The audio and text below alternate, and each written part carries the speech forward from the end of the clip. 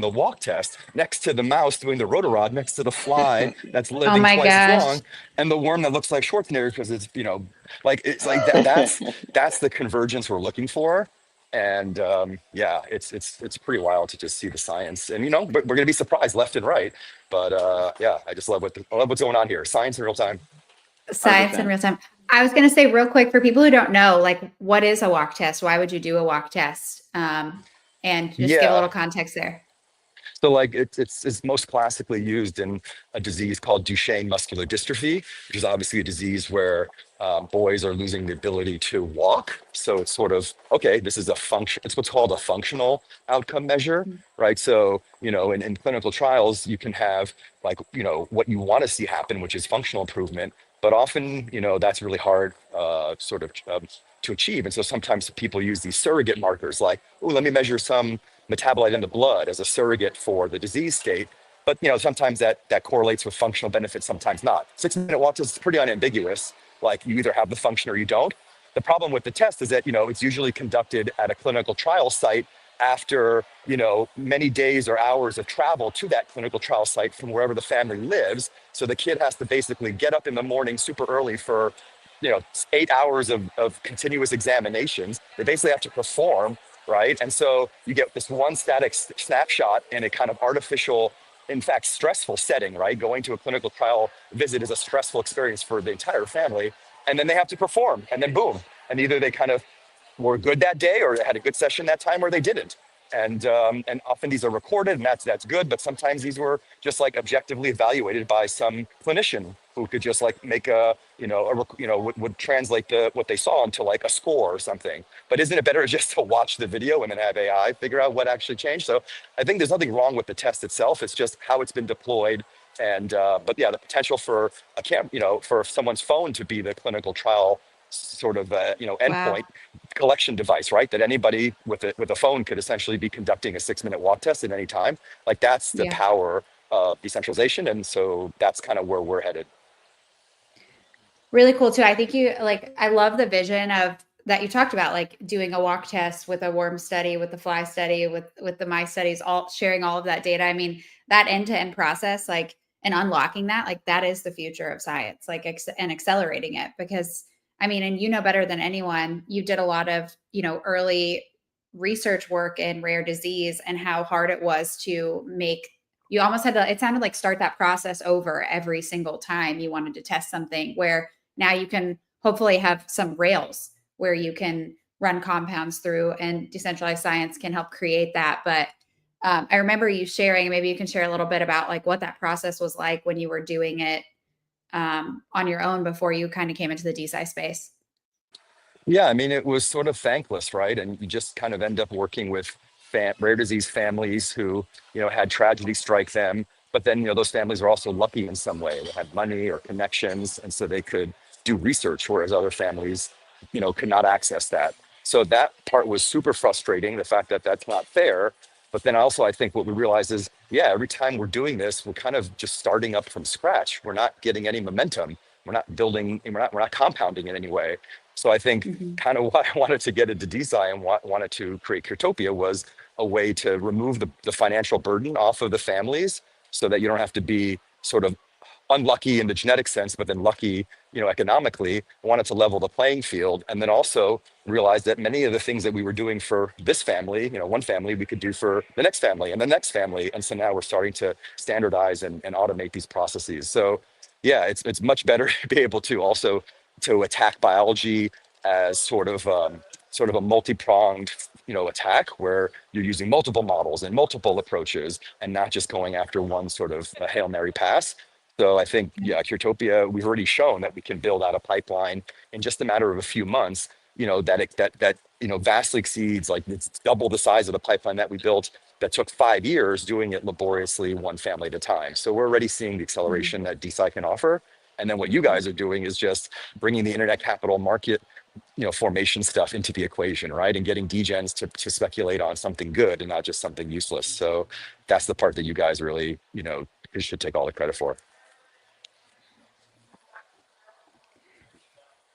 Well, hopefully, I think what we would love to see too is find ways that we can make this system work together. Because at the end of the day, finding an unlock for rare disease or an unlock for longevity is really why we're all here. So would love to, as Benji shared, like a big goal for us is human studies, and not only getting in through these animal models, but actually getting people in the game, in the simulation. And I know, like for us, we would love to continue to find ways that if you find something, and I know you go from it seems like yeast models to human, but if there's a way that our systems can complement one another, would love to continue to find ways to do that.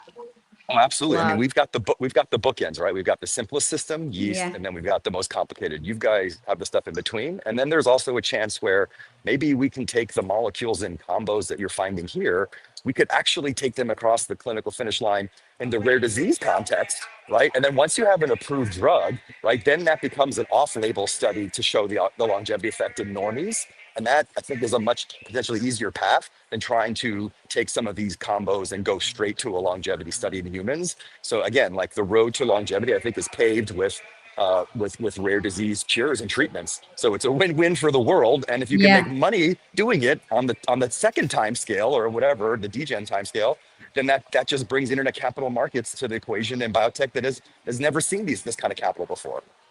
Mhm. Yeah, biotech has no idea what's coming. It's so funny to imagine like them being like, "Oh, we missed it." But actually, they are all starting to like kind of see the wave, and you see a lot of these biotech companies basically becoming treasury companies, and like their big catalyst. Like biotech operates off catalysts, which is like some big newsworthy event that will hopefully move their stock price and get people's attention. And right now, that event is them just taking all the cash that they have and putting it into like Bitcoin or ETH. And like you're starting to see that now. So I think some of them are actually waking up to it. But I think this is a whole other level to it, which is like, okay, beyond holding crypto on your balance sheet, like tokenize the assets on your balance sheet too, right? Like they've now tokenized their cash. Like now you can also tokenize your drugs as well. And then the third step, obviously, is like, okay, now it's real time experiments, right? So I I think mean, they're yeah. they're Oh. they're gonna step toward this future. I think it'll just take one limiting belief at a time. And limiting belief number one is tokenizing cash. Limiting belief number two is tokenizing their drugs, and limiting belief number three will be the real time experiments. So I think it'll happen probably in that order. Totally agree. I mean, yeah, TradBio is still sleeping on DeSci, but I actually wondering, like, you've got the kind of crypto native traders and degens into PumpScience. What happens when now, like, the Wall Street, bio quants and the Wall Street bio traders who would normally just be trading crap SMID stocks on some public exchange, when they get a whiff of this, right, and they start putting capital here and start putting attention, then you've got the degen army, and then you sort of have this, bio bio Wall Street army. I mean, that's when it feels like it would go institutional. But I don't know. I 100%.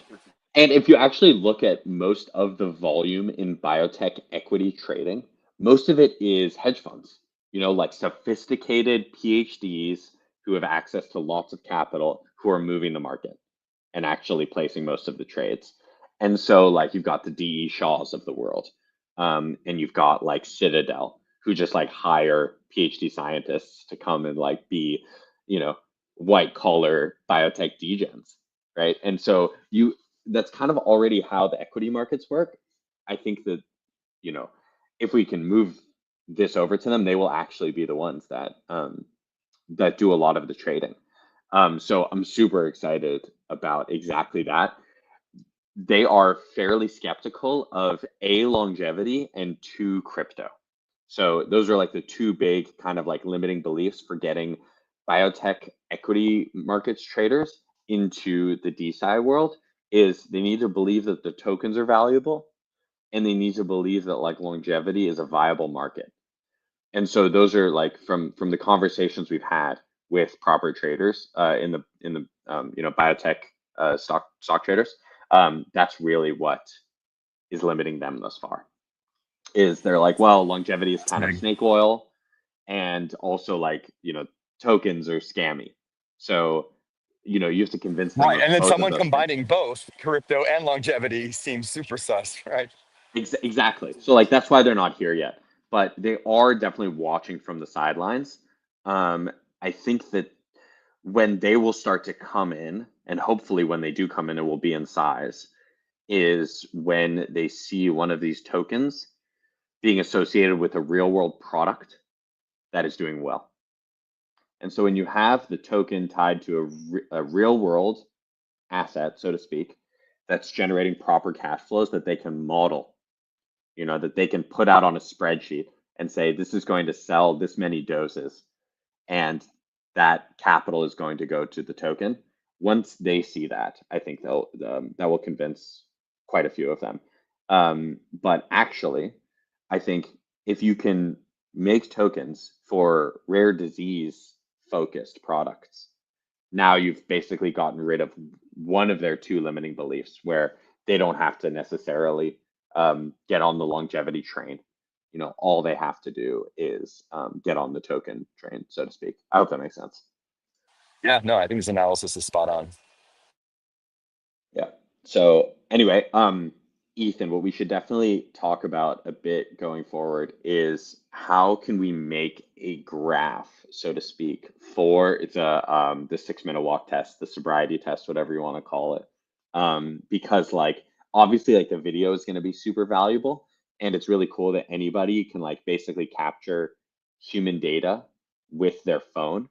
But I think the question becomes how do you objectively grade one compound from the other? This is a successful test or an unsuccessful test, quantitatively. So would love to, whether, you say so now or just in the future, how can we make those sobriety tests numeric? I mean, we can. I mean, I think we can just, for example, do a bunch of baselines of an individual, and then yeah, we can sort of train a model to understand what are features of movement, gait. I mean, tons of features you could pull out of such a video.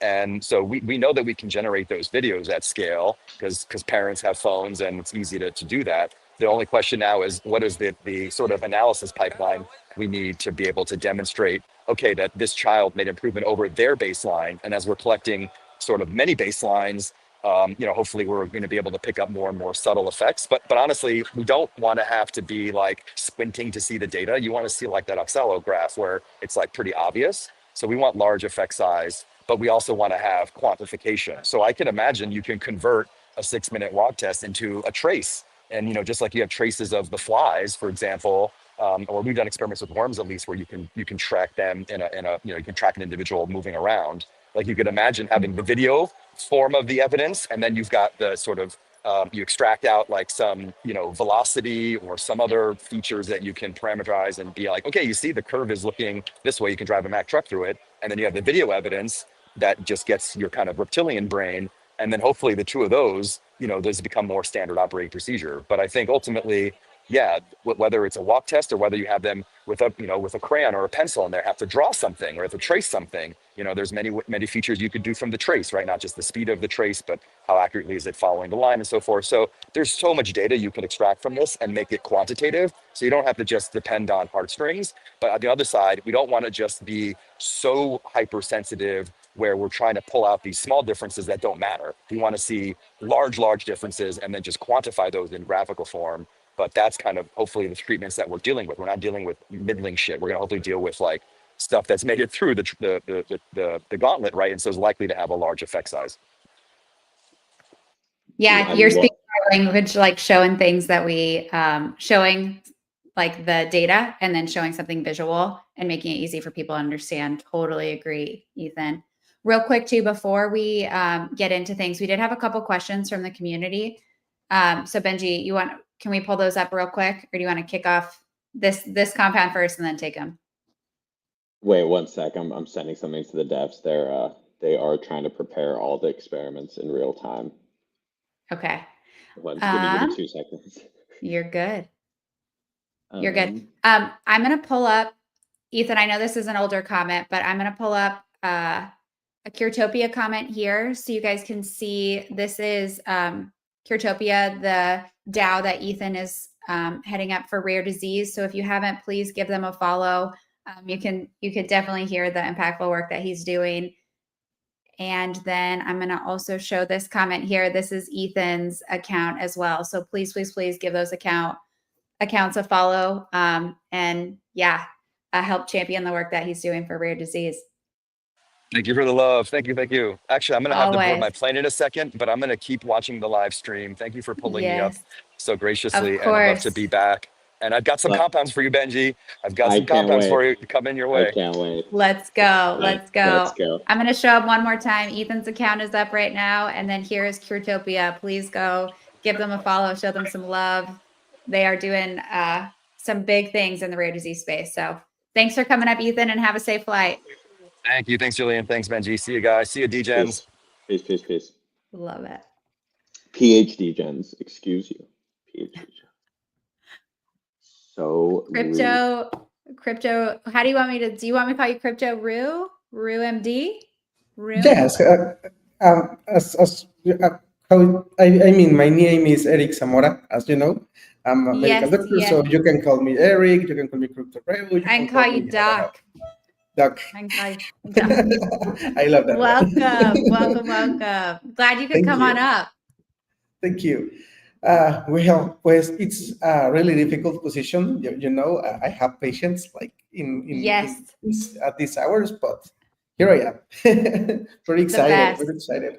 I just patients, can you go away so that I can degen, please? Yes, please. No, so I was imagining, like when I wake up this morning, I was thinking, okay, imagine that in my clinic, in my office, is this like a stand with a lot of compounds, like tell to the patients, right? So, okay, you come to my office, maybe I can give them some of them, just buy them and give them, and let's try it and see how is everything happening. So, I don't know, it's really exciting how this is going, how this madness is actually like being really real. So, I don't know, it's incredible. Yes, I'm in the house.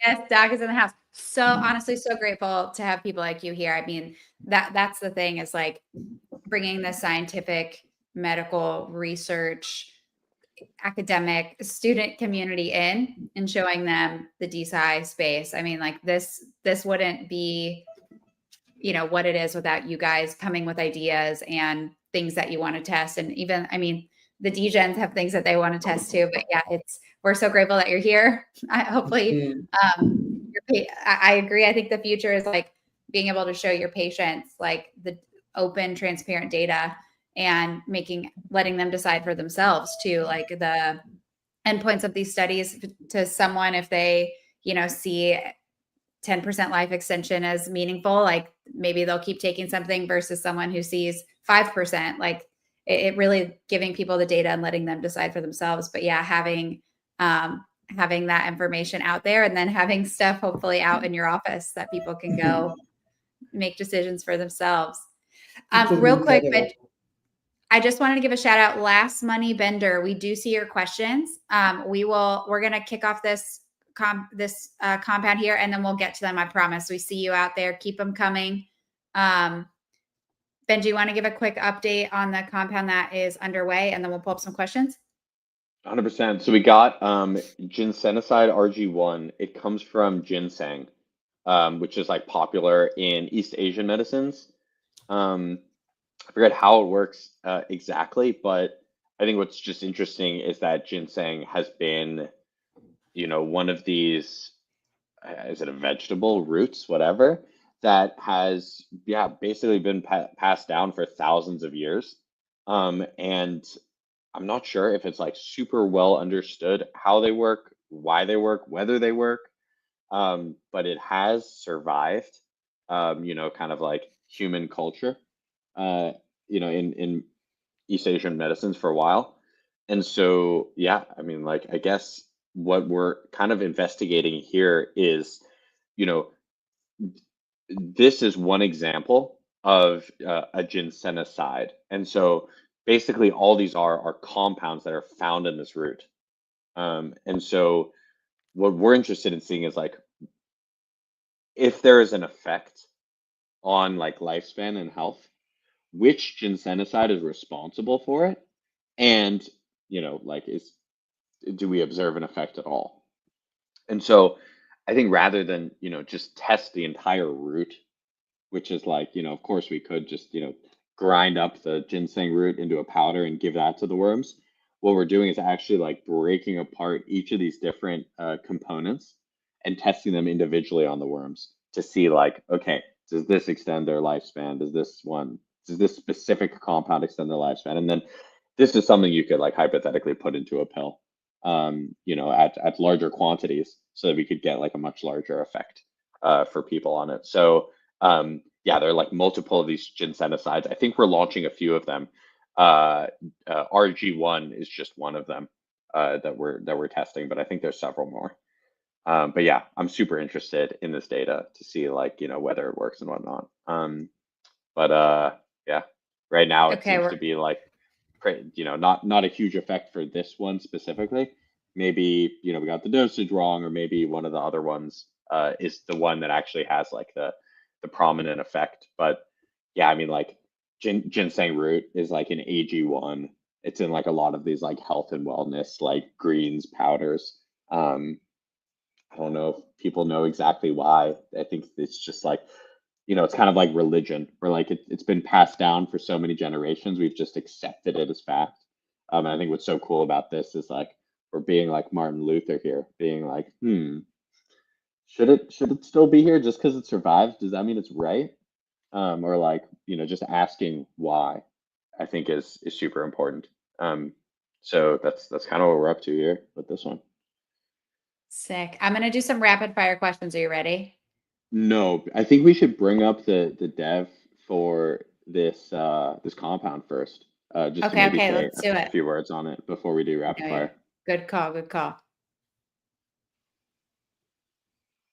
Yo, Dr. Ashish Rajput, Jillian, let's Hi. wait. Let's just acknowledge that like we got two doctors on the call. I don't think either of us are qualified to be on this call anymore. I think we should go. We're going to go. You guys got it from here? Yeah. Go ahead, Ashish. What's up, man? Hi, everyone. So, yeah, you were right. This is the one compound coming from the ginseng, and it's also have this ancient roots in the longevity side. But I'm mainly interesting, like, it doesn't matter how it is doing in the worms, but I'm mainly looking into the safety aspects with the worms. So, also, the concentration is important. So currently we are using 10 micromolar. Maybe it's becoming toxic to the worm. So maybe if we reduce it to like 5 micromolar, that would have another effect. So this is kind of a time-tested compound in humans, and we don't know how it is behaving in worms, but at least when we go to the humans, we can say it is safe to consume for the humans. And after that, I think the combination is also a huge factor here. So in like ancient medicines, we take like whole ginseng product, not like RG1 or RG2. So we see the synergistic effect when we combine this multiple compounds all together. So that will have much more effect. I think if we can do later on like this combination of different ginsenoside or other molecules, yeah, I would be interested in that. Yeah, I think that's an interesting point. Not only are these like life extension studies, but also looking at toxicity. So you can kind of deduce different things from the data depending on how you look at it, which I don't think is something a lot of people have thought about. Yeah, I mean, worms is, of course, they have some conserved effect than human, but still they are like, we have a lot of differences. So humans have already evolved like from this few hours to like 80 years of lifespan. So I think the biology is essentially evolved, yeah, overall.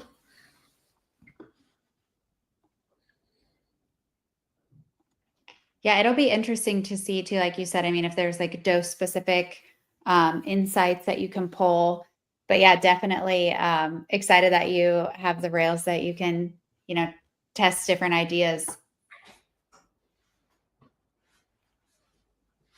Let's see. Did that one finish up, Benji? Looks like it did. Let me check.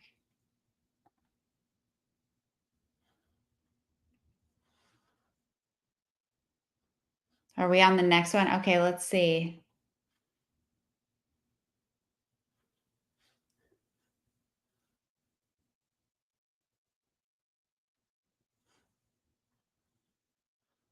You're on mute. You're on mute. You're on mute. Yeah, that explains a lot. Yeah, it looks like it had a minus 10% effect on lifespan. So yeah, if ginseng root has a positive effect on the health of the worms, this is not the one, or we got the dose wrong. So obviously both are possible. But yeah, like it looked like it's pretty consistently down effect, at least for Ginge 1.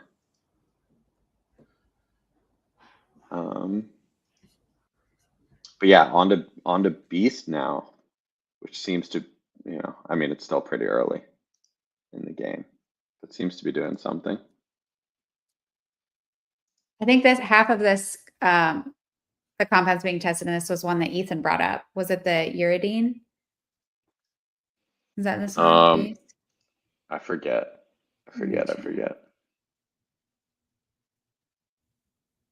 Wormies seem alive for the most part.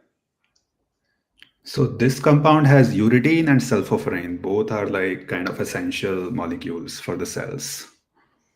Got it.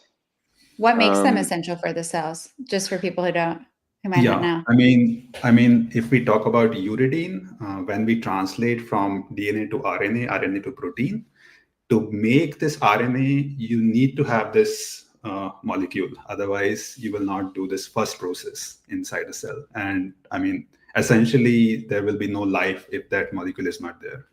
So it's that important.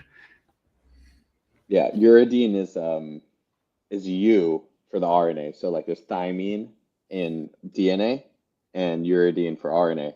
And also I think RNA evolved first, right?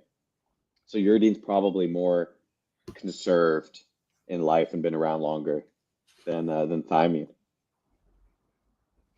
Yeah, Ethan commented that was the one he brought up, that they had, I think it was a yeast model in rare disease. So it'll be interesting to see. I guess we'll know in 15 minutes. Yeah. And then just kind of to dovetail off what Ashish was talking about. So yeah, uridine's part of RNA. Sulforaphane, it comes from like broccoli sprouts, and like cruciferous vegetables, I think more broadly. So like broccoli is cauliflower, like that whole, family of vegetables. And it'll be interesting to see like whether it's the reason it's like healthy and good for you is the same across species, but what it is hypothesized to do in people is it acts on your DNA directly.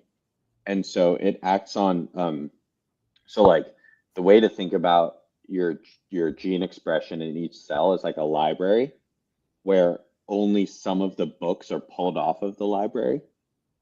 So basically each cell has its own instructions. All cells have the same set of instructions, but like the reason your eye cells are different from like your muscle cells are different from your immune cells is because they pull off different instructions off of the library, like different books off the shelf, basically.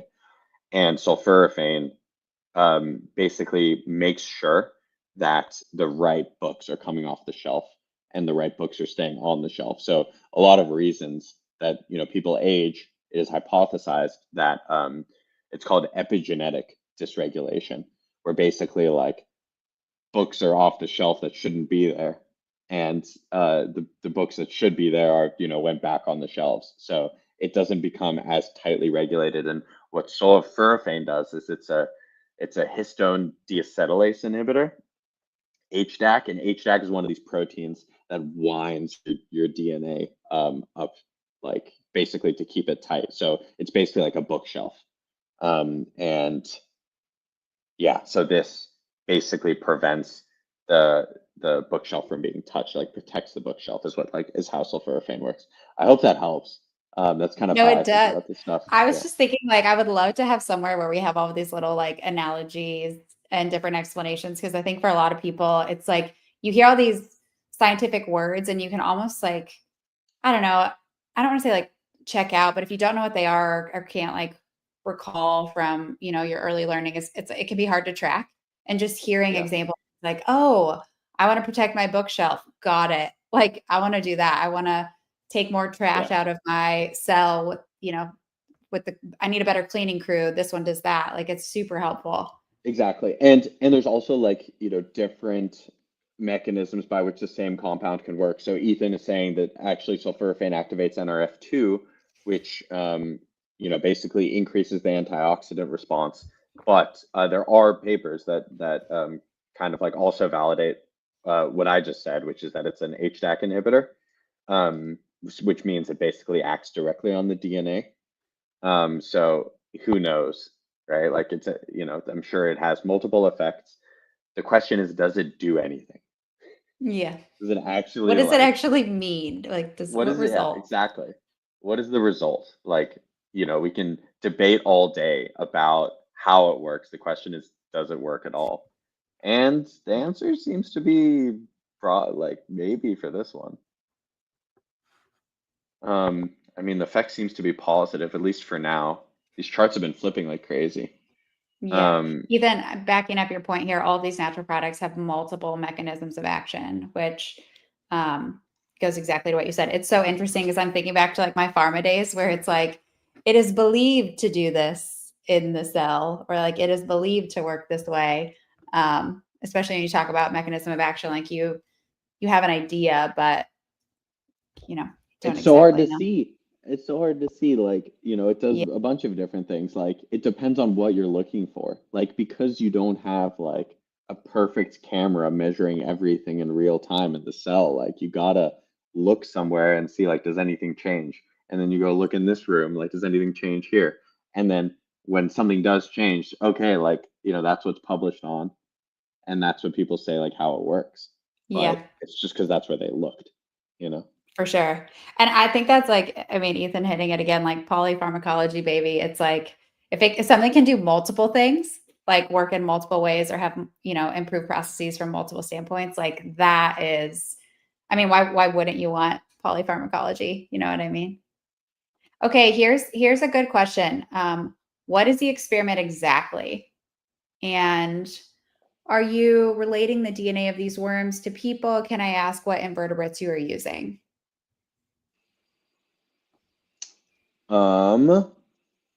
Okay, what is the experiment exactly? Okay, so this is exactly the experiment. Thanks to the question, oxycollect. So basically we take wells of worms. So wait, let me pause this guy. We can just like zoom in to like one particular frame. What you're looking at here is a well, which is just basically like a little cup, you can think of it, where on the bottom is food. And each one of these little squiggles is a microscopic worm called a C. elegans. And we, as you can see, like put about 20 in there. And then we either give them a compound, like here it's ticker beast, but we're giving uridine and sulforaphane. We're putting that in the food. And we either give this to them or we give them control, which is nothing. So what you're testing to see is, does this compound make these worms live longer? And the way we do that is just by imaging them at various points in time to see, like, does it, do they squiggle and like move around for longer? And all of these like boxes are determined by computer vision. So this isn't a human that's looking at all this stuff. It is just cameras and machine learning models that are predicting, okay, this worm is dead. It hasn't moved in like a few days. It's definitely not sleeping. It like has stopped moving. It is dead. And so that is essentially what the experiment is it's really just like you put a bunch of worms in a dish, they eat, They either eat a drug or they eat a control, and then they move around or stop moving around. When they stop moving around, we record that, and then we record them as dead, and that will affect the raw data. And yeah, that's how we basically determine whether a compound has a positive effect on the life of animals. So, you know, obviously they're tiny, like they're barely even there. Like you need a microscope to even see that they're there. But they are an organism, right? They do have a lot of similarities to us. And so, yeah, like that's kind of what we're trying to see here. So there's 20 in this well, but we also have like a bunch of, this is actually a separate well to the one that we just showed. And this third one is a separate one to the other two. And so what we're doing is we're testing replicates. So you don't just want to see the effect in one well. You want to see if that same result is replicated across a bunch of different like shots on goal, basically. And so you test the same thing multiple different times because it's fairly inexpensive to do so. And we'll have the CEO of Aura Biomedical come on shortly. And he can explain in much greater detail than I, like how this whole system works. But they basically got a bot that just like images these different wells every like period of time. They've got, you know, computer vision models that analyze that data, and they're able to do this, you know, without much human intervention at all. You just you just set it up, and then the worms eat and live and then die, and then the camera just takes pictures every period of time. So we do this with both the compound, and then also you can see the data for the control. And so these are all different wells, basically, where they weren't given anything. And this is just something that we can compare the drug to. So you just want to make sure that, like, you know, you have something to compare to that's equivalent. That was the, you know, the same conditions, where the only condition that varies is that they didn't get the compound. And so, yeah, we start off with like, you know, here, I can scroll down. Give me a second. You know, somewhere between like, you know, 5 and 20 animals per well. And then by the end of it, you know, they start dying. And now, you know, only a few of them are alive right now. So that is the actual experiment. I hope that answered your question. Can I ask what invertebrates you're using? Yeah, so they're C. elegans, a very, very common, commonly used model organism. This is definitely interesting because it looks like the compound has fewer animals alive than the control, but it's saying that there is a median increase. Got to figure out why that is. Maybe that's right, actually.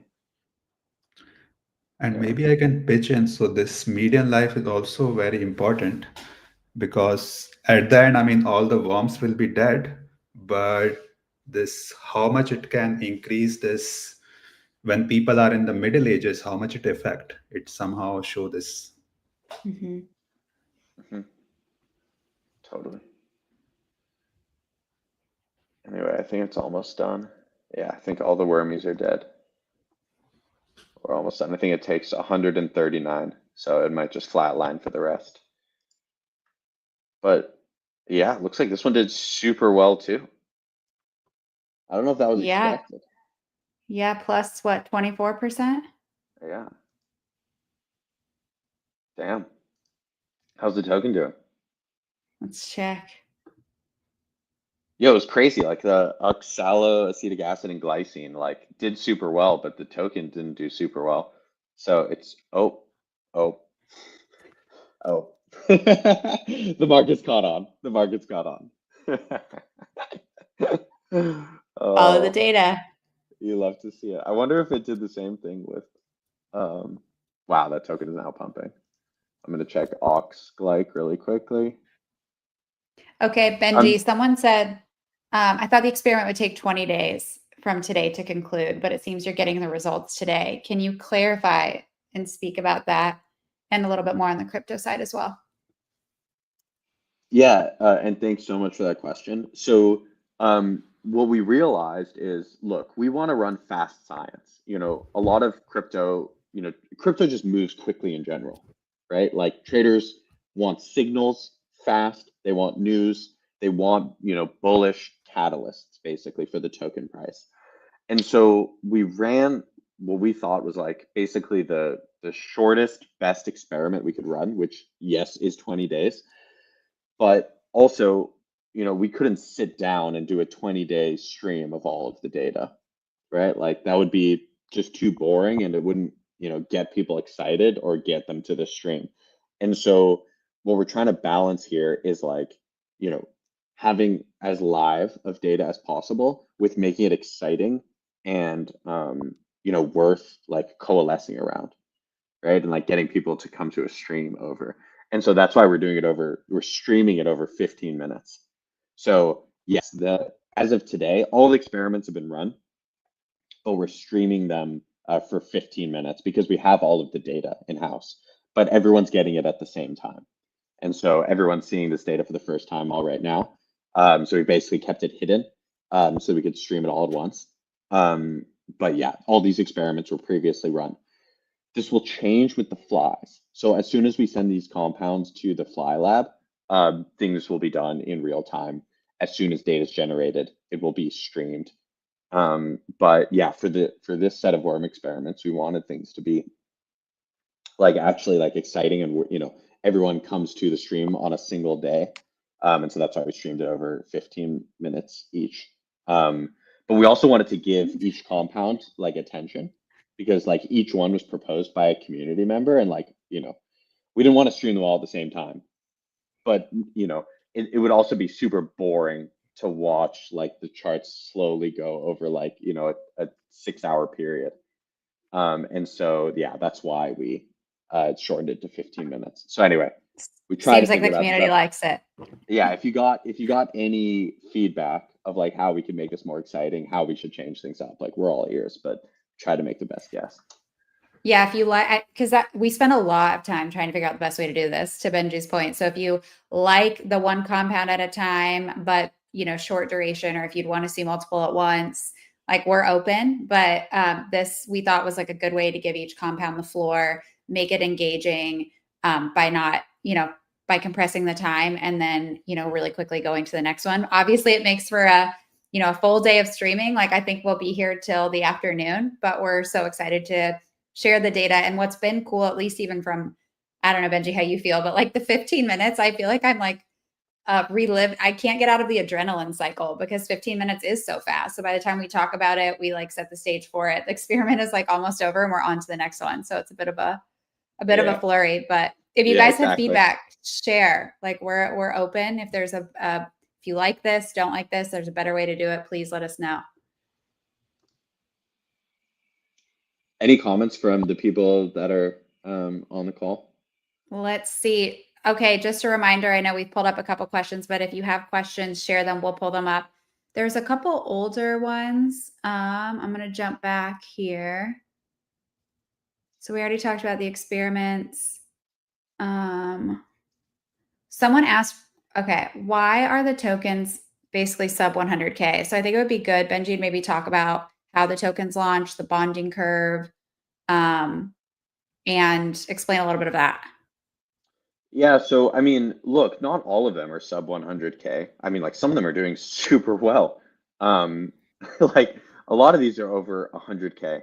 And I mean, look, like it's very difficult for us to comment on the price of our tokens. Like we need to be super careful about how we speak about like the price and the valuation. But I guess my recommendation would be like to go look at other launch pads. Like most other launch pads, most of their tokens are 0. And so, you know, I think we're doing better in terms of like average market cap than likely most of the other launch pads out there. So I think that's kind of looking at the glass half empty. I think also this is a potential trading opportunity. If you think that they're, you know, worth more than 100K market cap, like maybe that's a buying opportunity. Not going to say whether it is or it isn't either way. That's up for you to decide. But yeah, I would say like, you know, sub 100K tokens being like 80% of what has been launched by a launch pad, you know, is probably in line, if not we're doing better than other launch pads from that perspective. So yeah, need to be careful talking about price, but that's what I would say is like, go look at other launch pads. What percent of the tokens are above 100K market cap? It's probably, I would say we're likely doing better than a lot of the other launch pads out there from a completely like market cap only perspective. And then that investor did ask a sick question, which is like, has wrap gone yet? So we picked the ordering of the live streams based on the market cap as of yesterday. So, we wanted like a buildup to like get to the more valuable compounds later on. And so we started with the least, the lowest market cap tokens first, and it was in increasing order. So that's how we picked the order. But the compound currently running is IPAM, indole 3 propionamide, which seems to be doing pretty solidly. 10% life extension already. It's pretty solid stuff. I love this dev. This is one of the coolest devs. This guy's like I think he's a PhD or postdoc in Switzerland in biochemistry. He's awesome. Hope he's on the stream. It's probably nighttime for him at this point, but he's great. He's great. Way cool. Wait, what the heck? Okay, I don't think this is right. Need to figure this out. Yeah, it looks like This doesn't make any sense.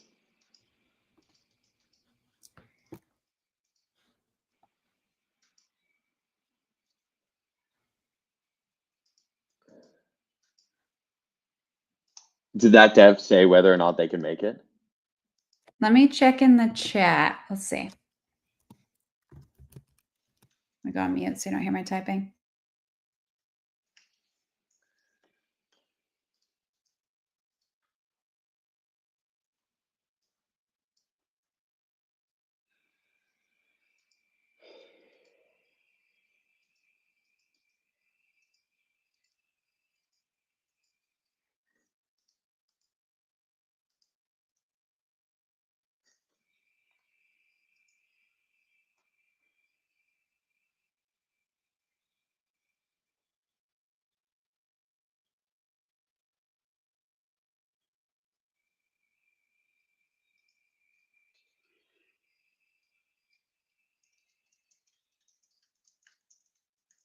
All right, send a message. We'll see.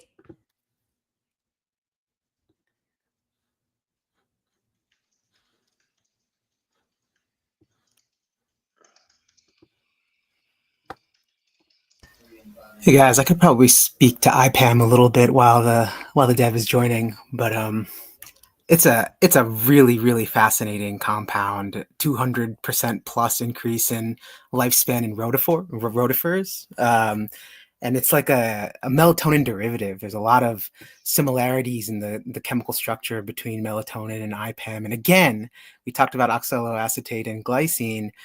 This is a molecule that targets the mitochondria. And it helps it generate energy, right?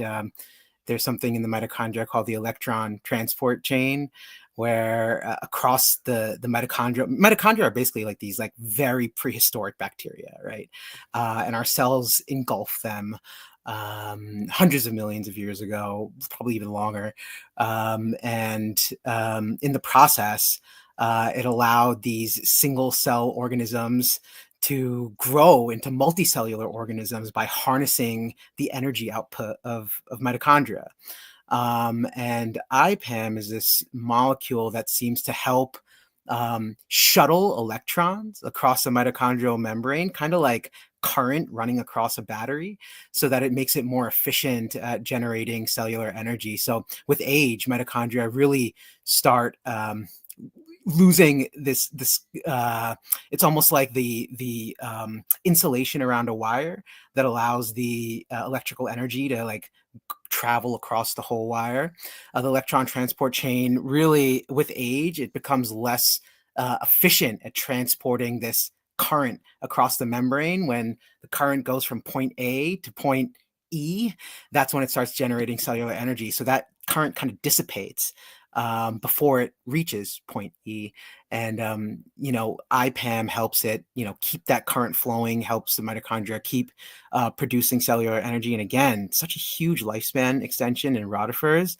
It'll be really interesting to see how it plays out across, the evolutionary tree. Thanks for that explanation. I feel like one thing I'm realizing is a lot comes back to the mitochondria. I mean, they call it the powerhouse of the cell, but when you really unpack that, it is so important. And I think it's cool too that you said it's a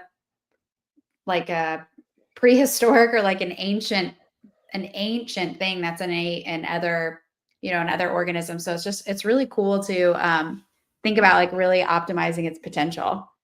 Such a little thing with profound impacts, For sure. And they're like replicating within our cells. Yeah. They have their own DNA. They're communicating with the cell's So nuclear cool. DNA.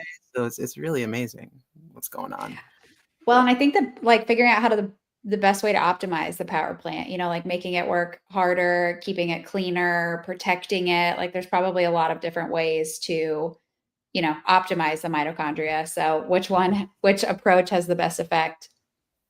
Yeah, that's where combinatorials I think also are going to be really interesting, because you can obviously target multiple different nodes, right? You can recycle mitochondria better, you could produce more of them, you can help, the electron transport chain move along, you can help them produce more proteins that drive essential actions in what we talked about before, the TCA cycle. So like, Yeah.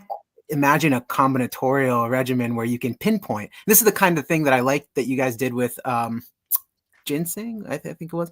You extracted one of the molecules, and what that allows you to do is pinpoint, are there any specific mechanistic actions of a single molecule, rather than taking the whole root and then seeing, oh, does that work? You can kind of pinpoint, oh, these molecules are interesting. These are the ones in ginseng that seem to have an effect. How do they work? And then like, how do we combine them with other molecules to, synergize and sort of target different systems in the cell to optimize longevity effects.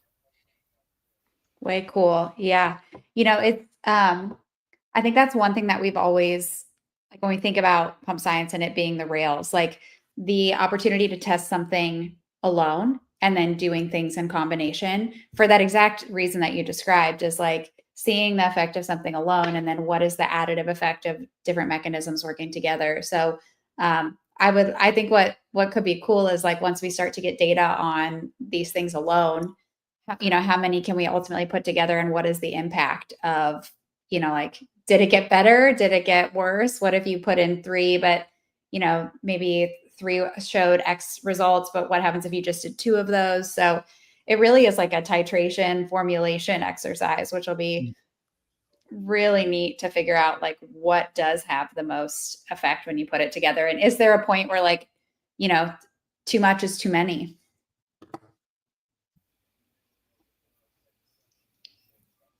Gee, I'm so glad you could explain the like the mitochondria stuff, especially in a way too that people can understand. Because I think a lot of times, like when talking about science, if we went into like just like the technical explanation. I mean, I have a background in science, but by no means am I a researcher. So I more than anybody appreciate the like really simplified version, the analogies that you share. It's really helpful. Oh, appreciate that. Yeah. I think The community it's actually asks for that too. So it's helpful to have people in the community who can share back with that. Yeah, I think it's quite simple, which is like we basically live in symbiosis with this tiny organism that we call mitochondria. And if we take care of them, they'll take care of us. And it's like it is our battery. Like we give them food and they give us like energy. And yeah, they help, and it makes sense. Like if they give us energy, then we can move around, get them more food, live longer. But we do need to take care of them. And I think to G's point, like super excited about, how do we get more batteries? How do we make the power generator work better from multiple different angles? Like there's so many different ways to think about how we take care of our mitochondria. And like it sounds super lame. Like when you're scrolling through Instagram and someone's like, do you take care of your mitochondria? Like nobody cares, right? But it's like, do you want to lift more weight? Like, do you want Yes. to run faster and longer? Like, do you want to pick up your grandchild? Like, okay, then let's talk. Let's talk nerdy. Let's talk mitochondria. So Love that. anyway, a lot of it's like, okay, how do you actually make it attractive to listen to as well, like and understand. I think that is the secret. Like a lot of it is if you just lead with too much of the science and people are kind of like, but if you get into the like what this could mean for you and then how that happens, it's all in the delivery. But yeah, like when you talk about like lifting your kids or lifting weight or, running, getting a PR in a triathlon, something like that. It's like, oh, I can get behind that. How do I do that? Your mitochondria. Yes, look, Quertzalberin, all roads lead to the mitochondria. Boom.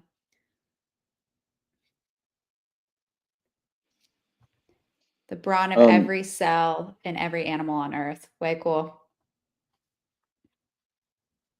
Ethan's on a plane. Like, this is impressive. He's literally streaming from the plane. You love to see it. All right, so we have the next compound up. What do we got? We got quartz. Let's go. Let's go. Each time in my head when I read it, I think squirts because of the $sign, but whatever. Oh, stop. That is funny. That is funny. It's really difficult to pronounce in Spanish because I don't know if you like to say Kurtz or Kertz. So it sounds better. Kertz in Spanish maybe, but it sounds like really cool in English, like Kurtz. Oh yeah, like queso. Yeah. Like quesito. Exactly. Actually, the name that we decided for this compound, it's related to an Aztec god that it's called Quetzalcoatl. So actually, you can Google it. So Aztecs, we are like trying to make people remember this ancient medicine that actually we have in Mexico, also in Latin America. So Quetzalcoatl, it was this like the principal god that the Aztecs actually had. So that's why Quertzalberin. So we like just played with both names of quercetin and also berberine, and make a fusion of these two and create Quertzalberin. So just to remember about Quetzalcoatl. What kind of is it a dragon? Like what is it? It's in Latin America we don't have like dragons in our like knowledge, but we have like these giant snakes. So maybe it's like the dragon of in China or Japan, but we have giant snakes. So in the Mayan culture we have Quetzalcoatl. In the Aztec culture we have Quetzalcoatl, but in Mayan culture we have Kukulkan. And also it's this giant snake with some wings in their back. So that's why we want also to give some like knowledge about our history. Nice. I think yours is a lot cuter than this. Yes. Mice is incredible. It's cute. So actually, I made some animations just getting his coat and just start working in worms. Yeah, I really liked him driving the Lamborghini. That was fun. Yeah. Yes. It's really cool. How did you make that? Actually, I'm using Google Gemini, just making short videos. So I'm actually making really good about prompting videos. So you just upload the image and then just give them like all the scenes. Okay, the first scene is this, the second one this, and you have only 8 seconds. But if you pay like the super premium of Google Gemini, you can actually make a lot of videos. Amazing. If you send me the link, I'll pull it up. Yes. So everyone can see what we're talking about. So I was going to say, is there anything you can't do, doctor, video producer? Like this is Crypto This is trader. wild. Crypto trader. Man. There you The man go. does it all. I'm a little So crazy, good. maybe. An actual legend. Thank you. The Muscle, man, the muscle, myth, the legend. muscle quiero querts. Cool. Quiero So querts. Muscle also asked when meth blue. Muscle, if you want to launch methylene blue, it has not yet been claimed. We will likely make a submission permission list within hopefully today, but if not today, then tomorrow. But yeah, hopefully shortly. So if it's of interest to you and you want to be the drug dev for it, it'll be first come, first serve. So you can run it yourself. Pero Querts sirve. Yeah, I know. I was actually reading more about this. I mean, I want to introduce some why I am actually in longevity. My first introduction with this type of drugs was with metformin. That's why I also knew Benji. The first time that we talked, it's about metformin. That was my thesis, my medical doctor thesis, that metformin could help to control cancer and also like try to help people live longer. So that was my first approach. Then I start reading when you send me the first time all the compounds that are going to be like tested, my head blew up because I was start reading. So now I'm actually into quercetin or into berberine, also imagine how I can also apply this type of drugs in my clinical like applications. I mean, I know that also with the antioxidant therapy, also like trying to diminish all the inflammatory process, control autophagy, everything that we already know about quercetin, but also I'm trying to understand why it's also important to use it for anti-inflammatory process. I mean, inflammation is something that actually we know. We like the first 10 to 20 years of the century, maybe we talk a lot about senescence, but actually we're talking about inflammation. So using this type of drugs, reducing the inflammatory process, maybe is going to give us like a little hack to make this like type of longevity.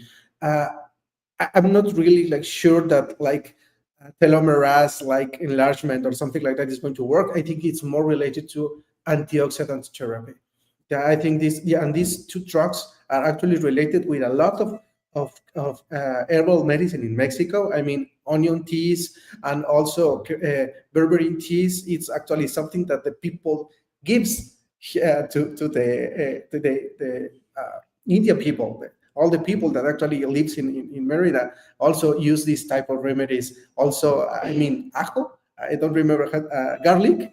Also, you can use it for like trying to help with their flu or something like that. So I'm really sure that this type of new compounds are going to help people to understand, and maybe not at this time, but when we like finalize all these new experiments, we are going to have more like power for research. 100%. And yeah, I think the cool part about it is like also making it a game, like a competition as well. So not just finding out, which ones work, but like which ones work best. Like if you're going to, buy one thing, like take one thing, like where do you start? And, this other thing that everyone's talking about online and is claiming works, like, does it actually? Right. So I think, this is kind of like a truth seeking machine. Which I think we're really excited about too, and making it competitive. And I think when you fuel the token market into it, then it just makes it a whole other level of, engagement from people. And I think, yeah, that's you layer all these different pieces together, and I think we hopefully have something pretty nuclear here. Yes, I mean, as you already said, like a few minutes ago, people can actually see the experiment and choose which compound is going to work. Also, when the Jing doctor actually was talking about it, maybe the drug the level it's too high and maybe it's too toxic. So this is going to lead us to another experiment, also with berberine and quercetin. So if we are having like this life extension of the worms, maybe we can give a higher dose, a lower dose, to know actually how it's going to work better. And at the first of the streaming, I was like actually trying to understand why we, the doctors, don't look about real like data. Why? Because when we test a drug, we just see like different type of answers. I mean, I can give you this drug and your inflammation is going to go very well, but we don't even talk about mortality. So you can't find like a lot of studies that talk actually in mortality. So really, it's the best important thing in a study. So when you have a study that has like problems with mortality, you just stop the drug, right? But when you have something that doesn't affect the extension of the life expectancy of the patients, but the drug works like lowering the inflammation, it's approved. But actually there is no difference in mortality, so maybe we need to change this type of knowledge to be more like addressing more about the life of the people and not only just getting something better. Sorry. Yeah, no, I think it's such a good point. Like when you think about clinical trials and stuff, like, there's a lot of data that reads out and people make treatment decisions based on that. But there's also a ton of stuff that like we don't get to study because there's not necessarily going to be an indication for it. There's not maybe a path for a drug approval. And so how do you get data on stuff like that to make decisions based on, things that you want to take that might not require a prescription? So, having that clinical data on things where there might not be, like an FDA indication, to me, it's so cool. And Ethan was on earlier. And one thing that I thought was really interesting that he said, Ethan from Quertzalberin, was, there's a lot of like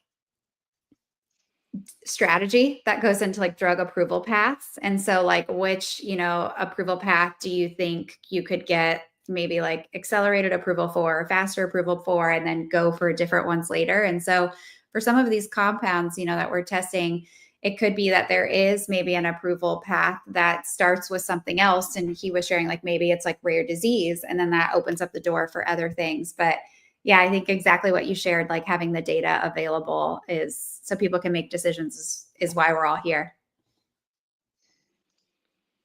Yeah, and it's incredible. Actually, we were seeing a Kaplan-Meier survival graphic, and also I'm not sure, Benji, but I think quercetin is also winning.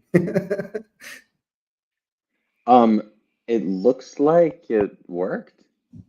I think I'll need to refresh because I think it's almost done. Oh no, it's almost done. But yeah, looks like you have pretty solid life extension benefit from it.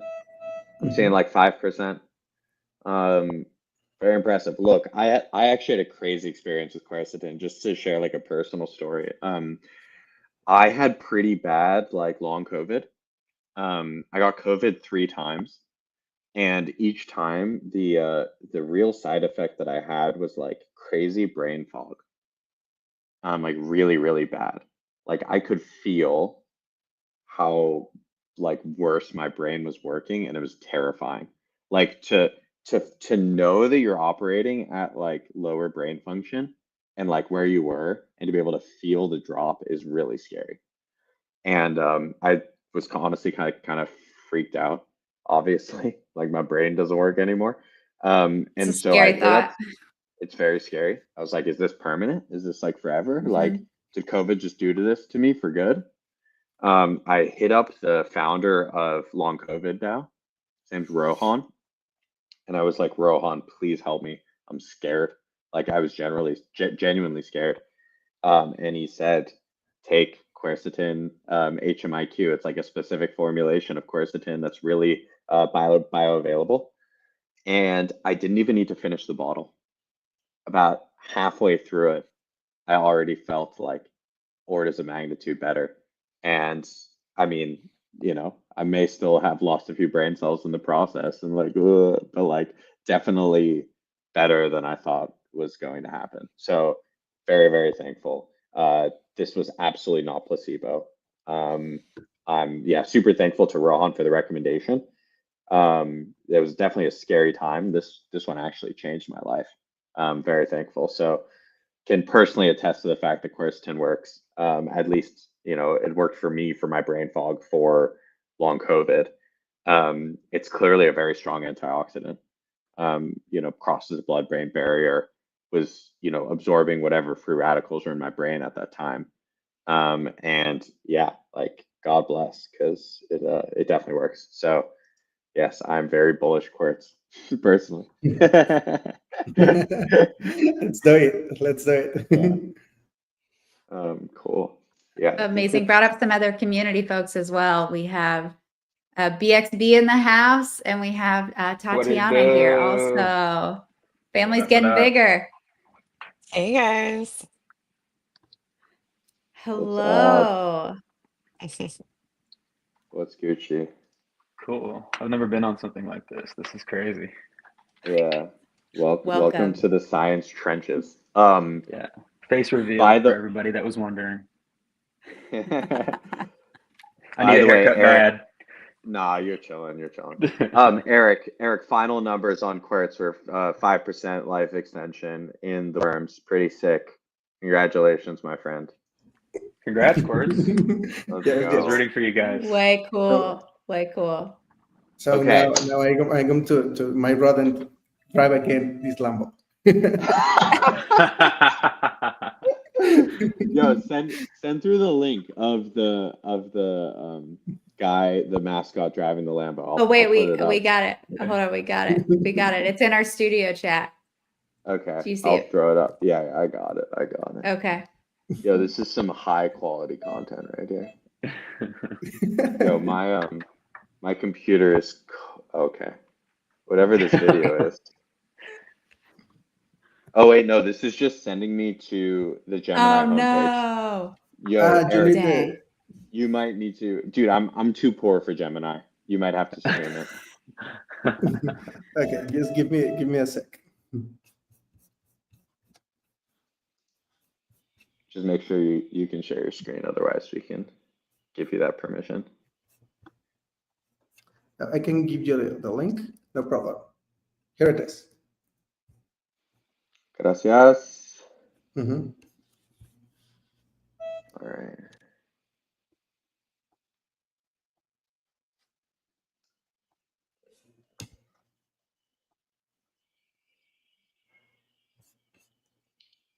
Just give it a sec. Sorry. My computer is cooked from all of the bandwidth I'm taking out. There we go. Look at that. Everyone thought AI was going to take our jobs. Look at it now. Wait, I can't see it. Are you sharing I it? can't see anything. Oh my God, yo. Oh, the suspense. Not only am I too poor for Gemini, I'm also a boomer.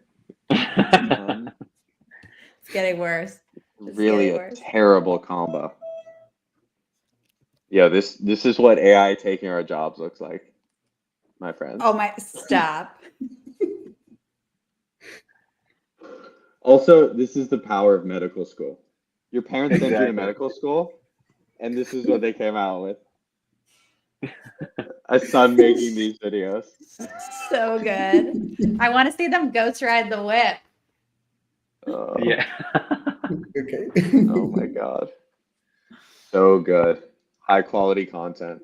So good. It's amazing. That's my doctor right there. That's my doctor. Thank you, friends. See you later. Yeah, Thanks for coming up. Patients. Go treat some patients. Thanks for hanging out. Back to the day job.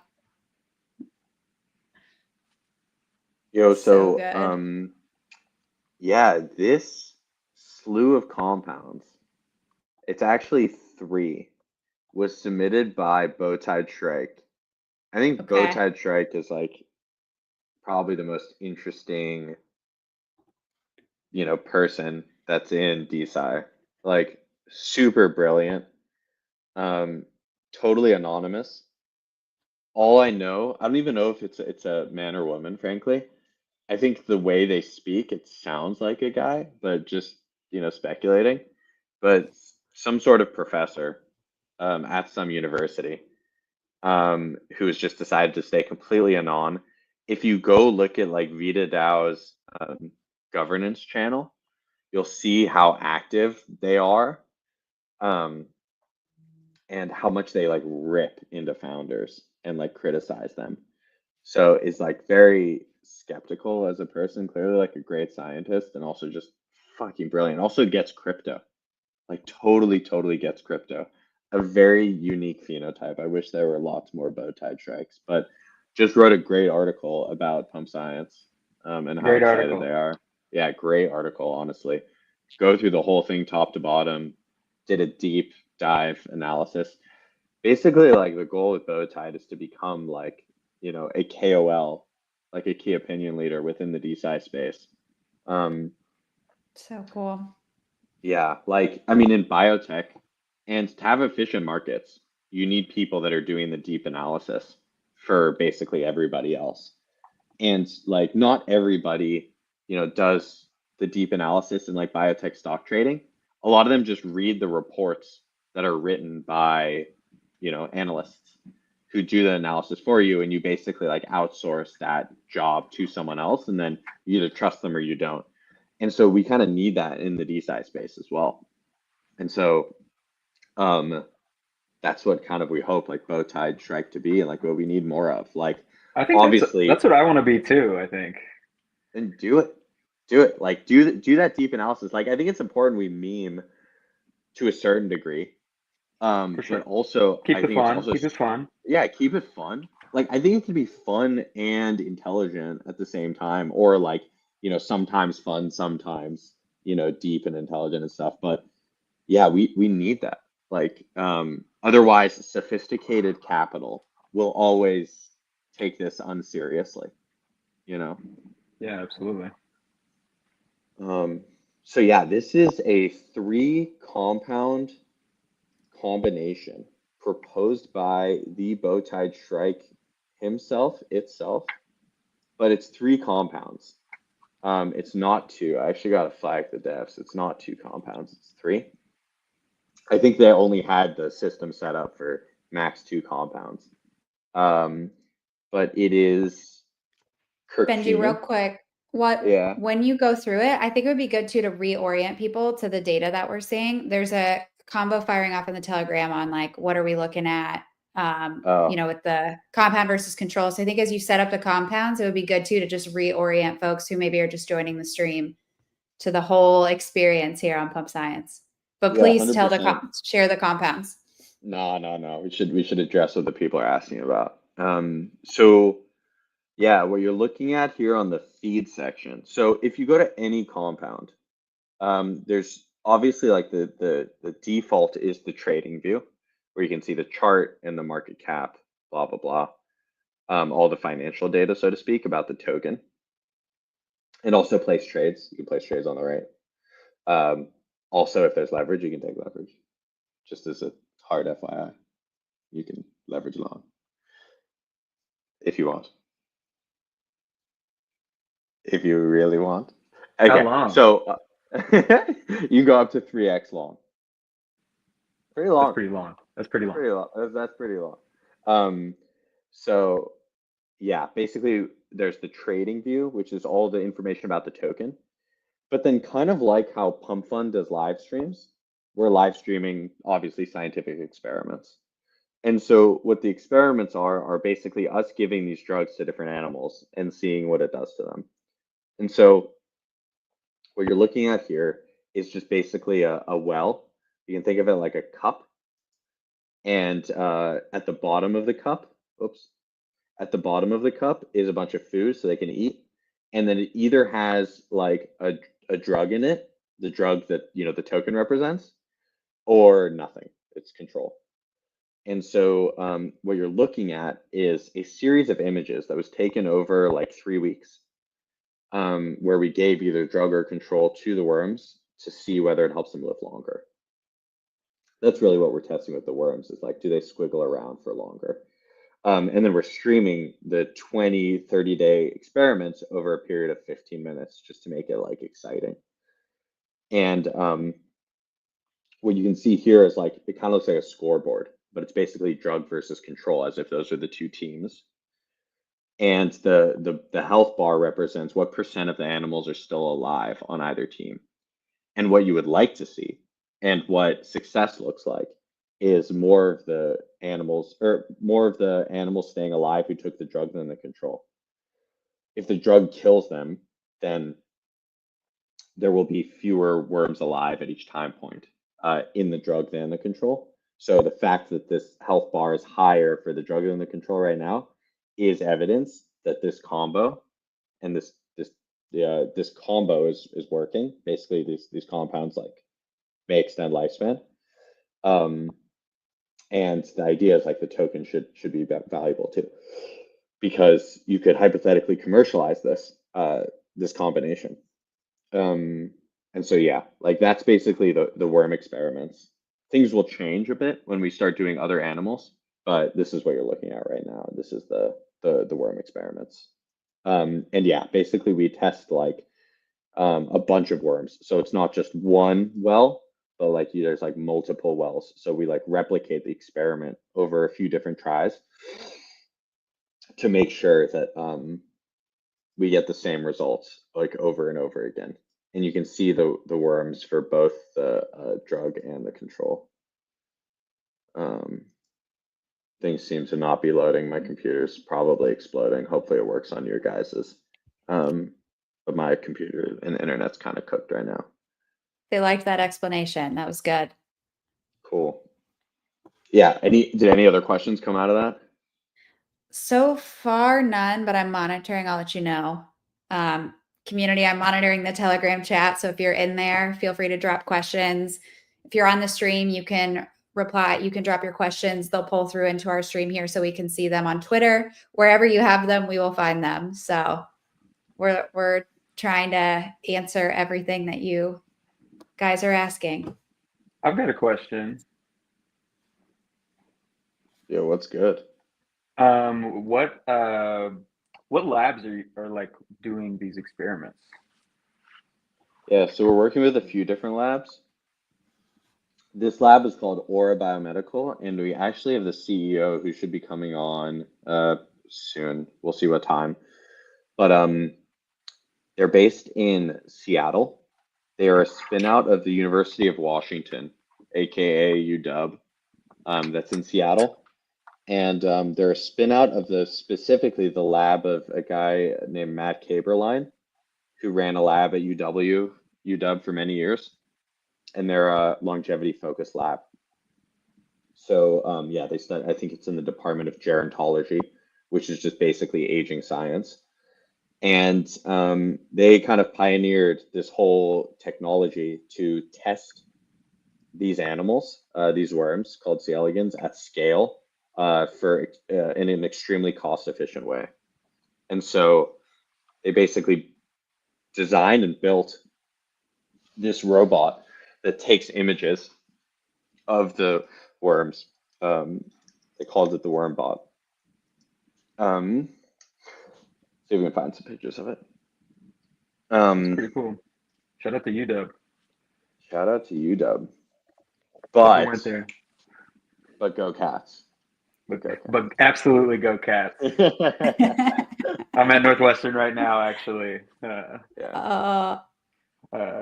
those that don't know, I'm a PhD here at Northwestern, and I am currently in the like throes of writing my thesis. So I'm like living the PhD part of the PhD gen lifestyle. Oh my God.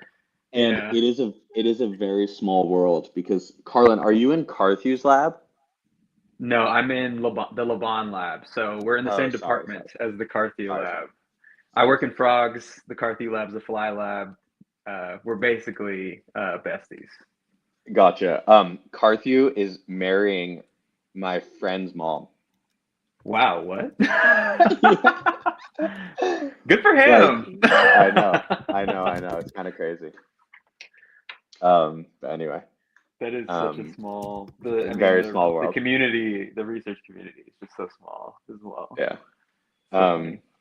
So this is a picture of the worm bot. So each one of those like Whoa. wells that you're seeing is here. So it's like basically you can think of it as a grid. I like to think of these as like chips. You know, like in computing, you have a chip with a bunch of different like semiconductors, and your goal is to like make the chip as small as possible and you like get as much information as you can out of as small a space as possible. That's kind of how I think about this, but it's like aging, like longevity data. Like you're trying to get the most efficient signal in like the smallest space for as cheap of a cost as possible. And so what this does is it just basically like rotate. This is a camera, and it just goes down and down, and this kind of motor here moves the camera on this axis, and then it just basically snakes down the whole space, taking pictures of everything. And then with each picture, it basically makes an assessment of are the worms alive or dead based on how much did they move in the last picture. And all this is automated. And yeah, so this is basically what you're looking at is like, you know, from the third person perspective. It's like what you're seeing is like individual pictures of the wells, but this is how they're captured. And this is why it's so inexpensive for us to run these tests, is because it's just a robot that's just taking these pictures. Humans obviously set up the racks, but eventually it will just be like pure liquid handling, where you know you put the drugs into a tube, you put the solvent into a tube, you put the food into another one, and the robots just do basically everything. Hell so yeah. That's what we're going for. Saves me time to think. You know what I'm saying? I love that. Yeah, to think of ideas. And so when you think about it, it's like fun part. Okay, yeah, now you can just sit at home, launch tokens, and that's where all the science bottoms out at. You know? Hell yeah. So that's what I'm pretty excited about. Is this one done? Looks like it. Bowtied Strike, how'd you do? God, I wish I knew who he was. I'm so curious. Like who he or when I first joined the like DSci space, a lot of our like learning was looking at like snapshots and stuff, and Bowtied Strike has the best snapshot like critiques I've ever seen. They're deep. That's what I meant. That's what I was talking about. Like they're so in depth. I'm like, I need to be like this. This is like I'm gonna copy the whole flow. Totally. That is, I think, like the ideal DSci user. I just wish there were more of them. Yeah. You know. But yeah, it looks like it worked. 17%. 17%. Wow. Let's go. Good job. Bowtied Strike knows what they're talking about. Yeah. I mean, who would have thought? Who would have thought?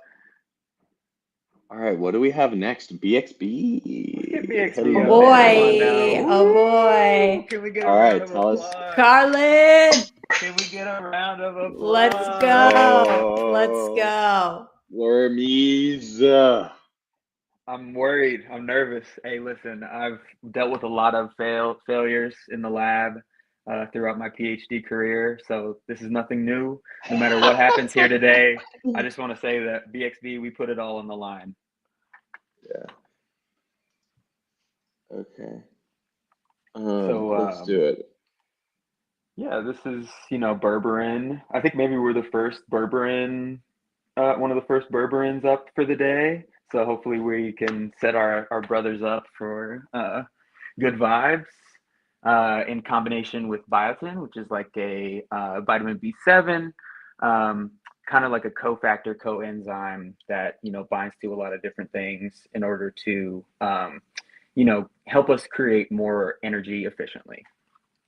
So we've had a lot of talk about like, cleaning things out, making sure that they're, functioning properly. So this is, adding a little bit more fuel, a little bit more fire to those properly functioning systems to make sure that we can, keep living, keep loving. Hell yeah. So what's the obsession with biotin and hair? I feel like everybody talks about that, like, oh, your hair is bad, take biotin. Like, what's that all about? So biotin, I think, is a it ends up producing keratin, and that's like the thing in our skin cells that gives them, you know, the more like the thriving appearance that you really want to see. You know, shinier, not as dry, a little bit more moisturized, that sort of thing. So you know, by taking more biotin and getting these like different biotin treatments, a lot of people might do like a biotin like something just like a leave-in conditioner sort of way of using biotin, and that ends up, you know, creating this I guess more robust like barrier, so that you are, you know, more protected from some of these external factors that can degrade your cellular structure. Amazing. Yeah. Makes a ton of sense. You know, it's so interesting too how I, like Benji was saying, I feel like there's a lot of like supplements that, I don't know, catch craze, and I can't even tell you how many ads I get for hair, nail, like, I don't know, it just seems like every influencer I follow is like, I take this for my hair, but I've been Oh taking yeah. this for it's nuts. It's Yeah. literally nuts. You know, I It was don't think like we the really thing for think a while. about how, you know, degradation of our like our teeth, our skin, and our hair over our like long lives is really another important part of our health span. People talk about like, you know, it's moving around, but don't you also want to look good later on into life? You know what I'm saying? Without having to Yeah. like, you know, pump toxins into your face, you can, you know, just, you know, maybe put on a little bit more sunscreen and take a BXB supplement, and you're feeling good from the inside out. Yeah. Looking good, feeling good. Looking good, feeling good. It was so funny. Uh, Like so I was at an event with Brian Johnson, and one of the things that he talked about was like when he started the whole don't die journey and was trying to convince people of it. You know, like, I mean, he's very much like trying to build a cult following as much as he's trying to like not die or whatever. Like, he's clearly trying to accomplish both ends. we He want a said that religion as well. yeah.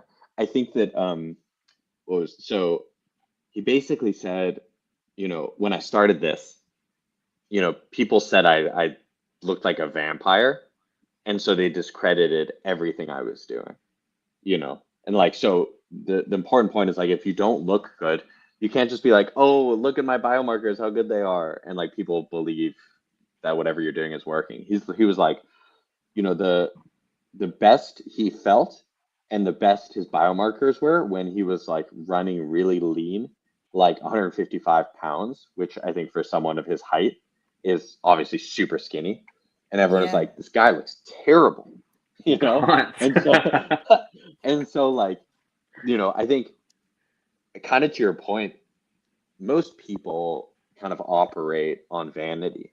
Like, if anything, they care about how they look more than like they care about how healthy they actually are on the inside. And so I Absolutely. think what's so important here is like, yeah, we do have to get the outside right as well as the inside. Otherwise, people won't believe us, right? And if they don't believe us, then, you know, like, what are we doing? Like, we're going to lose their attention and their interest anyway. So as much as it would be great for us to all be, you know, focused on inner health, like clearly everyone's focused on like how jacked are you, how good do you look on Instagram. Absolutely. Like, We're yeah, trying to get jacked. I know you mentioned exactly. maybe your parents aren't looking to get jacked, but maybe they should be. Look, they're doing great. They are pretty strong for 60. Love it. Love it. Um, I was gonna my say it. Mom might be my watching. dad's bicep veins like come through his shirt. Like, he's doing Wow. fine. Yeah, he's But doing Jeez. better than me. yeah, no, he's more jacked than I am. I still don't mess around with him God. to this day. But he does. He's just not like juicing himself with testosterone, is what I mean. Right. And like, Right. you know, at the age of 60, that definitely flies. Like, you can get away with that. But, you know, but it's not what he's asking me. He's asking me like, should I be taking NMN? Should I be taking Right. resveratrol? Should I be Right. taking alpha ketoglutarate? Like, what are those going to do for me? Right? He's not asking like, you know, how do I make my skin look better? How do I make my how to make my muscles more jacked with testosterone. Like different things matter to different people. But I think it's just interesting to see that, like, it's there's no one size fits all. Some people Yeah, want better hair and absolutely. skin. Some people want better inner health. That's Brian Johnson phenotype. Some people just want to be jacked. That's a lot of like the fitness influencer phenotype. Oh yeah. Some people care, Yeah. like it just varies so much. Like there is no easy answer. You mentioned the Venn diagram earlier and how there's like these, people on the outskirts, the extremes of each of them, I think that is maybe I took a little marketing class and they were like, try to reach those extreme people, sort of thing. So I'm hoping that we can get the like all the maxis to really connect with, what's going on with pump science, the efficiency maxis, the science maxis. Everybody is just like we're doing it the best, I think, of anybody trying stuff like this. So it's really cool. The stream maxis. I love watching streams. So I'm like, this is cool as hell. I'm wondering, like, is there maybe a way to use pump science as a way to, you know, do basic experiments? Like, just like, people maybe want to contribute to a learning platform for the youth, people who are just getting into science. Like Benji's sort of analogies remind me, like, there's different ways to reach different people. And like, what if the, this super gamified thing turned into also a way to like teach and learn? I think that'd be pretty cool. Man, I think 100%. that's the goal too. Like if we can make science fun and easy to understand and inclusive, like that to me that's it. And like I had What do a we do? conversation with someone, a conversation with someone this week that was like the amount of different demographics you can reach with science and like how you can onboard like adults, kids, like teenagers. There's so many different activations you could do. So yeah, I think you're thinking the right way. And I know Benji and I both want to make this like a platform for people. So just as like you guys have been coming up and sharing your backgrounds and your, experiences and ideas that you have, like Pump Science is for the people, man. Like it is, Yep. it is really for you guys. Yeah. But Absolutely. Carlin, kind of just like building off what you said, it's like it is a tool, like we're already a tool for education. It's like nobody really thought about any of these compounds. Like it was never in the collective consciousness. But like, now that we're tokenizing it, like now you're just seeing compounds all over the feed. And like, so there Absolutely. already is an element of education to it. As soon as you tie the financial markets to it, right? And so like, Right. I find this super interesting, which is like, ape first, learn later. And like actually a lot of investors operate this way in like the public markets, like hedge fund traders, like, they don't know why quite yet that a trade is good, but they know that there's a good trade to be made. And so they make the trade first and then go educate themselves. Or on the flip side, it's like if you're, a PhD scientist and you've ran this experiment in the lab, now you have a way to go make money off of that knowledge, right? And so you can turn the knowledge into monetizable action, like alpha. And I think that's, something that has really, and then educate people later, like, make the money first, educate them after. Then, like give them a reason to care and to be educated. Benji, I'm sorry to interrupt you, buddy, but I can't hear you. Oh no. I can hear you. It might be me. Can you hear me, Carlin? I can. Okay. I don't know. I can still hear Benji. Oh, awesome. He was making a Okay, great cool. point. Oh no, I appreciate you. I think It the was, more it was the important point perfect is thing like to say. somebody said in the Telegram chat, like, oh, I'm so glad Still can't hear him. His computer is cooked. Can you hear me, Jillian? Oh no, I Now can. I can. I can hear you. Now I can hear you. Sorry about that. Oh, crazy. He's back. You're back. All right. Praise All right, be. Carlin, I swear to God I'm talking, I swear. But somebody in the like drug dev channel said like, I'm so glad that that lab meeting I had, was useful. And I think that kind of like hit me of like, these scientists have so much alpha because they're studying this stuff day in and day out. And now they have an actual way to monetize it and tokenize that knowledge and, get value for that knowledge. And so that really isn't something that scientists have been able to do. Like they've only been able to like run experiments and publish papers, or at best, like, go start a biotech company, which has all of its hurdles that we know about. Right. But this makes it so much easier to monetize your knowledge by tokenizing it. Yeah. That the hope is that like all these scientists will have so much alpha. Hell yeah. Cool. All right. Back to the experiments. Are we done for this? Yeah, I think time's up. Let me hit a refresh. Let's see.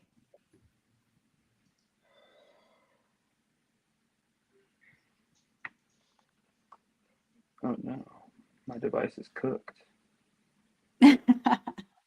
All right, looks like just a modest effect on the wormies. Doesn't look like anything too significant. Sheesh. That is science. Yep, Hey, that's just never how it know what is. could happen. Never know what could happen in the flies. Yeah, Never know. absolutely. Rapidly approaching fly effectiveness. So Look, maybe I don't know if this is true, but maybe C. elegans don't have very much like keratin or like a need for biotin, yeah, and so like it yeah, wouldn't for help sure, them. for sure. It's like a There's definitely point. some So follow-up studies that we've got planning, and we're really close to getting the fly funding ready to go. So let's see what this thing amazing. can do. Yeah, Thanks for I'm having me, guys. I got to get of back to the course. Harlan, lab, thank you. Probably the but best, I bro. will happily PhD hop on Jen. anytime. Loving it, living the PhD.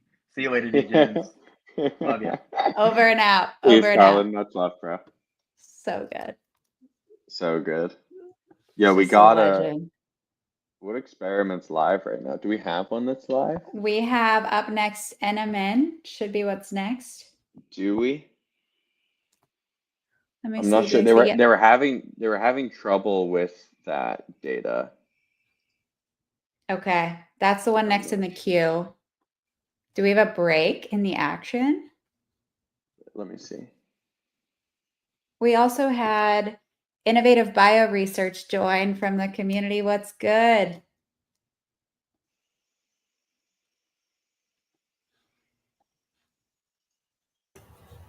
Yeah, I'm here waiting for my compound.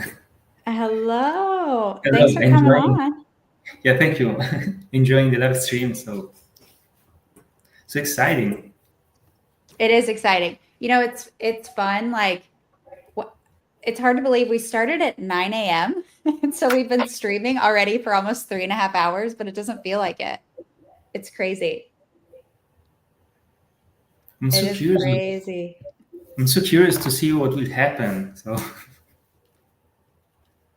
Okay, which compound do you have? Do you want we to have tell the community a BPC. little bit about? Yes, we have BPC 157. I think my time will. I'm think about in an hour. So In an hour. yes, in an We've hour. got some time. We've got some time. But you've been watching the other experiments? Yes. I was very interesting. So I just jumped in the live stream to see what the other experiments were doing, and it's crazy because BPC 157 it's like a human peptide, and I have no idea what's going to do to worms. So it's crazy. It means that there might be some common receptors between worms and humans, which we don't even know about. And such an experiment had never been done before. So we are pioneering something here, really. Yeah, Yeah, I think there's been some go ahead. skepticism about BPC being bioavailable in the worms. I've been seeing a lot of like healthy skepticism about that, just because like the way that the C. elegans like eat drugs, I think is, or they like absorb the drugs through their skin. and I'm not sure if they can actually absorb BPC. So we'll see. But regardless, I think the whole point of what you're interested in, as far as I can tell, is the oral bioavailability of BPC, which could Yes. be tested in the flies. And we already have the fly experiment study funded, I think, right? Or almost. I think we are close. Yeah, almost. But I think we'll get there definitely. I think. But we are exploring the unknown right now, and this is so exciting for me as a scientist. Just because of what you said, we have no idea what's going to happen to the world. That's why I'm so excited. I just want to know what happens. This is like the core thing of scientists. I want to know what happens. So crazy that. And also BPC 157 has never been tested in terms of longevity. We know that it helps regenerate. We know that surely this can help in terms of longevity, maybe regenerating cells, but it has never been done like a study testing actually the longevity itself. So this is also a new aspect that we're going to investigate. We are pioneering something here. We're producing data that doesn't exist. Isn't that the coolest thing ever? Like wading into the unknown. It's my favorite. It's the coolest thing as a scientist. Like, just we have no idea. This has never been tested before, and we're all going to find out together. I think it's the coolest thing ever. You're anxious because you don't know if it's going to work or not. Mm-hmm. But that's also so exciting. I mean, we're exploring the unknown. 100%. And also another advantage. It's really crazy when you think, like, when you just sit with that for a second. Like, I feel like we know that, but it really is mind blowing that just anyone can, like, hopefully here soon submit compounds and explore the unknown on anything they want to test. Like, it's so wild to think about. And say that I wanted to do this the traditional way, like applying for a grant. It would have been extremely difficult, if impossible. So, have you applied for grants before? Yes, I did. I know it's one hell of a process. I applied for HP research grants mostly, and like the interdivision of my hospital wasn't able to get the grant application. So even people with a crazy H index and thousands of publications. So it really is tough. It doesn't matter how much. So it's very tough. Yeah, it's like, even if it sounds like you're saying, even if you have like the experience or the credentials, it's still tough. Even if you have tons of credentials, yes. But the thing is, it's also that if you try to experiment something new, something that hasn't been tested, you have to go through some kind of experimental grants. And then there's a tendency to always pass applications which test things that are already known. So there's a tendency to discard the unknown. So if you were testing something new, the chance was that your application is going to be denied because they say this is too experimental, there's not enough data. But aren't we here to produce the data? If you don't give us the opportunity to produce this, how can we test the untested? But we don't care. They will just give and the application. They will just give the opportunity to those who are working on something which is already tested, because we are presenting a lot of previous data, so it looks more solid. And this also creates a bias where basically the grant applications are all given to the people who are testing things that are already known. So this creates a bias where people will be afraid to file a grant application for something experimental because you already know it's not going to go through. So this creates a bias toward not creating innovation. It's such an interesting point. I'm trying to think of the gentleman's name that I heard speak.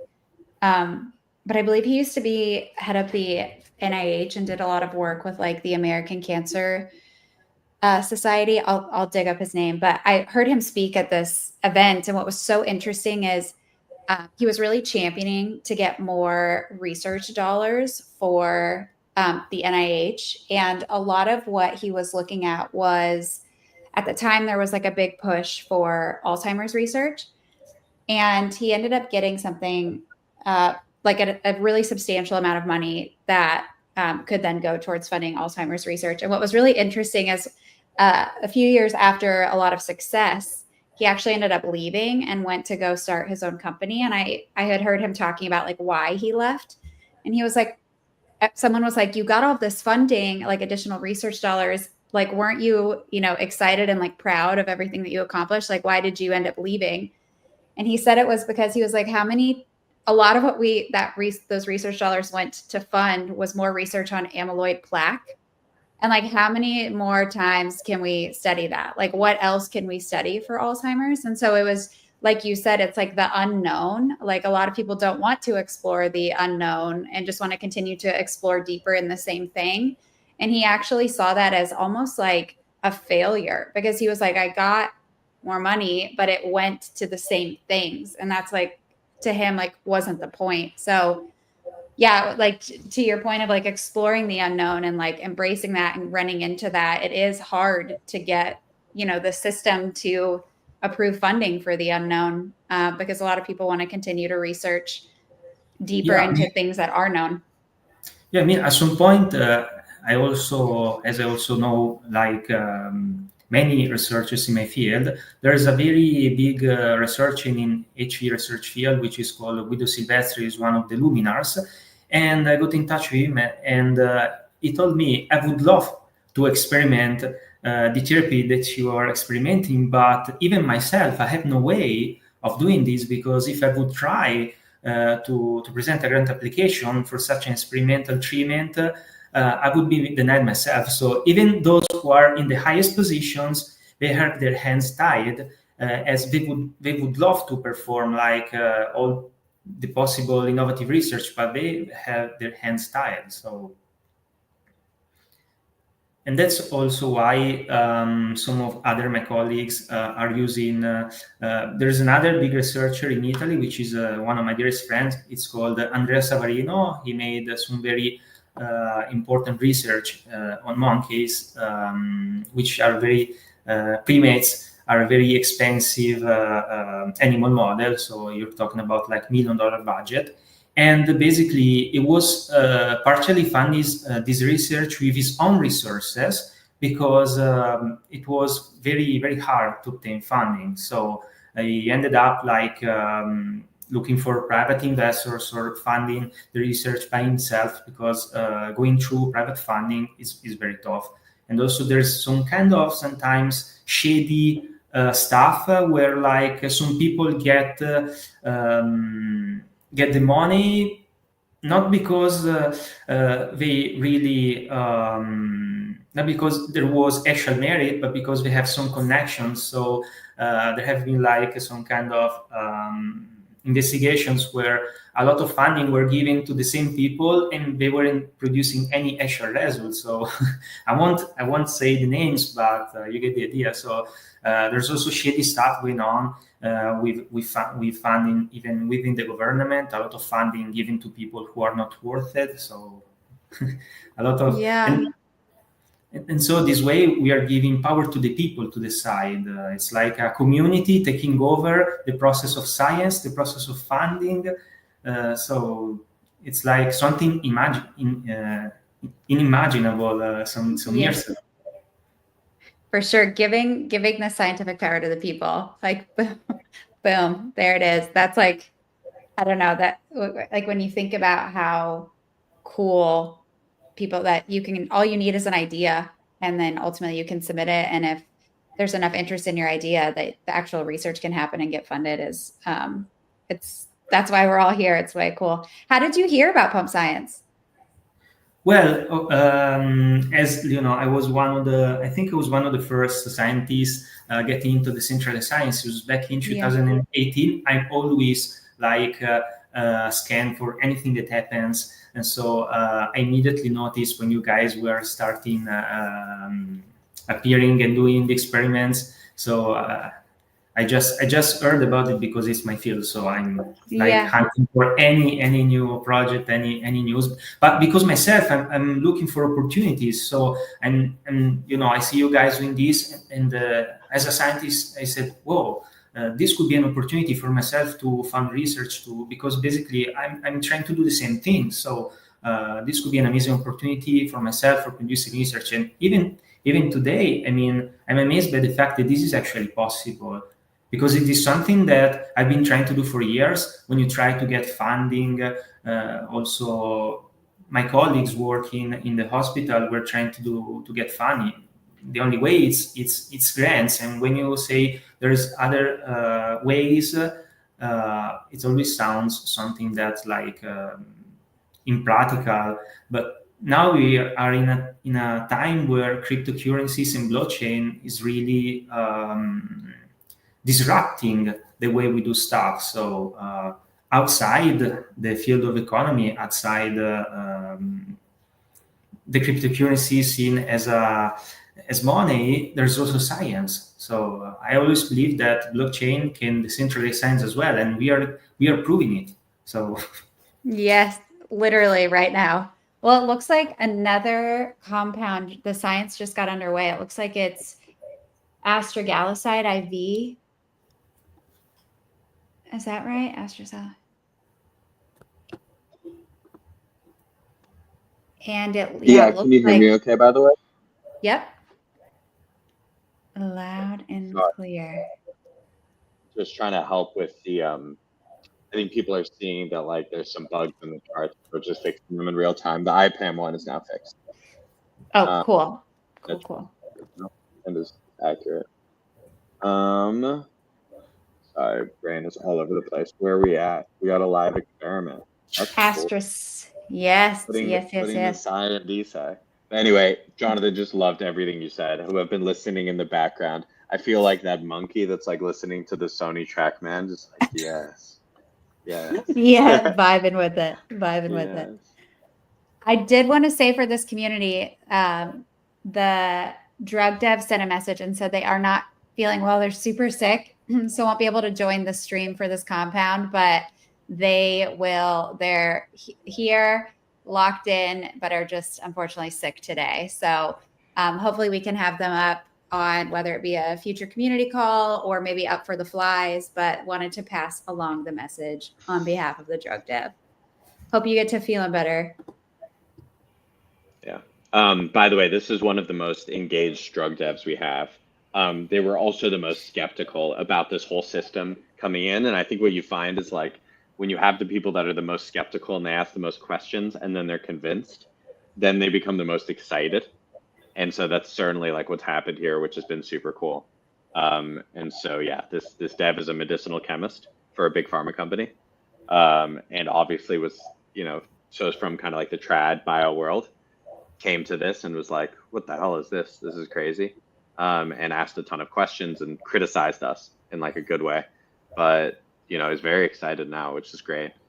Wish they could come up and talk about it. But yeah, pretty sick, unfortunately. They'll be on the next one, it sounds like. Yeah.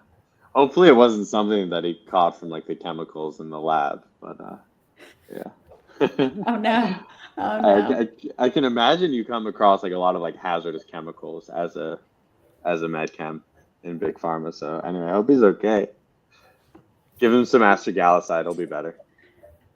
Said it's love and astragaloside.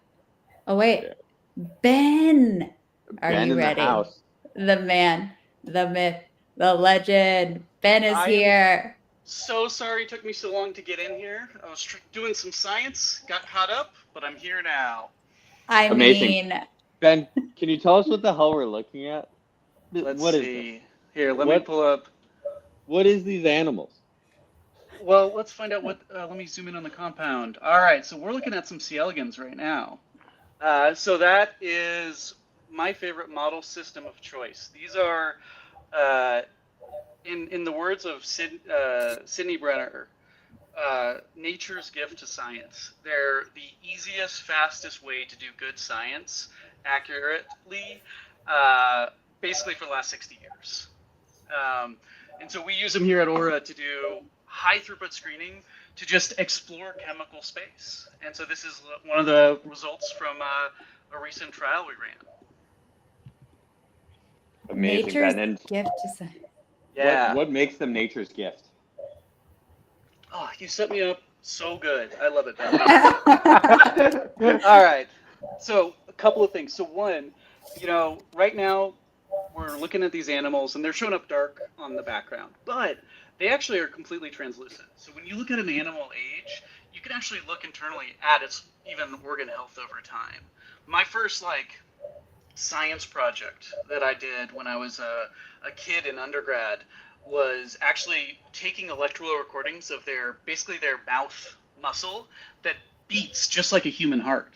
And so we were making little EKGs of an animal less than a millimeter long.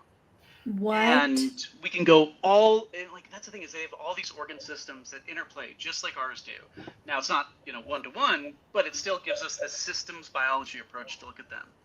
They also only live about 3 weeks on average. So realistically, we can do screening pretty much faster than anywhere else. It's always important to then accelerate it. So that's one of the things I love about, the next steps of taking good results from worms, taking them to mice, taking them to flies even as an intermediary step. And then eventually that's the track record we go to get to people someday. Amazing. Super freaking cool. So I guess what I am interested in, and what I'm sure a lot of other people are interested in, is what is kind of the backstory behind the WormBot? Who designed it? What was the thinking behind it? And I guess is the current version the final version? Wait, before we go in, we have some fire questions, but maybe who is Ben? I don't think I feel like we just got right into it. We were so excited to have you that nobody knows at all who you are. So would love to give a little bit of who's Ben?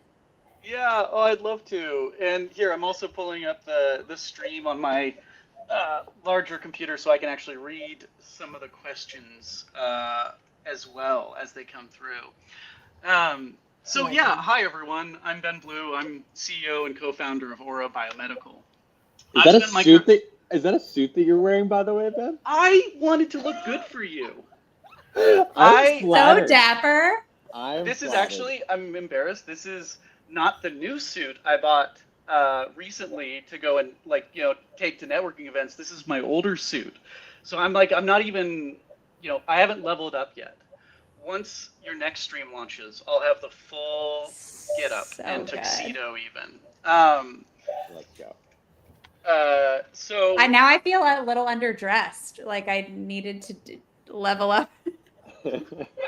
Next time. Guys are great. So my background is I'm a researcher into the basic biology of aging first and foremost. I've spent the last decade of my life looking at how and why humans age and what maybe certain compounds can do to slow down that process and treat age-associated diseases.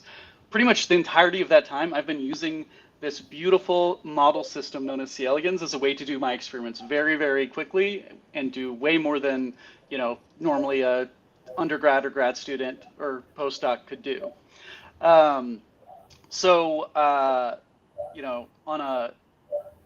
tell a little bit WormBot background, and then I'll tell you why I'm excited about aging. So the WormBot, that's a tool that we built in Matt Kaberlin's lab at the University of Washington, starting in about 2016, 2017. Over the course of that 5 years, we integrated, I worked with our excellent co-founder, Dr. Jason Pitt. He did a lot of the hardware engineering, whereas I worked on the software and data analytics pipeline. And we built this tool to let us look across chemical space very, very quickly. In 2022, we spun out Aura Biomedical. We're a high throughput drug discovery longevity biotech company. And then, over the course of time, we've partnered with great people like the folks here at Molecule to accelerate science and bring it to as many people as possible. I personally am excited about longevity medicine for many reasons. I'd like to live longer and healthier first and foremost. Everything is well-intentioned self-interest, right? But I was lucky enough. I came out of this little dinky town in Alaska, but I was lucky enough to be raised by like 3 future generations of incredibly tough Alaskan women. And my great grandmother actually lived to 111 up in Alaska. She was the oldest woman in Alaska. Yeah, it's incredible. It's like my whole Oh my childhood. God. Yeah, and she was happy and healthy, and like, I did a class lecture to some high school students yesterday, and I had a quote of hers that's in like a book about longevity, being like, "What's your secret?" She's like, "Don't eat cornbread for breakfast." I'm like, okay, it would have been nicer if it had been more helpful. Sorry for any cornbread stands in the room. Oh, But talk so about good genes, man. That is crazy. I Oh my hope so, God. right? Well, and so this is the interesting thing. So her daughter, my grandmother, is still alive, but she's had a whole host of health issues. And so, it's not just about your genes. So watching even in my own family with people with incredibly similar genetics, having two different, one an incredibly healthy trajectory of aging, one in poor health through their late life. The obvious answer is like what to look differently is what your life experiences are. What are the interventions that occurred, both behaviorally or even chemically, that cause a healthy aging outcome versus an unhealthy aging outcome? So that's what really motivated me down this path. And then over the course of time, I just, I'm a big old nerd. I love science. I love science fiction even, and I love getting to like take the steps that let us get there someday. So Hell yeah. What is that's your favorite sci-fi book, first and foremost? easy. Dune. Come on. Incredible. Wow. Local Pacific Northwest author Frank Herbert, inspired by the dunes on the Oregon coast. And I think that. Sorry, you asked me a question about Dune. I don't want to talk about Dune if you've got other questions, but I'll talk about Dune for forever. Are you joking? Have you seen any of our content on X? Yes. All right. So here we go. All right. So I think Dune is there's the Bene Gesserit sisterhood that goes about, they have this, centuries long essentially science project that shows what you can do to, with a exciting outcome over time if you can have the resources and dedicated people to focus on that project. And we try and do that as scientists, right? Like we start small. We know that we're just looking at one gear of a much larger machine, and that the actual value may not be actually seen in our lifetime. And I think that highlights the importance of even small experiments and showing every bit of data possible. But the Bene Gesserit sisterhood is a great example of like why we need this like long future horizon that I think longevity medicine defines, is that it lets us look past the normal 60, 70, 80 years that someone is interacting with a space and functional, and like we can have that horizon. And I think, I don't know if we'll see it in my lifetime, but we're building the blocks to get there. And, if someday this ends up being a Muad'Dib, that's complicated. There's a lot of, there's pros and cons, right? To like insurgency and anyways, I don't want to get too into it. I mean, I do like to get into it. Sorry, Benji, I'm derailing your whole day here. No, I love it. I love it. It's so good. Are you joking? Every good day was derailed, right? I don't think any good day was planned for. But when you say that, when you're talking about the sisterhood, are you talking about like when they plan in centuries? Yeah. Like, and they develop institutional knowledge and can look beyond the lifespan of one generation or two generations. Exactly. Yeah. Thank you. And such an elegant way to put it. I was having, we did a podcast yesterday with Aubrey de Grey. Mm-hmm. And one of the things we were talking about is how like a lot of valuable data sets are being built, but they are being born and dying within individual longevity biotech companies, meaning they may be generating a ton of super valuable data. Does humanity see any of it effectively? Like, what is the output of the longevity biotech space? It's like there's no valuable data is leaving these walls, right? Like companies are being started, they're being wound down, and the data sets are born and die and never see the light of day, and they never breach the firewalls of that company. Absolutely. So we're a young biotech in the longevity space, but like I compare us, when I'm talking to people, you and Jillian are both super educated in this space now. What's an insight from Calico or Altos? Like, what's a bit of data that they've shown with all of the millions and millions, if not billions, that have been invested? Where's the results? I don't know. And honestly, like, stuff that we're doing here with this partnership, we've tangibly produced more value already by showing real world data getting to people's hands. Yeah. It always has to, like, I'm a scientist at heart. You always have to couch it. We start small. These are worm results. So it's like, I would caution everyone, if anyone's, watching their favorite molecule and seeing a good result, like, always talk to your doctor. Always wait for more data. Like, I'm always worried about, this is a fear of mine, and I've been in this field for a long time, is like, I had this awesome relationship with the guy that made sandwiches at my local deli, and he listened to podcasts and was always talking about a couple of molecules that he heard on, like, Joe Rogan or something. And I'm like, oh, we tested those in the lab. They have a cool effect. And he would go, oh, well, I'm going to go out and buy it. I'm like, you gotta be careful. Whoa. And that's where I Pump the brakes. Pump the brakes. Go test it in a couple of different models. See what the science says. See what the safety's like. I as a scientist never want someone to get hurt from a objectively cool result.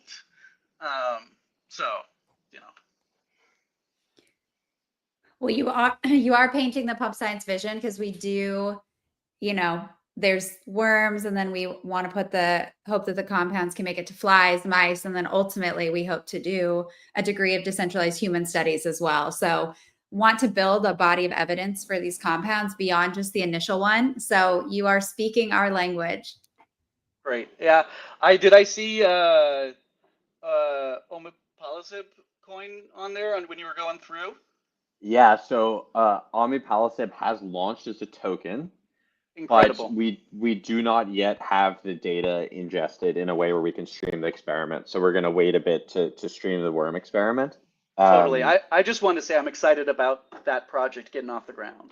I won't say anything more than that. I'm really excited. So, I mean, frankly, like, when we were coming up with the idea of PumpScience, Krister was one of the first people that we took the idea to. I took it to Ryan Betancourt. So you probably don't know him. He runs a dog food company that I actually just sold, but he's been deep into, like, decentralized science and Solana. He was one of the first people I hit up. And then another one of the first, like, proper longevity scientists I ran the idea past was Krister. And at the time, we were thinking through what is the best kind of experimental, like, levels to the game, right? So, like, we're trying to make a video game here. What are the levels, right? Like, how do we go from, like, what organisms do we go to from one to the next to make this work? And he, without me even prompting him, put up a slide of, like, his vision for the rapamycin longevity lab. And it was the entire protocol, just like he'd done all the work. And it was like this crazy moment for me where, like, I was like, well, I don't want to make it seem like we're scooping his idea, but, like, this is exactly what we want to build. We want it, like, we have the exact same vision. And so omeprazole aside, like, a big part of us building this was, like, for people like Krister. Krister is our Lisan Al Gaib, and we want more. 100%. Krister's the, like, I will never have enough kind words to speak about how much he's doing for longevity science by pushing everything forward in this really open space. We even without, like, we just were really excited to work with him. So we even, as we've been doing the mTOR library project with him, I went and I had our translational scientists go and check what some of the hits from the worm lifespan screens were showing in human cells, and we're seeing cool results. We're seeing compounds identified in C. elegans lifespan, decrease markers of senescence, improve resiliency to damage in human cells already from this screen. I want to let Krister do the formal data release on that himself when the time comes, but I can say that we're seeing cool things. Amazing. You heard it here first, folks. We are seeing cool things Very scientific and precise with the language. I love it. Yeah, I'm trying to. I don't want to like. I don't want to Making get too far ahead, but I am a little. Is like hype the right word? That's the Hype word, is indeed the man. right word. Yeah. So like, I really think that this space is gonna be cool and it's gonna explode, like fundamentally. That's why we're here, fam. That's that is why we are collabing. It is why we are building this, is to make it hype. But specifically on the topic of omeprazole, just because we're talking about it now, we have gotten some criticisms from people that have looked. So omeprazole was developed by GSK. The rights were sold to Novartis. I think it's because like Novartis has been obsessed with mTOR inhibitors. I think if Right. either they did Rapamune. I forget whether or not they did, but they bought Joan. I forget her last name. Manic? Joan Manick's company. That and she just moved to Altos, actually. Oh, interesting. Interesting. Yeah. But yeah, like they bought, I'm pretty sure it's Novartis that bought her company. They seem to be super interested in aging science and mTOR specifically. Yeah. But they bought the rights to omeprazole, and they ran a study. It was either GSK or Novartis, but they ran a study for oncology with omeprazole in healthy individuals, and they were all vomiting, like all of them nausea, vomiting, etc. Yep. And I don't know if they halted the study or if it like failed due to adverse events. It's all a question of dosage, right? Like if you give anything to anybody at too high of a dose, it's probably going to mess them up. But I guess the question is, were they testing at too high of a dosage, or is this compound actually toxic? I'm super curious to find out.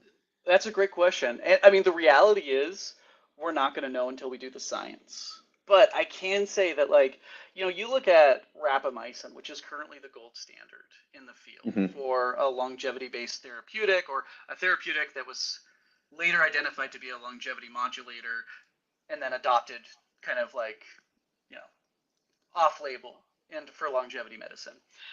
Rapamycin has a whole host of really negative side effects. Like I remember reading a paper around it, and one of the side effects was, this was in male mice, was testicular wastage. And that, non-starter, let's be real. But like, you know, even the best in class have issues with dosage, concentration, and method of use. And so one negative result on a cancer-based therapeutic doesn't mean that the molecule's not impactful for longevity. And in particular, you know, in that study, what we see is people not actually doing clinical research around the effects of longevity. So, you know, you could imagine that study being done at, you know, 1/1000th of the dosage that they tested, and actually looking at aging and health-associated biomarkers to see an effect. And that's a study that I think we in the longevity science community would want to see run. And this is part of 100%. Yeah, this is part of like, I know, like, don't, like, I'm gonna start complaining about how longevity is treated, and everyone here is gonna be familiar with that rant. But you know, those are kind of some of the next big steps in longevity medicine. You know, we at Aura are also constrained by those same points, where we're looking at not necessarily you know, oncology as our primary focus, but we're looking at aging associated endpoints that we can measure in the short term, so that we can look at some of our chemistries moving closer to people. And I think that, you know, likely this trial was just looking at the wrong target fundamentally with the wrong dosage. Again, want to let the science shake out. You know, that's the most important thing here, is to do the other study at the lower dose fundamentally. One thing I wanted to share, we have Ashish up, and he is the drug dev for Ginge 2. And I think it would be interesting to cover a bit how the results are coming for this so far. Ashish, what are you seeing? Yeah, I'm really exciting. So that's what I was expected also, because ginseng size RH2 or Ginge 2, this is like a calorie restriction in it mimicking. So we should see like direct effect on the worms. that's what we are seeing here. The GINS one, which was before, it was not showing effect, but that was like protecting of genome. So when we check for like mouse or human, then it would make much more sense, like protect the genome in the long run. And here it is like, any calorie restriction drug would do like really great on the worms. So that's what we are seeing here. And yeah, looks really good, I think. It looks really freaking good. I think we Yeah. understand why ginseng root is now popular in like ancient medicines. Yeah. And we're back to the Bene Gesserit. You know, I think that talking about traditional medicine is really, really interesting because, you know, it's like, I want to preface this by saying, doing the actual science in traditional lab setting is the next step, and you always have to do that. But I think in this context, what you actually have is the product of thousands, if not tens of thousands of years of human experimentation with figuring out what are the things that you eat, that you find in your garden that make you feel healthier and live longer, potentially. And so, you know, I never want to be the scientist that comes out of, you know, the Western education system and discount stuff out of traditional Chinese medicine or Ayurvedic medicine. Raised by a big old hippie myself, so definitely very into a lot of the non-traditional medicines she was growing up, which is probably why I left and did hard science as a reaction to that. But I think that these molecules are really interesting to look at, and they have to be looked at scientifically. And so, you know, we're even talking to folks all over the world to see what's the most exciting thing for them to test based on, you know, that cultural background. Wait, Ben, was it your great grandma who was the hippie, or your grandma, or your mom? My mom. My mom's the okay. big hippie. So yeah, unfortunately, the great grandmother, she was born in Missouri, moved out west when it was still like moving out west, and yeah, tough as nails, I would say, more than hippie. Got it. I'm just Yeah. wondering, like, what are the secrets? The only secret cannot be cornbread. Come on. It's not doing cornbread. No, I think about that. You know, she ate a lot of plant-based foods. One story that I think about, and this actually gets at Ashish's point about dietary restriction. You know, so she moved out to Oregon and actually studied at the same college I did for her teaching degree in the would have been the late 20s, early 30s. And her husband was working in the lumber mills outside in the forests of Oregon. And they didn't have enough money where she could both go to school and eat. So she would tell me stories about going every day with a payday bar as her only food for the day. And I think about that as like, you know, she went through this really intense period of, you know, economic-based dietary restriction that, hey, no one should have to go through. But we saw that potentially that had an effect long-term. Wow. I think, personally. Yeah. So that or what was in that payday?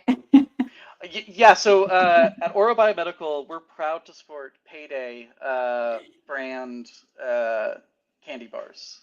So funny. Amazing. Oh, I mean, but really and truly, like it's so cool that you had a great grandma that lived to be 111 and are playing, like, the research that you're doing is playing a key role in advancing our longevity understanding today. Like that, I think she'd be pretty proud, Ben. I hope so. I feel really lucky. You know, one of the things that really motivates me is, you know, I got so much incredible benefit about having those generations help raise me and support me growing up. And I'd love it if any part of the research I do helps other people have that same experience someday. Well, I think the results are in for this one, Benji. Yeah, I think they'll be meeting their great-great-grandmas if they take ginsenoside RH2. I'm going to be the horrible scientist and say, but we need more studies. What do you think we're doing here, boss? But I do. And we have unlocked the flies, so it will be coming. Yeah, no, we unlocked the fly experiment. Yeah, it's already coming for this compound. Totally. And I want to see hope you dosage. I hope you got the dosage that you need, Ashish. because Yeah, make sure to fill out that form so we can get this experiment kicked off. I'll let the Fly Lab know. exactly. It's That amazing. was my main goal for the today, to know the Yeah, so she was hitting concentration. me up like we should wait for the worm experiment before picking the dose for the flies. Well, he definitely Probably. got his dosage. Yeah, Yeah, I think if anyone is in the chat wants to like start an incredible startup for the longevity biotech community, using AI to predict what the corresponding dosage is from a good hit in worms to then test in flies, to then test in mice, to then test in humans or human cells, that is a startup with waiting to happen. And someone out there could get that going in a heartbeat. Hackathon loading. Yeah, seriously, I know there's actually a couple of papers that have tried to do this. I would think this would be an incredible resource for the longevity Yeah. community. How would you do it, Ben, if you were hypothetically that person in the chat and you had a bunch of free time and were obsessed with trying to solve that problem? How Yeah, would you go about it? great question. So, I mean, there's a ton of data from publicly available resource to mine. I think starting there, feeding it into a large language model to start kind of helping predict it. That might have its limitations fundamentally. It may not be the best model to use. Um, but I think even, potentially we're going to see that with some of these experiments here, when we see worm data to fly data and then even expanding outward from that. Other great resources to use would be the CITP, the Cenorhabditis Interventions Testing Program, as well as the ITP, the Interventions Testing Program. Those are NIH-funded resources that have been testing molecules on respectively worms and mice for over a decade now. I was lucky to be one of the first employees on the CITP and build their high throughput screening tools and stuff like that they used way back as well. So those are publicly available data sets that you can start working with in a heartbeat. Yeah. I think the issue with the mice is that there just isn't enough throughput from the ITP. Yes, Yeah. it's been going on for a long time. Yes, they've gotten a ton of funding, but they only do 5 to 6 compounds a year, and with no signs of that number going up anytime soon. And so I think that's kind of like hopefully the problem we're hoping to solve. And so I guess like my hope is that we have enough throughput in this system Yeah. that we can help create the training data sets for those models. But we may need to be testing at multiple doses. That's the only issue. It's like we're kind of one-shotting it with this whole system, one Yep. dosage per organism. Mm-hmm. And like I think what we could potentially do is like if an experiment quote unquote fails, then we go back to the drawing board dosage wise and maybe test a few different dosages to try and see like was the dose wrong. Yeah. Can I ask a question? For the mouse studies, are you going to be is there health metrics as well as longevity? Like what's some of the endpoints that you're getting out of it? Yeah, so we have a lot of flexibility here. We are working with a lab that can basically do it all. And by Yeah. all, I mean, it's like basically whatever you can imagine. They can do blood-based metrics. They can do blood draws if need be. They can do frailty score, which is quite popular with mice. They can do rotarod. They can do maze tests. They can do elevated maze. Cool. They basically like all this like hanging test, grip strength, gait. Like Mm-hmm. the menu is large. I think what we're interested in is what matters. Yeah. And I don't think we actually know. Like, I haven't had a longevity scientist look me in the eye and say, this predicts death better than age. Yeah. And until I can have a scientist, tell us that with confidence, we're gonna have to do lifespan studies and I do think all of these other health span studies as mere potential leading indicators. I think there's a relevance there. And I totally see your point. Lifespan is inherently complicated, and these systems have so many moving variables that integrate, right, to get that. So, a couple of specific health metrics increasing over time as a result of a drug might indicate 1/2 of the calculus that a lifespan intervention is, starting when it's going through your system, but it might be missing the other half as well. That's where doing combinatorial approaches gets actually also pretty interesting, which takes even more high throughput and is even harder to do, but really exciting science. There's a great researcher here in Washington that I always love to highlight named Alice Kane, who her lab has a really cool set of biomarkers for doing health analysis over time that we've been looking at partnering with on our side as we start to think about, our first couple of compounds in a really, large scale mouse study. Nice. Yeah. How much can you share about those biomarkers? Like, what are they based off of? Can you say?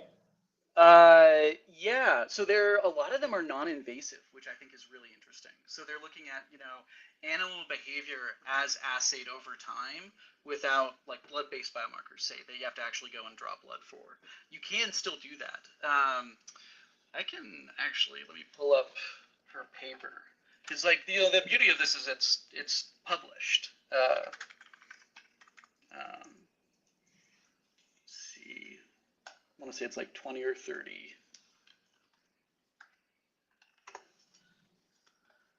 Yeah, so this is the frailty index. Let's see, where are they? Yeah, so like they go from everything from like, looking at the facial features of a mice to nasal discharge to a loss of whiskers over time. Yo, Wow. want to share your screen? Yeah, let me. Let's get you up. And let me say, I probably misspoke and said that they aren't all invasive, because there is definitely some blood biomarkers here. Share screen.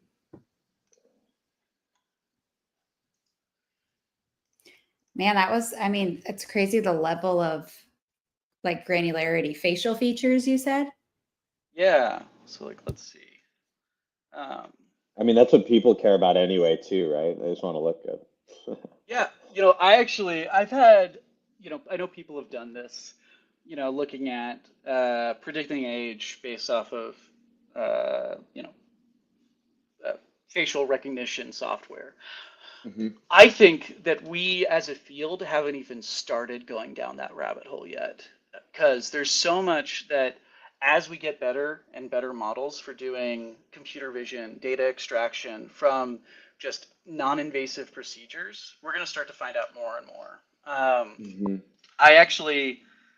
I'm gonna share a project that I was really excited about. So I'm just, alopecia, even body weight, their temperature, chances, stroke, and then these are, creatine, hemoglobin, calcium, calcium chloride. These are, blood biomarkers that are important for, a whole host of associated physiological traits, and then exactly like the grip strength that you mentioned, potentially doing with the next set of molecule studies as well.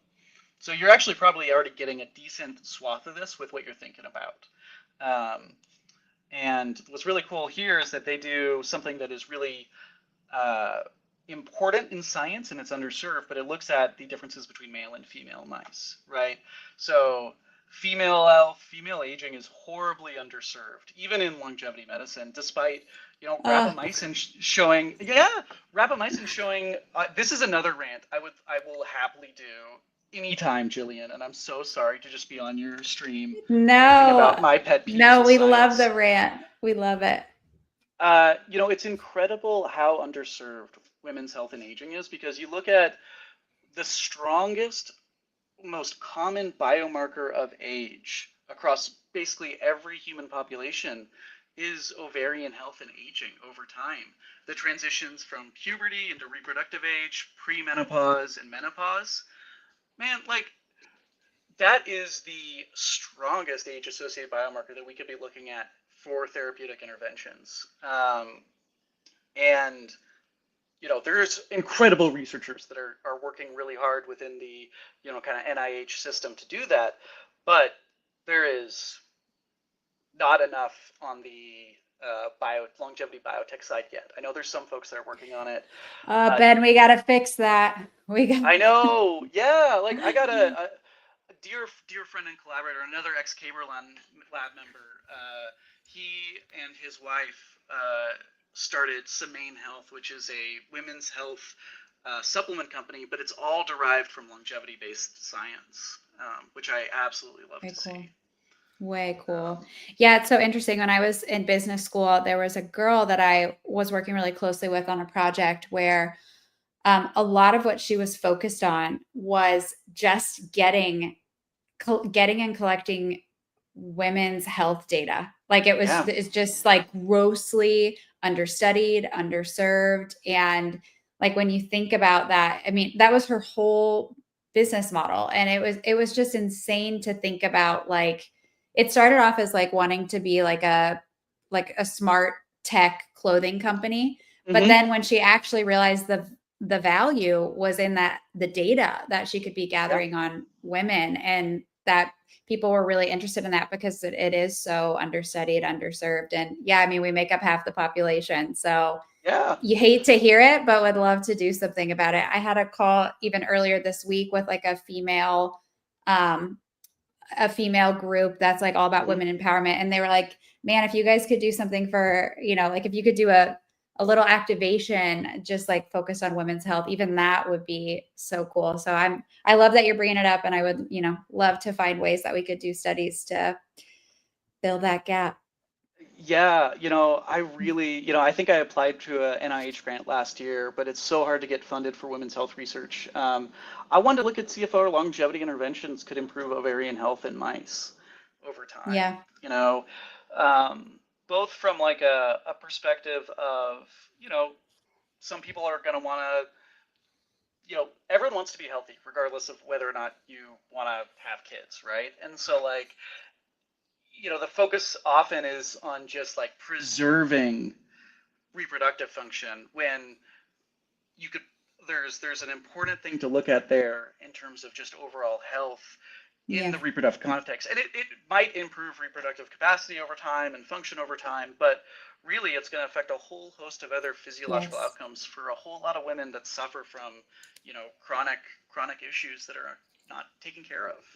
I remember going to my primary care doctor, and I can't remember what we were talking about, but it was something that she was like, as long as you have healthy ovaries and until you turn 45, we don't need to be talking about this. And it's like, it really is like, I was like, wait, I think that's a little more to it. But I mean, it's a lot to be said. It really is like they play such a role in overall female health. So it could be an interesting study.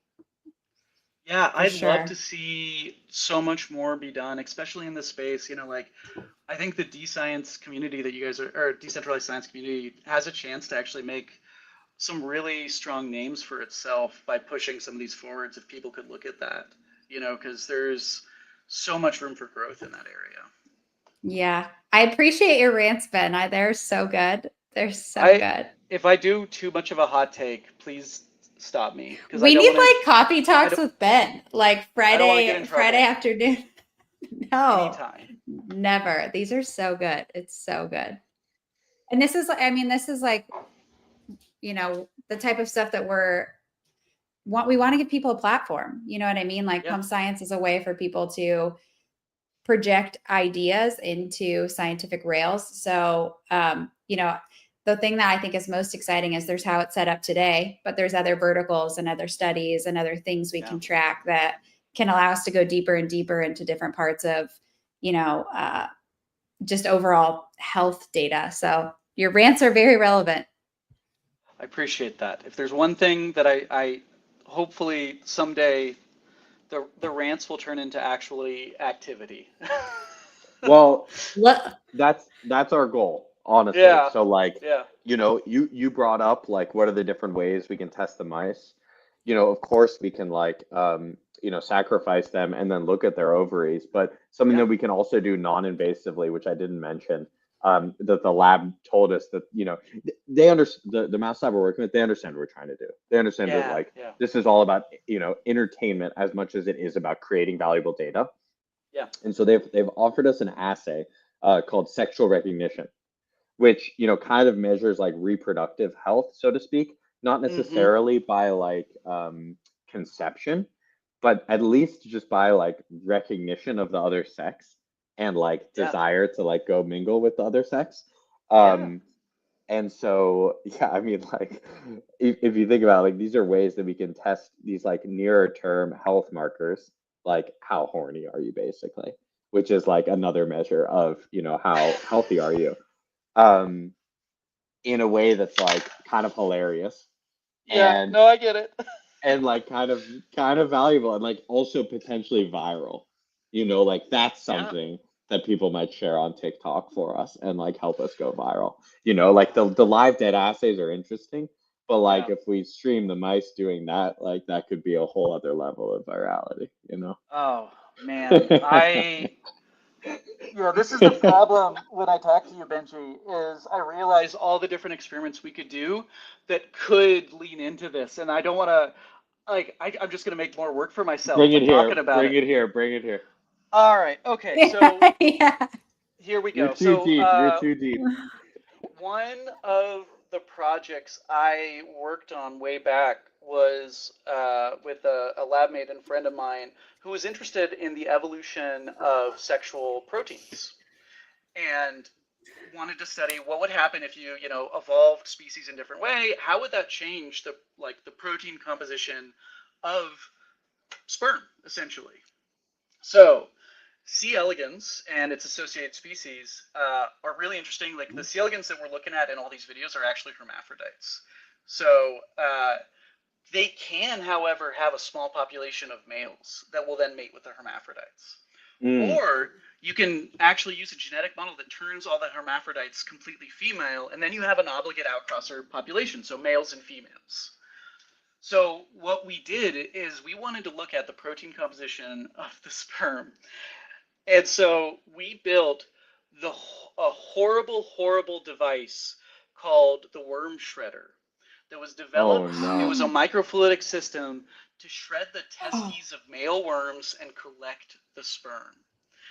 And it led to actually some really cool insights on like how those proteins evolve over time. And this is a worm model, so they've got 900 cells, roughly 960. Actually, for males, it's a little over 1,000. These are animals that you can actually do these extractions on. They're not mice that are cute and furry. You can look at this data and actually start to analyze it. So, when we talk about you want to look at mating rate, mating behavior, those are things you can actually assay in a worm system as a proximal metric. I have always wanted to build like a worm-based video game with that. Actually, let me see if I've got. Hold on. All right. So I'm gonna derail you guys. What you're saying is we could have a game which is Will the Worms Smash. Will the Worms Smash. All right. I'm gonna really hate myself for pulling this up. Let me see if I've got it on a YouTube. All right, Benji, Julian, what is our code word for Ben's taking up too much of our stream? He needs to go.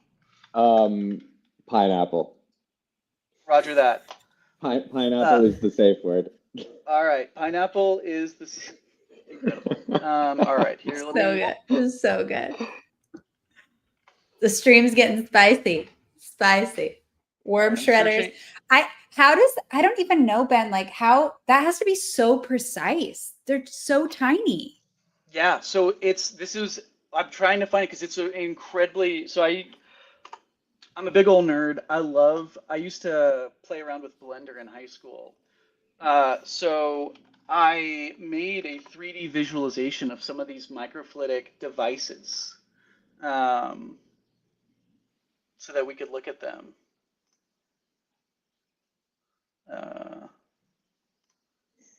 Let me see. Okay, I have a real version of it, but I also wanted. Here, let me pull this up and full screen. So this is an old bit of data. Let me see. I'm gonna share my screen again.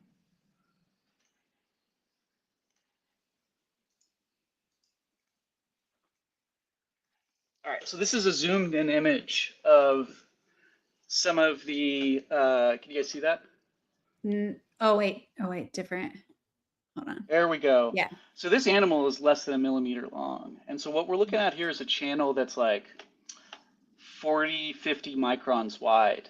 This is actually a completely pneumatic driven system here where fluid is being handled. And basically at this point we had built, you know, a very simple joystick to actually move the worm through the system. And then this is a needle right here. And what you're going to see, yeah, that's actually, that's the business right there. And those are sperm cells that we're extracting from this animal by shredding it on this needle. And so this is some of the really cool, you know, I mentioned early on that Sidney Brenner called C. elegans nature's gift to science. And it's because you can do these strange, weird experiments really, really quickly. But C. elegans shares so many biological pathways with humans that it's still relevant. Like it's still lab research that doesn't exist in a vacuum. It's pertinent to human health long term. In this case, you know, like sperm health is something, you know, men deal with infertility issues just like women do. Looking at the evolution of sperm proteins to understand that is really important. And that's where the basic science actually occurs with these weird, crazy experiments. The problem with this is that I went back to my town in Alaska, happened to tell one or two people about, you know, what we were doing in the lab. And then for the last decade, I've got a couple of friends that say like, oh, Ben, he's the worm sperm guy. And I don't want that to be my name. I really please. Let's not. That's not how nicknames work. You don't choose nicknames. Nicknames choose you. So I'm sorry to be the bearer of bad news.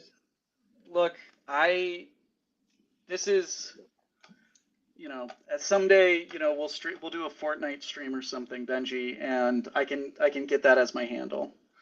No, I think the worm testicles getting shredded off, I think, is probably more unique than just, you know, being another average Fortnite player. So I'm like so blown away that all could happen. Like that is crazy how small they are, but how vividly you can see that. And yeah, it's wild. Yeah, so C. elegans microfluidics is this really interesting space because like microfluidics is used for a lot of different science. Like people have used it for a lot of like tools for doing you know, basic omics data, transcriptomics, metabolomics, even as a tool for doing genetic sequencing. There's some people right now looking at it for doing tissue on a chip, organ on a chip, but you can still do C. elegans on a chip. I think there's one other biotech out there, Nemalife out of Texas, that does C. elegans based microfluidics. So instead of in a well, they do it in microfluidics. Why did you guys decide to do it in a well, I guess? Like what's the difference? Yeah, it's a great question. One, ease of use. Like showing off one vid here looks great. It is an absolute nightmare to do experimentally, and you end up with an incredibly high failure rate. Like we still end up with having to redo some experiments, and you know, Benji and I have actually gone through and looked at stuff and been like, we're going to redo this a couple of times. The rate of that in microfluidics is exponentially higher.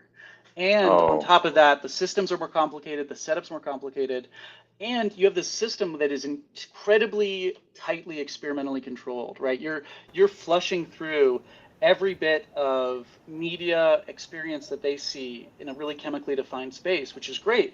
However, the last 60 years of really great C. elegans research has been done on a Petri plate, just like what we do here at Oro Biomedical. And so we made the choice to lean into that because then any insights we get about a certain molecule based on worm physiology, function, biomarkers, we can cross-reference that with the last 60 years of data that people have generated to validate our experiments because it's in the same, admittedly more complex variabilized system, but it's consistent with that complexity.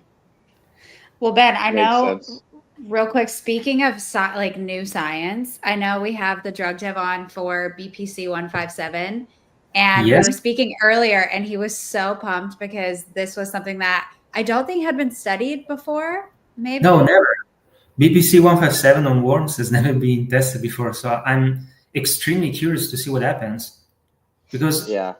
even a positive or negative correlation would be quite telling, because this is a human peptide, how it's going to interact with an animal which don't have the same receptors of humans. So if there's some kind of interaction,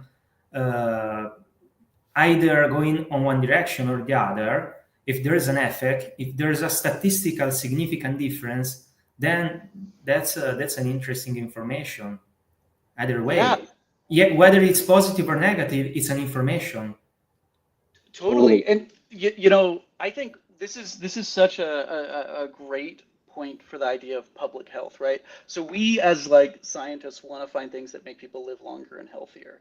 In this case, we found a thing that is incredibly bad at that in worms. But what that means therapeutically, that's really, really exciting for a lot of research in the developing world where parasitic nematodes, not C. elegans, but, cousins genetically of nematodes cause horrible health outcomes.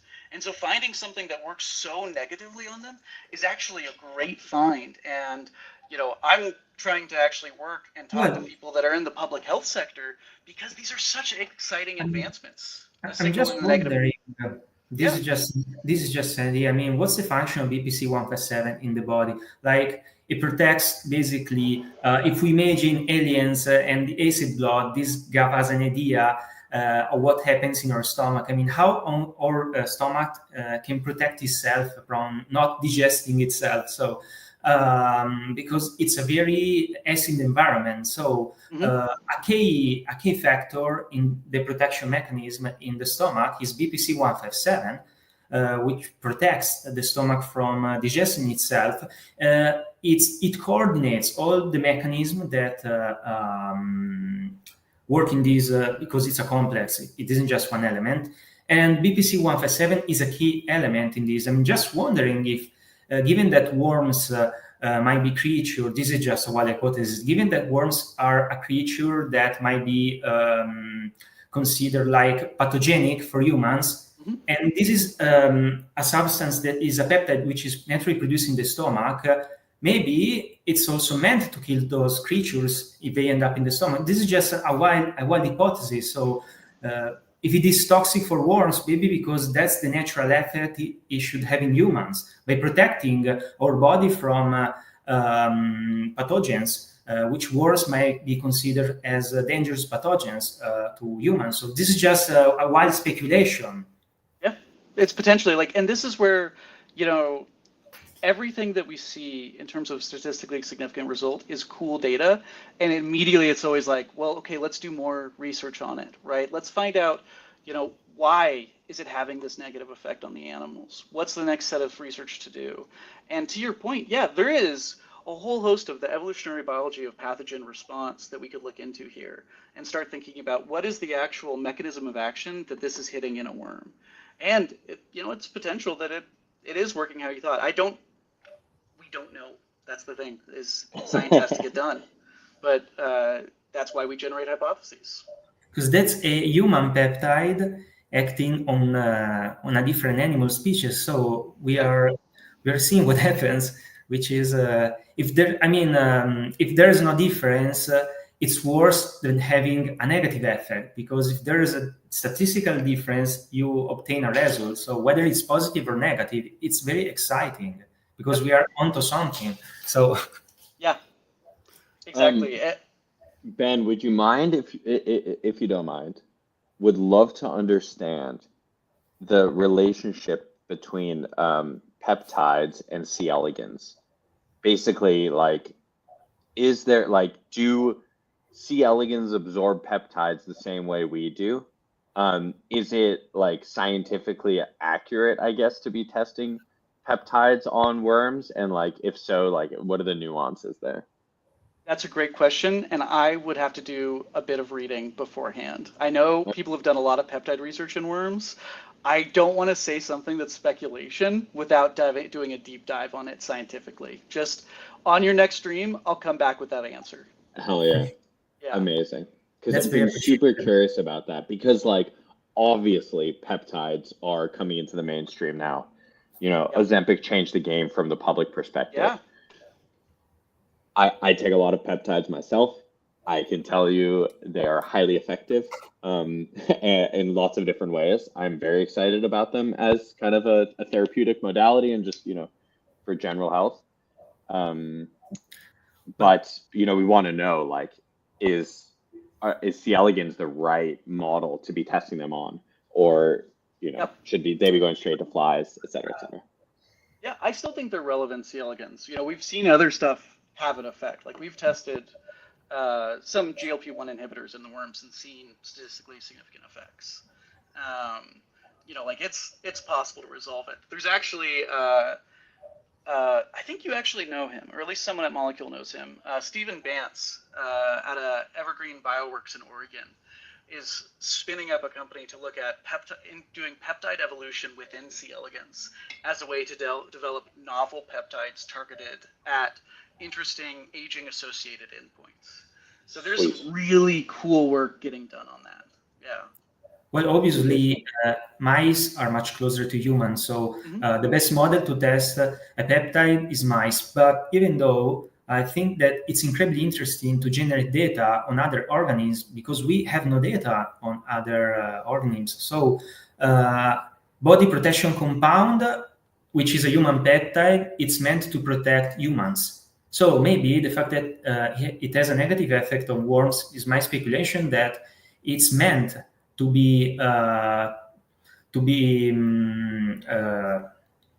negatively affect other species which may be considered pathogenic for us. So it may be part of a defense mechanism. Maybe we are spraying them with our own agent that in our own body is meant to kill them. So that's my just wild speculation. So yeah, it's like it's like the acid blood in the aliens. It's meant to kill anything that goes inside. So and this peptide is exactly part of this defense mechanism that we have in the stomach, which protects us from our own acid, but also from other. It may protect us from other pathogens. So maybe now we are producing data which help us discover things about BPC 157 that they were not known before. Yeah, totally. You know, one kind of associated thing when we spun out. Before we spun out Aura, one of the things we did was we tested our system against a whole swath of an FDA library of drugs that were pre-approved. And we were going through and we got some of the early results back, and this was all blinded. And there was one molecule, and for context, this is in 2021. So that'll be relevant later.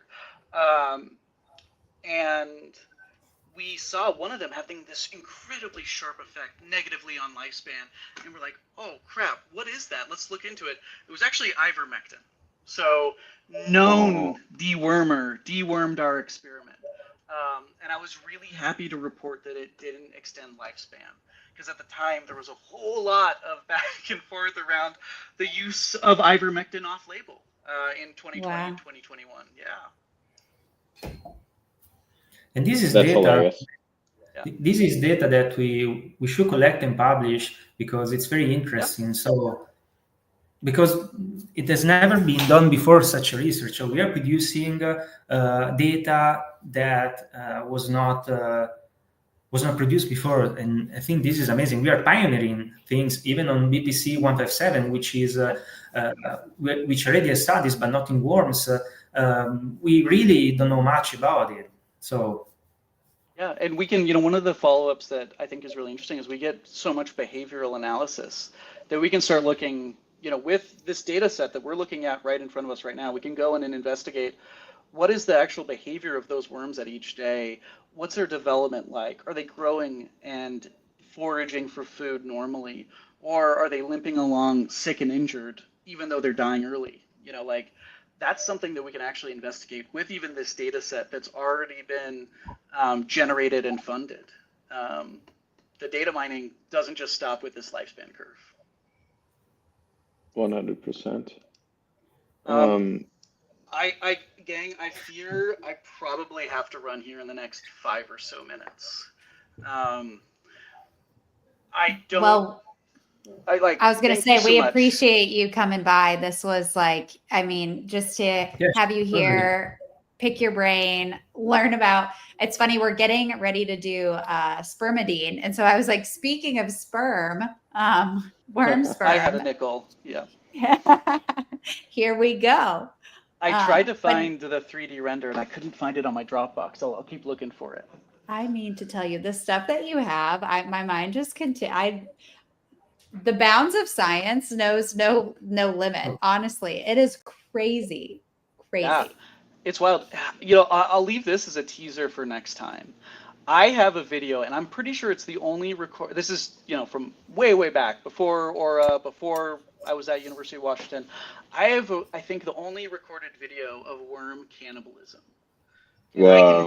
I will bring that to the next one, or save it to the stream around Halloween. What?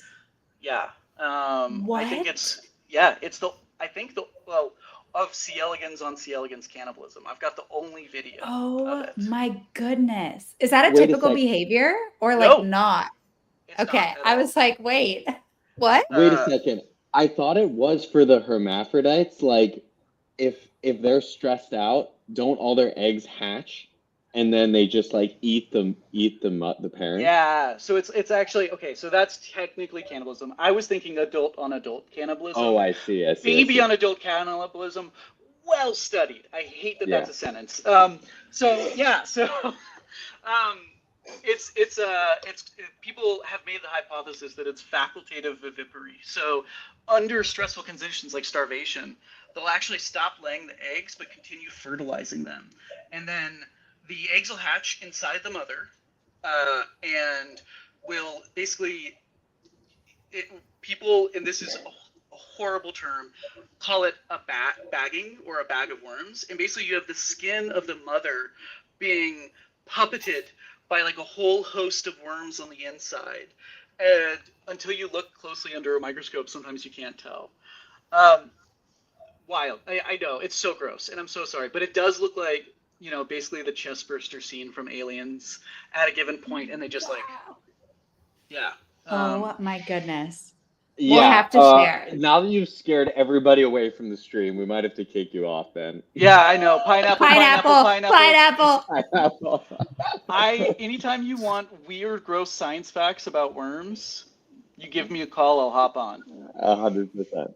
Magic. Well, let me just say thanks for having me on. Thanks for the moderators and the people managing all of these experiments, and thanks for all the scientists out there that are contributing to this. It's really exciting to be a part of this community, and you know, I look forward to doing more with everyone. 100%, Ben. Just getting started here. Thanks for joining, bro. Appreciate it. Yes, thank you. Laura, signing off. Take care. Peace and love, Ben. Bye. Good luck, guys. Thank you. So is the final data on the compound available now? The experiments was completed? Yeah, what I'm trying to do is audit the results and see if they make any sense. I'm talking to our devs right now just to make sure that like everything is accurate, because I'm definitely confused. We can get into it. Let's talk about it offline. But they're checking themselves right now. But the data says that there's a life extension benefit. Yes, exactly. So does, at first, so does this chart. Yeah, it's very. But yeah, the survival percentage doesn't make any sense. So like, anyway, I'm having them check this just to make sure that it's right. But it is showing a slight life extension benefit, despite like maybe this is wrong. I'm having them check right now. So are you saying like that more worms were killed, but the one who lasted lived more? What I'm saying is I just don't think that these charts are correct. Oh, I see. Because there was a benefit. Extension, it does look like there was a slight benefit. Yes. Yeah, there's a slight benefit. Anyway, maybe it's worth downloading the raw data if you want to download this data here and see, maybe we can kind of like run an audit. But, earlier I was speculating about a possible negative effect, but the result shows that there is a small benefit. So that's interesting. So BPC-157 did something to the worms. It definitely did something. It's TBD if that's statistically significant. We should honestly include the p-value here. Yes, I'm gonna make that as a feature. We should definitely include the p-value to see if there's a statistical significant difference between the two groups. Exactly. Because it does look like there was a moderate positive effect. I couldn't tell you if it was significant or not, and we should be able to tell you that for sure. That's interesting. I mean, it is the first time that we are assessing what a human peptide does to those creatures. I mean, that's a first. That's a first. Mm-hmm. Just looking at this live spermidine experiment right now. We do have the spermidine drug dev. Can you hear? We can you hear do? us okay? I think it says sperm. Oh wait, Yes, yeah. I'm here. I got the like the just after Ben was talking, he was mentioning about the sperms and everything, and I thought, hey, this is the perfect time to jump in. This is it. This We is literally it. saw worm sperm. So, Yeah, I mean, sperm and no, very happy to be here. Thank you guys for organizing this live stream. It's super cool. Dude, of course. Let's see how it goes. Tell us how spermidine works. Yeah, well, spermidine is actually very prevalent. We can find it in wheat germ, soybeans, nuts, mushrooms, even I think aged cheese. And so it's called a polyamine. And basically it's really involved in the autophagy process. I myself like to put myself in long fasting periods. So definitely it's a compound that where we can see fasting induced in fasting induced metabolic interventions. There's research showing like positive data in humans, but that's where we have like in nutrition studies, so higher concentration of like legumes and nuts and these things. But we haven't seen data yet, like in the compound. There's data on worms, so in animal models, positive data as well. A few papers already citing the benefits of spermidine. But I thought it was a good compound to check as well. It changes depending on the dosage. I think at higher dosages, the one that I suggested is around 50 micromolars. I think around 250, so 5 times the usual dose can be toxic. So I'm actually curious what happens to the worms. I wouldn't expect them to die, but to actually do well. So let's see. Man, I think that's what we saw. I think that we might have gotten the dosage too high. We tested 200 micromolar here, and it seems like the wormies didn't do so well. So maybe we should retest this at a lower dosage. Yeah, definitely, but it can be toxic at lower dosages. At lower or higher? Sorry, at higher dosages. Yeah. All right. If there's the funding for it, let's rerun this at a slightly lower dosage, because I think we might have gone too high. Yeah, around OD'd the wormies. Yeah, that's okay. Around 50. What's the? I think we have also collected some fees as well. Would be nice to rerun them if possible. We should be able to do that. Yeah. I mean, we will do that. Let's do that. We haven't reclaimed from today, but we should be able to. We'll claim what we can and then put it toward another worm study at a lower dose. I think that makes a lot of sense. Yeah. What is the data that we're seeing now? What we are seeing is I don't know if it's quite done yet. But it does look like more of the control survived. So it looks like the median was about 100 whatever units of time versus 88 units of time for the Yeah. compound. Yeah. So it does look like there was actually a negative effect at this dose. So let's lower the dose and retry it. I think we might have just gotten a little excited. Dosage wise, but yeah, no, it does seem like it at this dose at least it decreases their lifespan. Yeah. But let's run it back. Let's run it back. Let's run it back. All data is valuable. Wait, Agreed. what? Okay. We gotta check on what the hell's going on here. I think that there's something not quite right here. One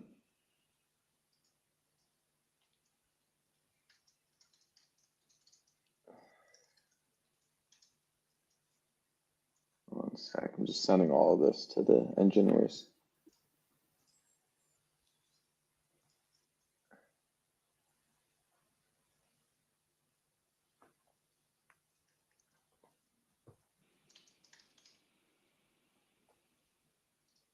Cool. Okay, my man, we will get back to you. Sounds good. Yeah. It's TBD, but it looks like actually there wasn't a super strong effect. So yeah, let us know what dosage we should test next, and we'll run it back. Yeah. Okay. Thank you. Cool. Much love, bro. Thanks for joining.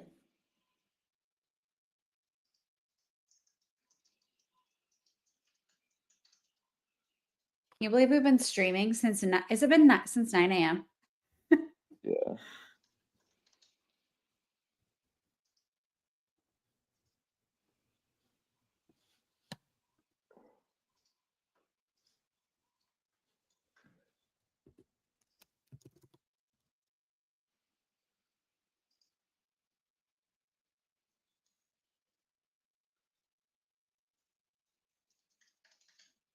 Sorry, I was taking a quick pause here, talking to engineers. All good. Just want to make sure that the data we're showing is good. Jillian, I'm not sure who's on next. Oh, melatonin. Melatonin. Let me send them a ping. I don't know if anyone saw my post from last night. Did you, Jillian? No. Wait. I don't know, actually. I could have.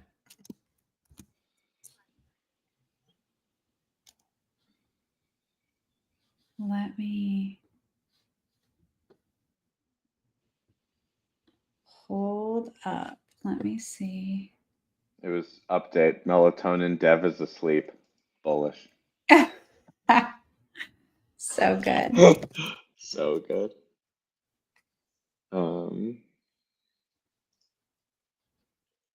Okay, I sent him a ping. I'm not sure if they're able to join. We'll see.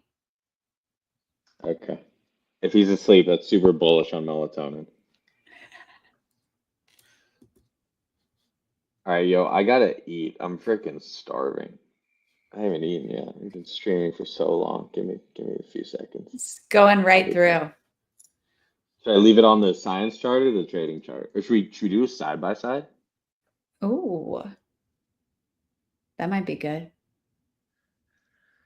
As I say, I drank all of my caffeine receptacles, so I gotta go top up. Maybe get some water this time. Cool. Let's take 5. Take 5, 5-minute intermission.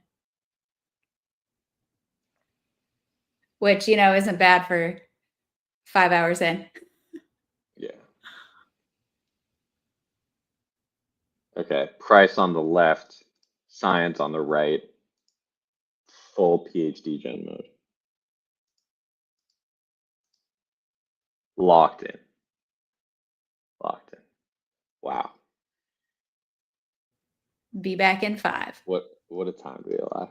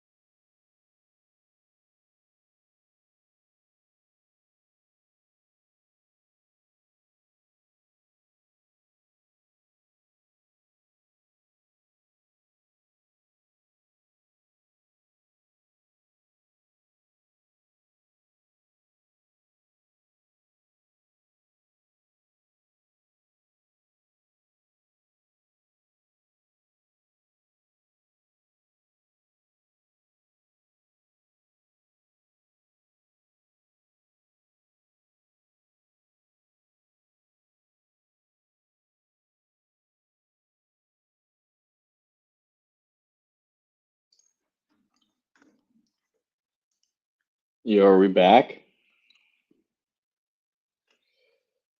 Hold on. I accidentally got locked in. Let me run and grab a water. I'll be 2 seconds. All right. Stay tuned.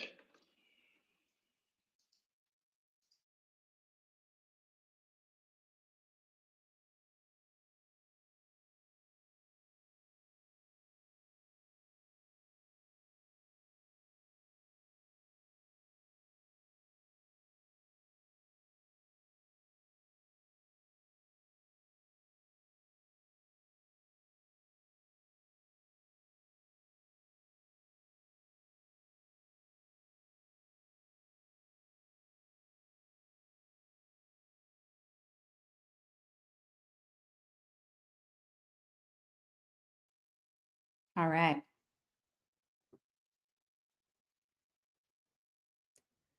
Are you there, fam? Yes. Sorry, I got locked in and forgot to get my drink.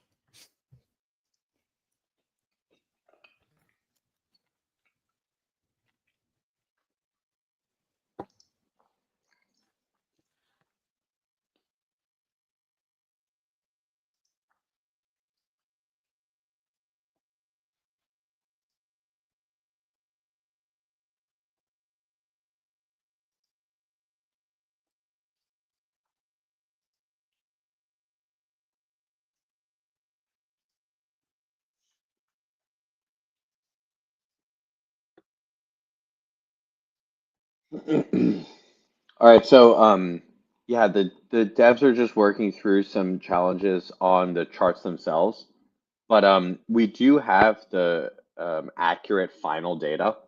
But with trying to stream everything live, it seems like there's some math that's messed up on the charts. So appreciate your guys' understanding as we work through that. But all of the final results that you see on any of the experiments that are completed is accurate. But yeah, the data might not be 100% on the actual charts that you're seeing, but the final results that you see, the health points, the life extension percentages at the end are accurate. And we've kind of validated that with the lab. So no need to worry there. But yeah, apologies that these charts are not 100% accurate. We are working through those at the moment.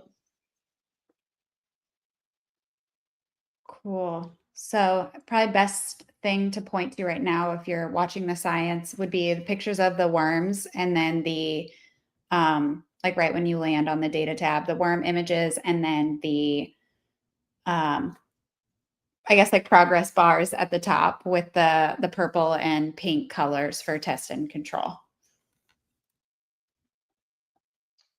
Not necessarily. Some of these charts look good as well. Okay. I think this one's looking fine. It just seems to be some of the cases. Okay.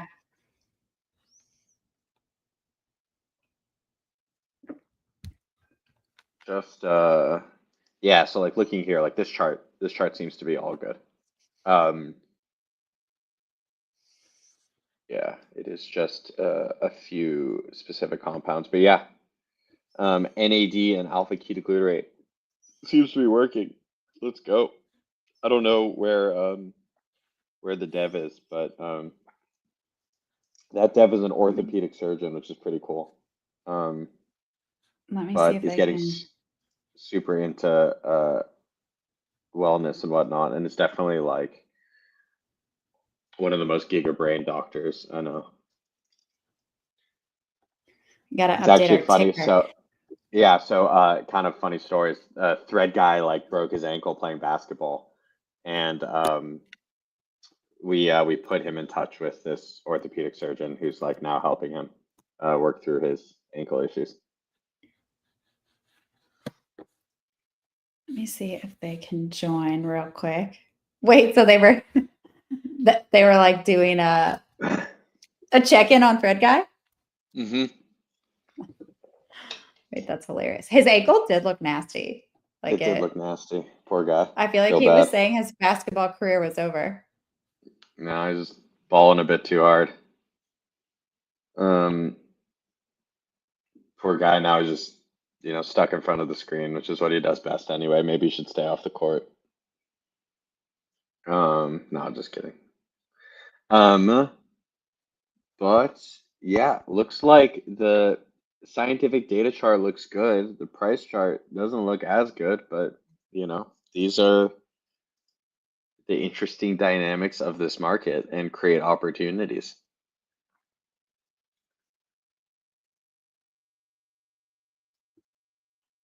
Let me Oh my God, see. my computer is so cooked. Is it hot? Well, it's not, I mean, it's just freaking laggy. Having a hard time. Okay, I'm gonna see if there are any other. So I think one thing that's really interesting that we started with at the top of the call stream, I guess it's not a call, but we streamed the compounds in order of market cap from yesterday. So it'll be really interesting to see with the compounds that come here at the end, like down the home stretch. These were the ones that had the largest market caps as of yesterday, which is how the order was designed. So still a lot of good science to get underway, and yeah, excited to see and share the results. But yeah, the whole idea was like to Sarah, create a yeah, build cool up. stuff. Yeah, we definitely wanted to create like a build up and like get people up to speed on like what, how these experiments kind of like read out before getting to the high value ones.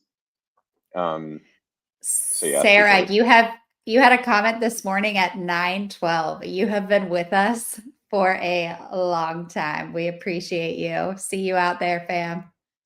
It's been a marathon, 5-hour stream. You're welcome to if you want to come up. We're happy to send you the link and get you up here. We'd love to bring some folks from our community if you want to come up. We'll check our Twitter DMs.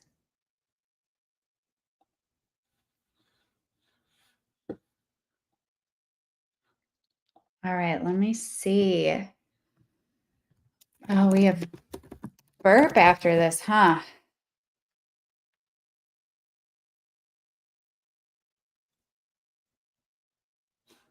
I feel like the experiments seem like they're going faster, just with like all the other things going on. For sure.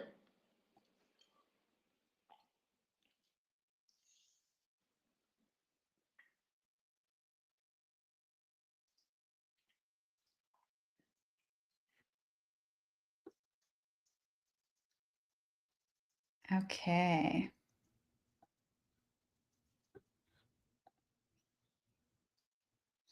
Yeah, just a reminder for folks, if you have any questions or, are just tuning in, feel free to drop any questions on the Twitter stream. You can drop them in our Telegram. We're monitoring those to make sure we answer any questions that people have. Even questions, comments, anything. We're happy to pull you guys up if you want to join the stream.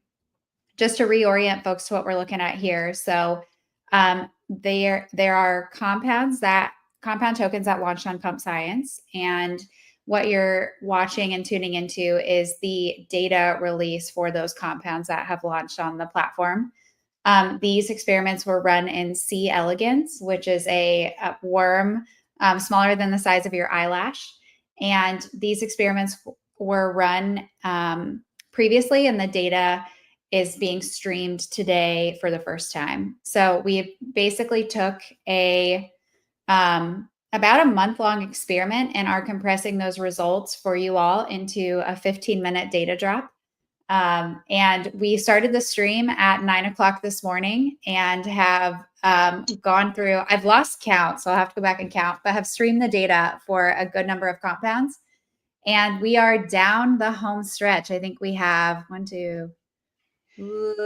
6 maybe left. So 5 or 6 left. So it'll be interesting to see the rest of the results. We've had some good conversation. What's been really cool is some of the people who submitted these compounds have come up. We've had community members come up. We had Ben from our lab join us for a bit, so it has been a wild ride, but definitely a fun day.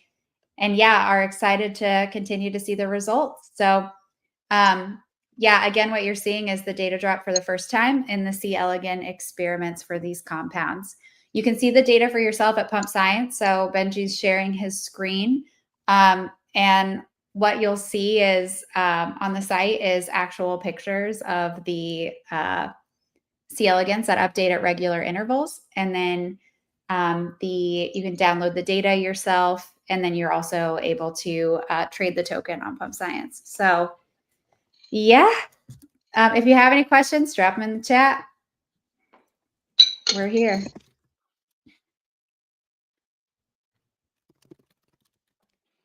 Oh, we got a drug dev in the house. Let me bring him up. What is good, fam? What up, dog? What's up, guys? Yo, what is up?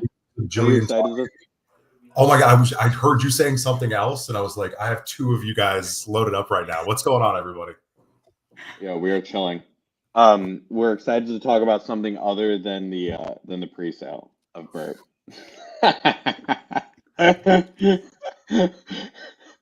It's still too raw for your jokes, all right? It's still too raw. Sorry. We're gonna get there though. Let me tweet. How do I get this link? Hold on.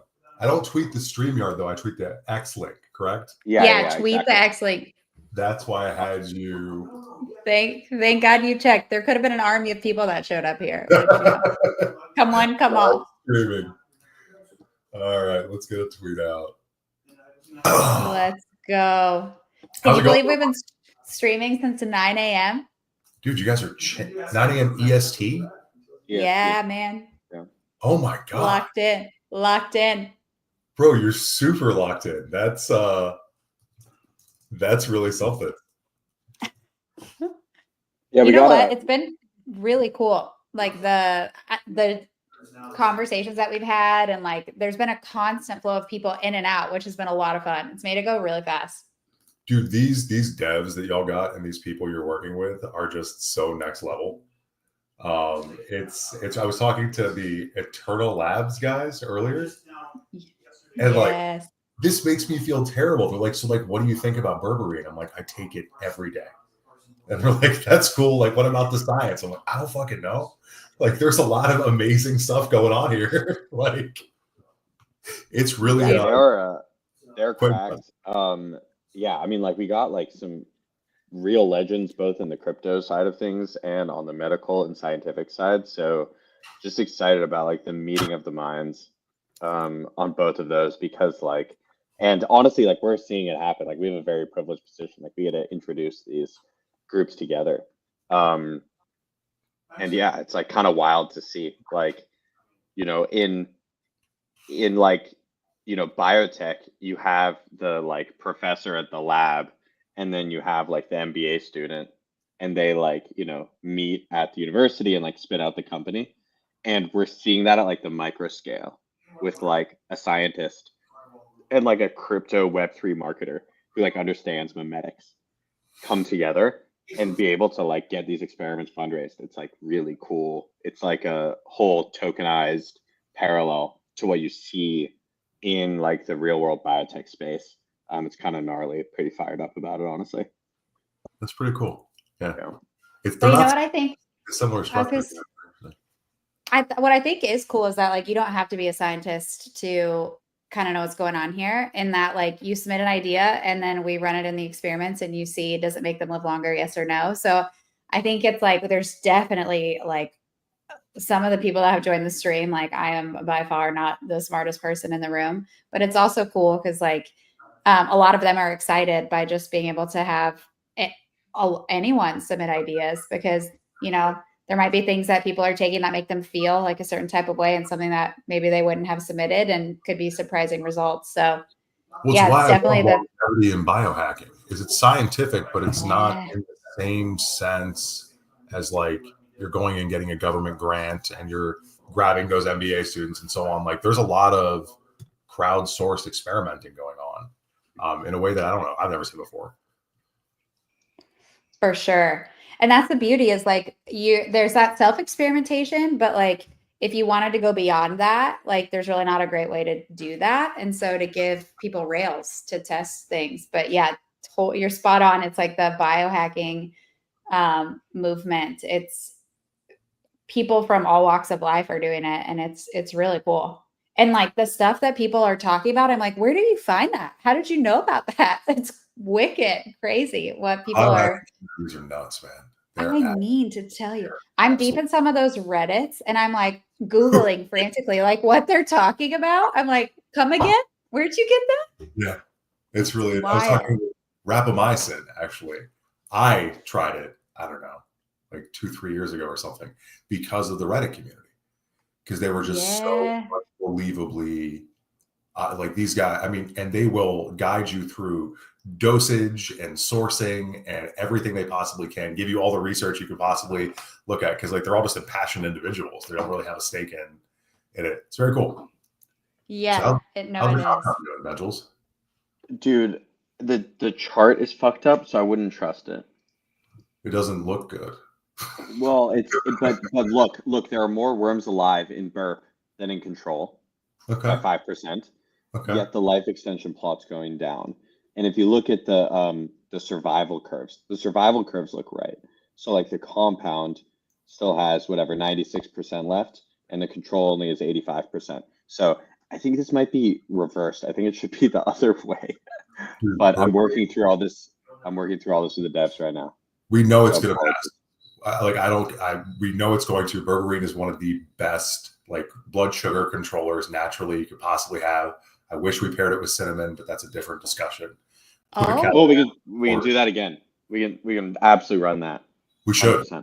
Sincerely. Mm-hmm. I take every day. I take liposomal berberine with, I'm trying to see how much cinnamon in it, but it's a crap ton of cinnamon. No way. Yeah, alpha lipoic acid as well.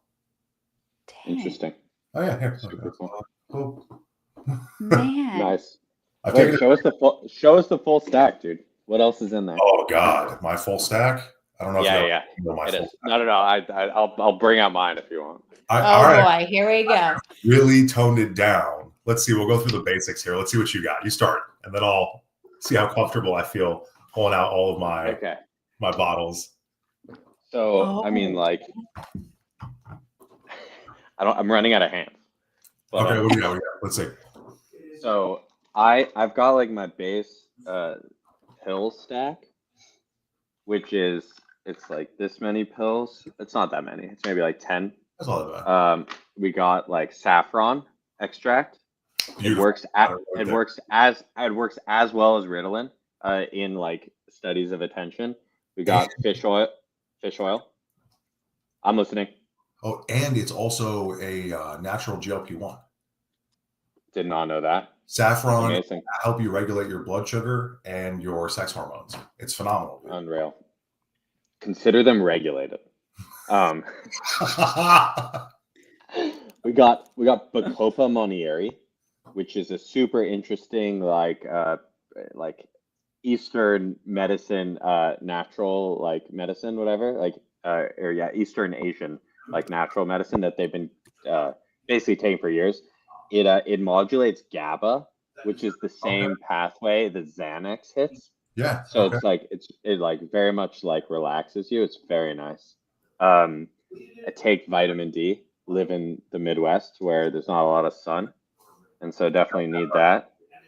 I've been taking like choline, absolute like necessary precursor to a lot of like neurotransmitters.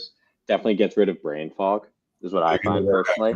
I love acetylcholine. Yes, it's huge. Calcium, magnesium. I have osteoporosis in my family, so take that. Urolithin A. Ticker is Euro. Ticker is Euro. Okay. And then this one is so niche, it doesn't even have a name. I gotta find the name of it. It's just like numbers and letters. Nootropics. Here it is. 4 DMA, 7/8 DHF. And what's its function? It actually is an unbelievable nootropic. This is the structure. Super freaking niche. But I can attest to its effects. Like I saw it on Twitter. Like one of the biohacking accounts I follow was like, check it out. And it has a really interesting cognitive effect where like you're really curious and like eager to get things done, but not in like a stressful way. It's like I find that like a lot of like the stimulants, like they get you to do stuff because they stress you out. Yeah. But this is like very much like it was like a curiosity enhancer. Like it's weird. Anyway, Would so you shoot me a link to that actually? 100%. Yeah, no, I have found it to be like really powerful. So I had an interesting experience in the nootropics world. I found most of it to be nonsense. So if I could most of it is nonsense, but vouch for it, yeah, that I would love to actually try because, like, do you guys remember when Qualia came out? Absolutely. Yeah, right. Everyone was super hyped. It's just like I got a bottle of Alpha GPC for like $13 that does a better job than it does, and I was like, all right, I don't understand enough of the actual underlying science in nootropics to like really dive in and judge myself. Here's the thing: it's like everyone's brain chemistry is so different that you really have to find your own way, so to speak. Like I do think that there are probably like buckets that you can put people in, but I don't know if you can just like easily just say here's the optimal nootropic stack for you. You do kind of have to experiment. So I've also been messing around a bit with methylene blue. It's lovely. Phenomenal energy. Phenomenal. I was gonna say, did you see that in the chat earlier? It was like one meth blue. Yeah. People want to launch it so badly. Add some fulvic acid into it. Oh boy. I do berberine, methylene blue, and fulvic acid in a drink. You can't now. If you're an exerciser, man, you can't do it. Man, right? I do a shit ton of Celsius. Basically, I drink a massive amount, which has plenty of B vitamins in it, which I think is what folic acid is. Folic acid is like B6, right? Fulvic, it's one of them. Fulvic, not folic. Got it. Fulvic, yeah. Which it's let me see exactly what it. I mean, it's a mineral, but okay. So I left the best ones for last. Okay, what do you got? Let's see. Bromantane. The suspense. Bromantane is unbelievable. Okay? Add that to the obviously none of this is medical advice. Yeah, none of this is medical advice to all people listening.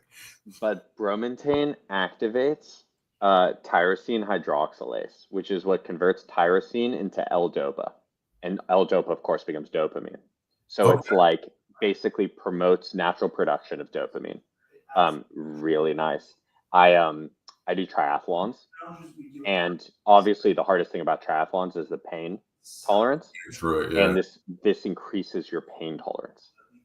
Interesting. Yeah.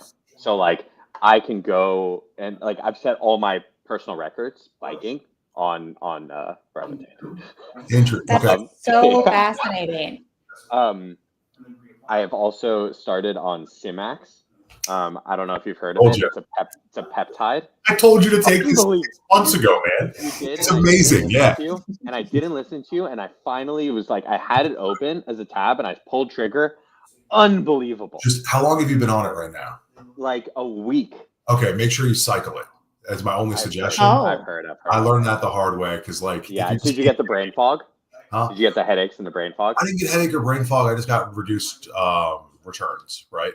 Okay, like, fair enough. It was just normal now, and so do a week on, 3 days off, a week on, 3 days off, and then you're good. I was going to do a week of each, like 1 week on, 1 week off, because that is powerful, and I want to keep the potency. Stacking Celank too, by the way. I've heard stacking with Celank, and then 9-MeBC is a new one as well. Why have I heard of that? It's another super potent nootropic. I think so. Simax. The people want to know what was the last nootropic, Benji. What was the last? So the last two are Simax and acetyl Simax. Simax is a peptide. If you acetylate it, then it stays in your bloodstream for longer. And so like the half-life of Simax just naked is like, I don't know, 40 minutes. but you can increase its half-life significantly by acetylating it. So they sell it as an N-acetyl complex. Unbelievable. And then the last one, I don't know which one they were talking about, is 9-MeBC. And I can look up the mechanism of each of these. I don't want to get it wrong. But I think Semax operates on BDNF, which is brain-derived neurotropic factor. 9-MeBC is an monoamine oxidase inhibitor. It inhibits MAOA. So basically, it prevents the breakdown of dopamine and serotonin. So like the same way that like SSRIs kind of like stop the reuptake, MAO inhibitors prevent like the degradation of dopamine and serotonin. So the risk here is there are specific foods that you cannot eat when you take 9-MeBC or other monoamine oxidase inhibitors, and it's like cured meats. So you can't have like bacon, you can't have cured cheeses like cheddar, like aged cheeses. So anyway, there's a list of foods that you're really not supposed to eat while you're if you're going to take an MAOI. Yeah, just got to be aware of those. But that acts much more on the dopamine system, and Semax operates more on the BDNF system, which is like brain-derived neurotrophic factor, basically producing more neurons. But the last one that I have saved, that I have not started yet, but these guys are crazy, and they want to launch a token with us, is blue scorpion venom. Oh boy. These guys have a farm of blue scorpions in the Dominican Republic, and they are farming the venom. You're talking, yeah, man. Apparently, the venom is like really anti-inflammatory if you microdose it. It helps with recovery. It helps with sleep. I don't use scorpion, I use bee venom, but it's astounding what low dosing venom can do. And we've done that for thousands of years in many cultures, right? I know, I didn't realize. I was like, I ordered this, my fiance sees it, and she's like, what? Okay, we've gone too far. Like, the whole nootropics thing, like, that was cute. Like, this is not cute anymore. Venom. Next level. Venom into the house. So these guys might launch a token. We'll see. They really want to. I would love to launch one with them. But they got this on like Liver King. Liver King did like a feature of them. Which like who knows? Like Liver King, like he's kind of a crazy guy.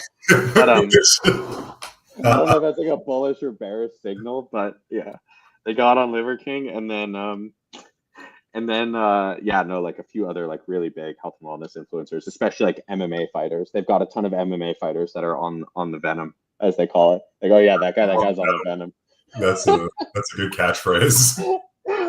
So funny. Anyway, that's wild. All right, that was the long answer. You got the stack, bro. Dude, you got a stack, man. You're putting my current stack to shame. You're on some more out there kind of stuff currently than I am. I take daily L-carnitine. Of course. L-carnitine is essential, right? Fenugreek, methyl blue. Amazing. Fulvic acid, berberine. For nighttime, magnesium glycinate. And of course. Love it. Love it. My vitamin D, my krill oil, which, by the way, was better than fish oil. I was surprised. You can really feel it in your cardio if you're working. Interesting. If you guys want a really, really good old school method, black seed oil. Oh, dude, bro, we're testing thymoquinone, which is awesome. the active ingredient. That's one of the compounds, bro. To show everyone that is absolutely the active ingredient. Sorry, my camera's still blurring it, but it says it all. Wow. Good stuff. Yeah, that is on the docket. That's getting launched shortly. Yeah. I'm sure it'll do phenomenal because like the difference in I judge most of these things based on like how I feel when I'm running, right? Like when I go do cardio, like how does it actually affect me? Except berberine, because berberine has some negative effects for you can't do that before exercise. The best thing I will suggest to any human being that wishes to spend tons of money for these things, NMN. We've already talked about it. Man, this stuff will change your workout game. Oh, %. Like lifting, running, whatever it possibly is. It's great. Will scorpion venom fix my receding hairline? Yo, I don't think anything could save that receding hairline. Sorry, Crow. You just gotta roll with it, man. You gotta roll with it. Come on. What are you gonna do? Yeah. Just take But it. Just take it. we were supposed to launch NMN today. Something got messed up with the experimental data, so we'll be launching it soon. But NMN's actually getting tested. I It look was forward to one of that. the people we're really excited about. It's one of the best. Awesome. So sick. Anyway, bro, we're really excited to run the fly experiment as well with you guys. Congrats on getting that funded too. Can't wait, That's man. already in the works. They ordered it. It's on the way to the fly lab. It looked like the data was pretty inconclusive on the worms, but this is like we both know the stuff works. It does work. And so like excited to see it on the flies for sure. Are you guys doing it with flies where the thing you were showing me where it's going to be the length of height, or are we just doing the regular fly experiments? Dude, we're gonna be doing races too. Yeah. Oh, races, that's what it was. Yeah. Oh, that's exciting. Okay. Yeah, no, we're racing the flies. We are Every week, just right, tracking Benji? it. Yeah, I think it's gonna be like 5 to 7 times throughout their lifespan. So whatever that is, like every 10 days or so. Okay. So Okay. that should be sick. I'm so fired up for those. Just like the idea of like leverage trading and then fly racing is just like, oh, it just hits so many of my like, intellectual G spots. This is what happens when you've been streaming since 9 a.m. Yeah, we're losing it. Can't believe you guys- Unhinged. Yeah. We're unhinged. Man, y'all 5.5 hours of straight streaming. Congratulations, y'all. That's quite the compound. Congrats to you. Achilles, you've been such a legend throughout this whole process, super patient with us. I know that this shit's crazy and like, we've definitely taken longer than we should have and, had a few missteps, but appreciate you like working with us the whole way. You've been awesome. Thank you for everything, bro. I'm so happy you guys are doing so well. And yeah, I will see y'all for fly experiment. Hit me up in between. 100%. Let's go. It'll be here soon, yeah? Talk to you guys soon. Yeah, let's do it. You're the man. All right, legend. See you guys. Bye, fam. Bye. So good. Freaking beast. Such a beast. Such a beast. I'm really curious about the cinnamon. All I can think of, do you remember those cinnamon challenges where people would literally be like, can you eat a whole scoopful of cinnamon and you would choke? Like you would. Yeah, the cinnamon choke. challenge. Yes. I was like, how does he take how much cinnamon? Yo, should we get weird with some cymoquinone? THYQ, it's live. It's live. Let's go. Live. All right. So what do we have left? We have got cymoquinone. We've got resveratrol, aka troll, and then we got wrap. We're rapping with wrap. What a way to end it. What a way. Okay, so 3 left. 100%. Okay, let me update the ticker. Banner's probably the right word. Let's go. I'm locked in. My internet is not locked in. I'll tell you that. It's holding. It's holding. Barely. Too much bandwidth. Okay, I know that I don't think the drug dev for this one can make it, but I know they are super excited to see the results and have been really active in the community. So excited for the results for this one. Yeah, she's been amazing. Yeah. Our only female drug dev? I can't think of another, but a lot of them are anon, so you never really know. I know. I was like, as far as we know, which I do appreciate the conversation we had with Ben earlier, just on like, there's so many, I don't know, interesting ways that you can collect data based on gender in the studies that we're doing. So, I mean, obviously, excited to help accelerate science, but if we can also help female science. Yeah, she's watching. Wait, by the way, just chat, if you don't mind writing in the chat, blue scorpion venom. Should we launch a token with them? Blue scorpion. Do we think that's memeable? I feel like there's not enough scorpion memes in crypto. So good. I'm watching. Thanks for tuning in, fam. Yeah, you got one of the drug devs already shilling Thymoquinone even during his stream. Let's go. Yeah, right before this. Yeah. Definitely looks like it's working so far. Just after a few data points. Let's go. I'll be honest, I love looking at the worm pictures. Should we look at some little I love wormies? it. I love the little wormies. How do they look? Just moisturized, chilling in their lane. So moisturized. Okay, some of the wormies are starting to die. I don't know how this wormy got over here. I know. I was wondering about that wormy. What you doing over here, dog? He's a runner. He's a runner. He's trying to hop the fence. Literally, like, I'm get out. me out of here. I'm out of here. I'm out. I'm out. No, but actually, we were like looking into the images, and Ben said that like some of the time, the food, like the wormies don't like it, and so they try and run away, and so then you can't see them anymore, and so then we can't like take pictures of them because they're just like they're out. They're like, I don't know why you're feeding me this. I don't want it, and then they just like go to the side. So like if you try and give them LSD, apparently this happens, or psychedelics in general. Like the wormies don't like it. They will run away.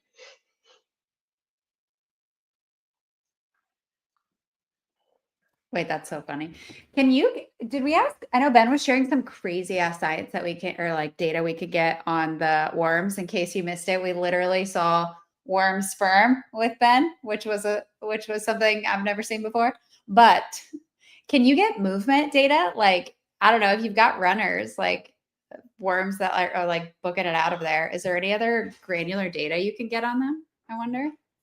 I mean, I think they don't take enough images to track each wormy. I think they would need to take more images because they move so fast that like and the images aren't taken fast enough to like track an individual worm.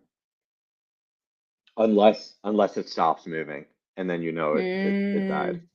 So like if it's in the same spot, multiple images, that's actually like a bear signal. But typically when they're like young and moving around a lot, you can't even keep track of them with the rate of images that they take. So yeah. I see. Anyway, this drug dev has been with us since 9 a.m. 9 a.m. That is dedication. If that isn't dedication, I don't know what is. How would you rate this stream? Just you can give us some feedback. Let us know.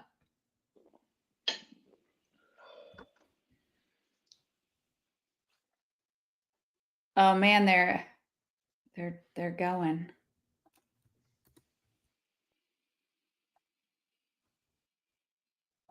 Let's see. How's the feedback on Twitter? Oh, we got the troll drug dev in the chat. Bring him up. On a Friday night. Freaking legend. What's good? What's good? Friday night. How you doing, guys? Dude, it's been a freaking marathon of a day. How are you doing? Thanks for tuning in. I'm good. I'm good. I'm going to need a recap because obviously I'm not as locked in as you guys. 12 hours or whatever it's been. Yo, it's been a day. A lot of science. A lot of science, honestly. Oh, look, we got someone who started the day with us is ending it with us. Crystal's back. It has been a super great long day, but yeah, you have held things up in a good way. So big thumbs up, Gillian and Betty. It's been fun. Honestly, all the people flying in and out has made it like, if you ask me, it feels like it saved you in like a couple hours. Like it's just insane. The conversations that we've had, the science that we've seen, it's honestly flown. It doesn't feel like it's been that long of a day at all. Is it one meal? Is it one meal a day today for you guys? I have some bad news. Just Celsius for me. I'm fasting. Yeah, it's Benji been. ate. I ate one time. I like one. Yeah. So yeah, I mean, I did one meal a day for a while, just dinner, and I'd have like 3,000 calories for that dinner, and then I just felt so sick after. I was like, "There's no way this is good for me." And then it was funny, like there was all the data on that and like autophagy and like time restricted feeding, blah blah blah. And then they had like a paper came out that actually showed that like eating 2 to 3 times a day is actually better. And so, kind of like updated the opinion there. And yeah, Yeah. went away from one meal a day. But I did it for like 3 years. Yeah. Oh, 3 years. 3 Every day. years. Dang. 3 years just Wow. dinner. Yeah. I did it for 1 year, but I didn't eat so many calories as you did. So I had too little protein, so I got skinny on that protocol. So that was not good for me. So currently I'm on 2 meals per day. So that works for me. I think that's much more reasonable. I also think that that you just probably should eat in the morning. Like you're more insulin sensitive. Yeah. It's farther away from sleep. So if you're gonna do fewer meals a day, I think earlier in the day is better. If you're gonna do one meal a day, whatever, then yeah, definitely earlier. I was doing it literally right before bed, like literally the worst possible thing. Dang. Yeah. So Oh. bad. And Did you also like sleep? I don't know, like Did you sleep in bed? I was in my early 20s, so like it was super easy to sleep. Had no trouble with it. Yeah. But yeah, definitely a weird bit that lasted way too long. But oh yeah, so this also was like in a period of time where I was like heavily addicted to peanut butter, and like would just like house peanut butter before bed too. Like it got really bad. Like I was doing 5 pounds a week of peanut butter at my max, which is too much peanut butter for sure. And I would like do it all right before bed because I didn't eat till night.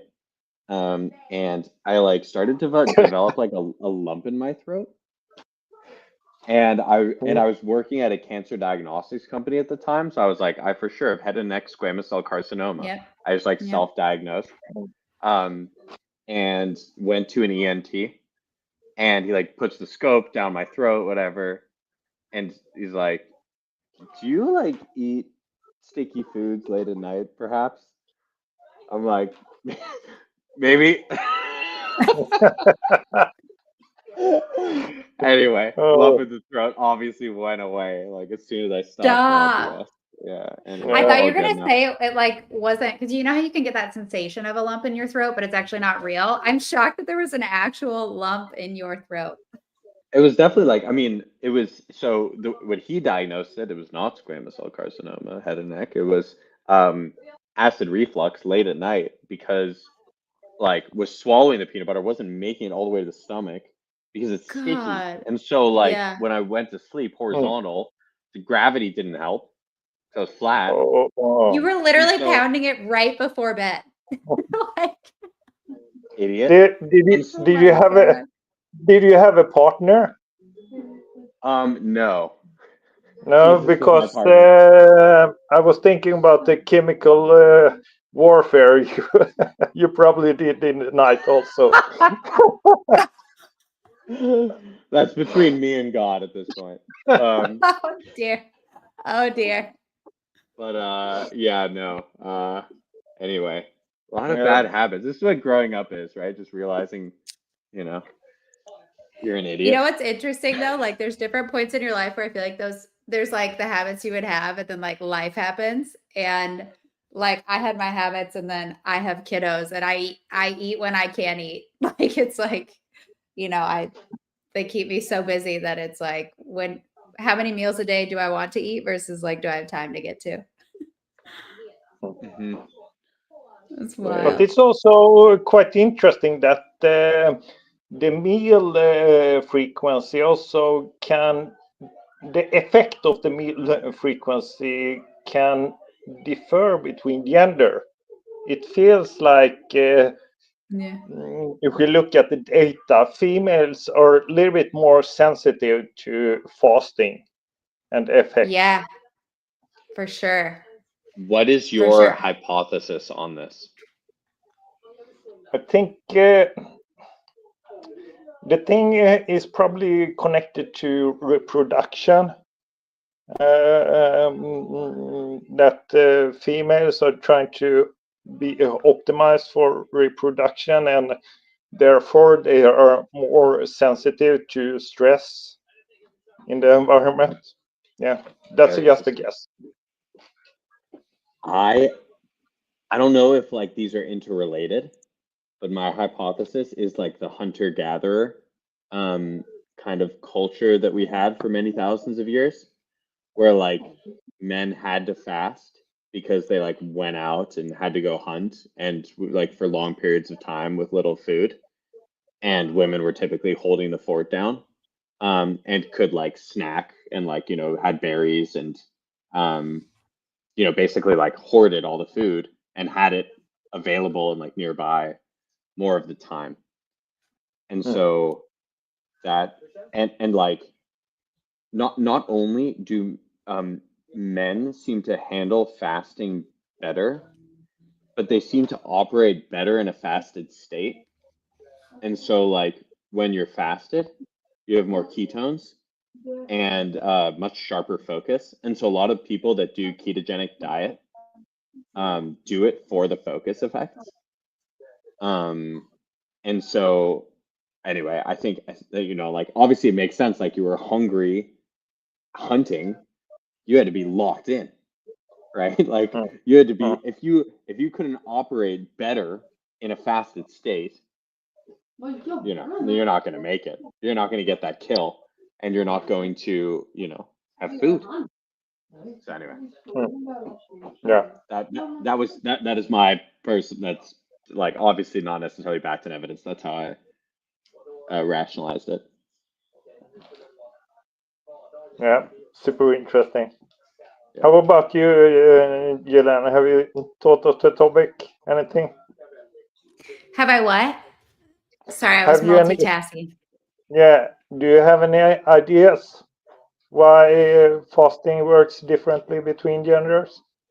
I honestly, I have to agree with you, Krister. I think it is like the reproduction part. What's like really interesting is, like I mentioned, I have kids, and so how like I could never be in a fasting state when I was pregnant because I would immediately feel like really, really sick, really weak. And like my sensitivity to fasting when I was pregnant was far greater than it is like not expecting. But even at like a baseline, I think your body's like constantly optimizing for that. But yeah, I literally almost like never had an empty stomach when I was expecting because it did not, I couldn't do it. I would be it would make me really, really ill. So it was just like, there always had to be something.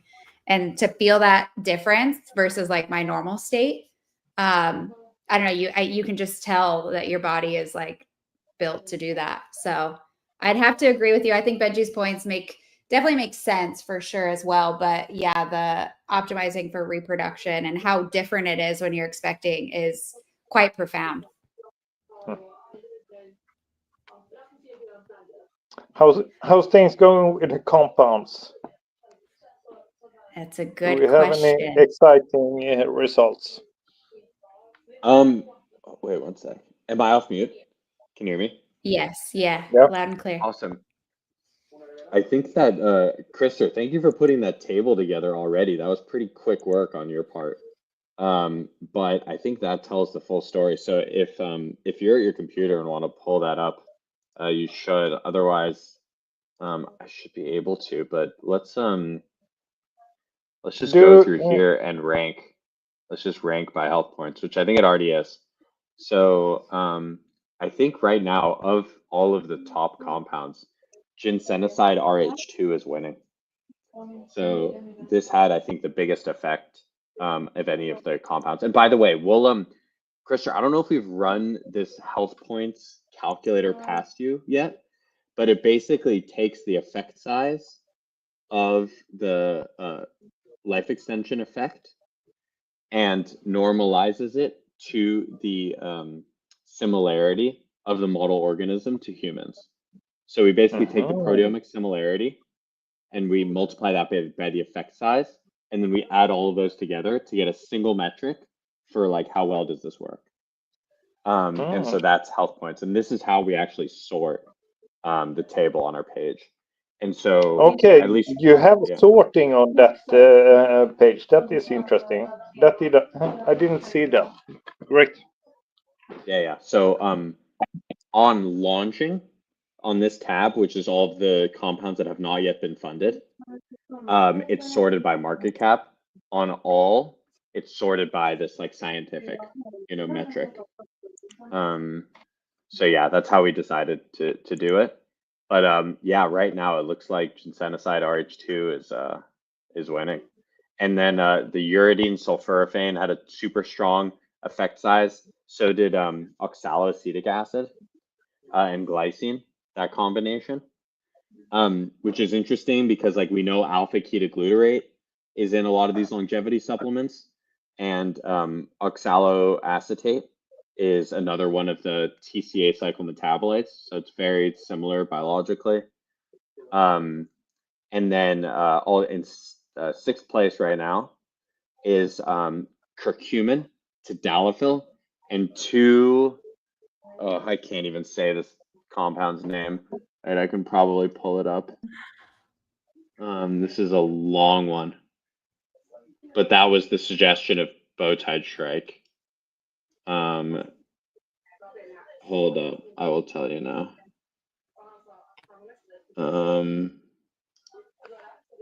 Or maybe not. Might take me a bit. Hold up. But it's like 2-hydroxypropyl cyclobeta-dextrin, something like that. Oh dear. Yeah, no, that's literally the name of this thing. Mouthful. Wow. But that is in sixth place. That was the suggestion of Bowtie Shrike. And then also we've got EGCG and urolithin A as a combination is in eighth place.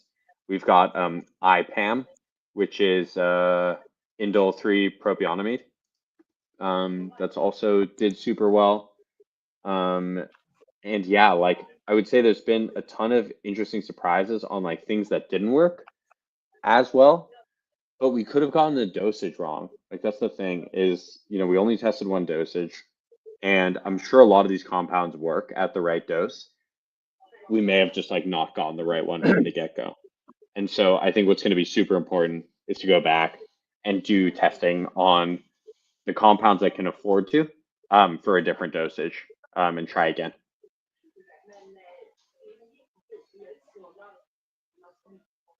Anyway, super interesting stuff. We now have the longevity leaderboard. Like this is so exciting. Like we envisioned this for so long. And now we've got like a proper longevity leaderboard, which is really exciting. Do we have any new kings? We do not have a new king of the pill quite yet. At least none of them have proven to be. Ginsenoside RH2 came the closest. So I think rifampicin was the highest at like 33% lifespan extension. And ginsenoside RH2 got 28%. So it was about 5% short.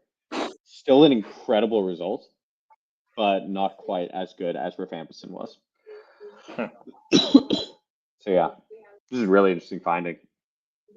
Absolutely publishable. I don't know if it's been published on. I was going to say too, maybe at the end too, we can recap which ones are moving forward to flies and have funding for fly studies. Because that'll be cool to see as well. 100%. So some really interesting data. This is super exciting. I mean, like, obviously, like, you know, a lot that were inconclusive or like not as good as we hoped them to be, but that is why we're doing this, is so we can rank these different compounds and, like, you know which ones work and, you know, which ones work less well. And again, like, you know, this is just worms, it's not humans, so everything should be taken with a grain of salt. But yeah, we're doing it. Do we have? We're doing the thing. And I heard some people were a little bit sad because their compound did not work. But I think it's good to just point out once again that because if it doesn't work, it doesn't mean that another dose protocol does not work, and it can also be that it doesn't work in worms, but in flies and humans. And research is about learning and doing this process, iterating and trying to hit the bullseye. So Exactly. yeah, we're doing this journey together. So Totally. And so yeah, like I'm so with you, Krister. Like, I think we need to be super careful about like taking one bad result and extrapolating that. Like, some of these compounds that didn't do as well may actually work very well in worms. We just got the wrong dose. And some of these compounds may not work in worms, but absolutely work in people. And Yeah. so I think a big part of this whole process will be, number one, dose finding, but number two, understanding what the best experiment to run is. It very well may be that like some compounds we should not be testing in worms. Like, it's a waste of everybody's time and energy, and it actually reflects poorly on the compound because we know it will not work. And so enabling scientists to basically determine their own kind of like course of action for the experiments. Like, do you want to go straight to flies? It's a higher burden to get there from a funding perspective, but it might be the right way to go. It might honestly be the right way to go. Yeah. So hope that makes sense. Okay. Yeah. And also regarding the current price on the different tokens, even if something falls very low, I think if I remember, you showed melatonin, which got a good result. The thing there is, it reminds me a little bit of Warren Buffett. He was like trying to find low value investment and then go in and invest in those things. So sometimes it can be good that things go down and create opportunities for others to go in. So yeah. 100%. We just had a bunch of people too from the community join. So feel free to come off mute and jump right in. I know that is the troll study underway. Yeah. Here we go. Indeed. Here we go. Mary, Let's go. glad to have you. Here I am. Let's go. I hope you can hear me. Yes. Welcome. I really look forward to see the results here, actually. Because I don't have my computer with me, can we see the drug concentration? Yeah, so I'll tell you, it's 100 micromolar. Okay. Of because I remember I tested. I gotta figure out what's what. Because I tested 50 micromolar and I guess 100 micromolar on flies, just resveratrol, and it was showing an increase in longevity. So I look forward to see if this concentration and the combination of two will give the same results or not. Because as far as I understood, I was following the first one, and it seems that there was not an increase in longevity, while there was someone suggesting, and a paper was published showing an increase in longevity, right? With 200 micromolar or something. Yeah, let me see if I can find the dosage for both of them. So they have two different concentrations. Well, yeah. Okay. Yeah, because you have a different concentration for each of them. So with resveratrol. Raheem, are you the drug dev for this compound? Sorry? Oh, I was seeing if Yes. Raheem. Nice. Yeah, I'm here. Yeah, I am the drug dev control. Excited to see how this goes. As we've mentioned, this is science. Anything can happen. Definitely. Anything can But happen. we're in it for the long haul, right? We've got the fly studies funded, and we saw what happened with Riff and Euro. So let's see.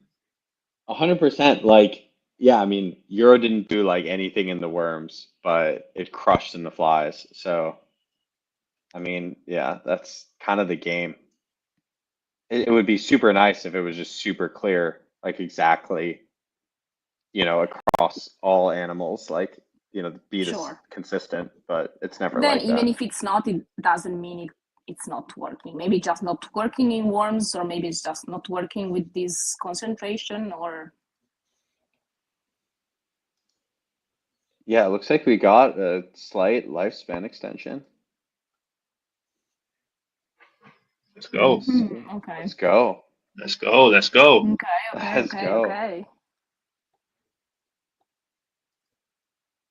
It looked like it got as high as like 8% toward the middle, but ended up at like 2 to 3%. So definitely didn't kill them. Let's go. Yeah, that's okay. Wow. Okay. Huge. Yeah, I will. Let me get back to you on the concentration of both. I'm sure 10 micromolar is probably what we did for resveratrol, but I gotta find the berberine concentration as well. I don't know. I'm trying to think if the lab sent us that data. I'm sure they did. But yeah, let's go, guys. Congrats. Oh, I'm really happy. Let's go. Do you remember in the flies what life extension percentage you got, Maria? No, I don't have it in mind now. I'll check. It was not maybe huge. You just got to share the alpha with us so we know to make sure to get the right dosage. Definitely. Yeah, I'll send you the results. Yeah, please. Maria.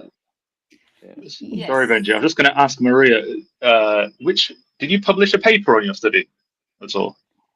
Yes. I mean, I've not put all the molecules I've tested. I just put one that was the best. Yeah, so I was referring to resveratrol. Is it from which university was it? I was working in the University of Paris. Now it's called Université Paris-Cité now.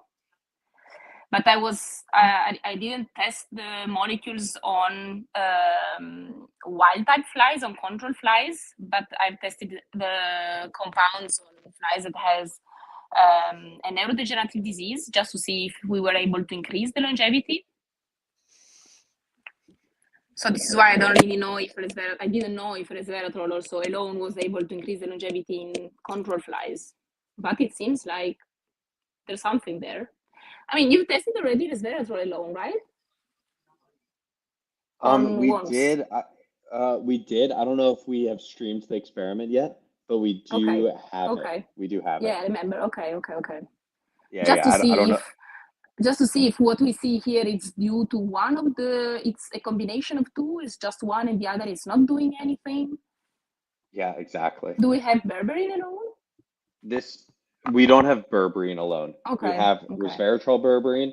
We have berberine with a bunch of different compounds. Yeah, I remember. Yeah, okay. But, and resveratrol alone. And we do have resveratrol alone.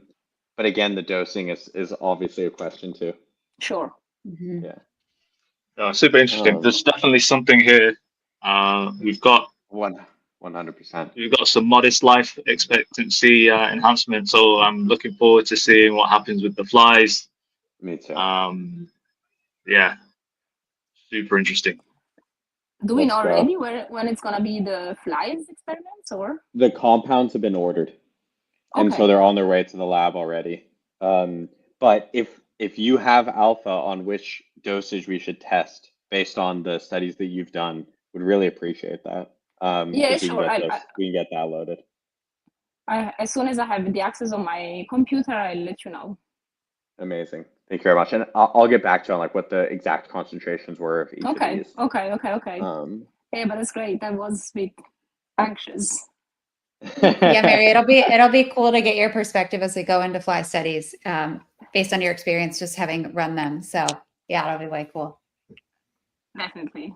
We'll have lots to talk about. Yeah, we do. What about the others? I was not really able to follow all the stream. Is there something that was really huge? Yeah, if you just go onto our homepage and click all, everything is rated by how well it did. So this is the new this is the new leaderboard, so to speak. At least from the worm data. Yes, I see. And so yeah, check that out. And yeah, I think there's a lot of interesting findings. Definitely unexpected. Yeah, a lot of surprises for sure. Yeah, it might be interesting for us to do like a follow-up space where we like just recap. Get into it. Like the learnings, the things that we saw, the things that were interesting. Because I know it was a lot to follow the whole stream today, and we had the luxury of seeing it all. But yeah, for people like giving them a highlight reel, would be cool. 100%. Yeah, it's like drinking the fire hose all at once. Like so much information. Just like, okay, we need to take a beat here and like actually analyze it all, and we'll summarize it so that it's much more digestible. But yeah, lots to talk about for sure. Lots to talk about. Cool.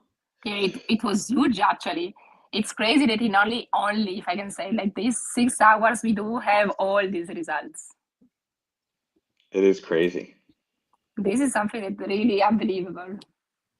Yeah. More to come. Oh yes. But yeah, so these are the ones that we have not yet streamed. We haven't streamed rapamycin yet, but that will come today. NMN and resveratrol.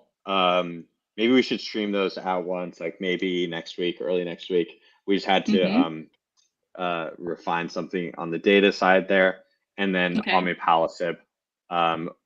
Maybe we could launch that next week as well, depending on what dosage we decide on there.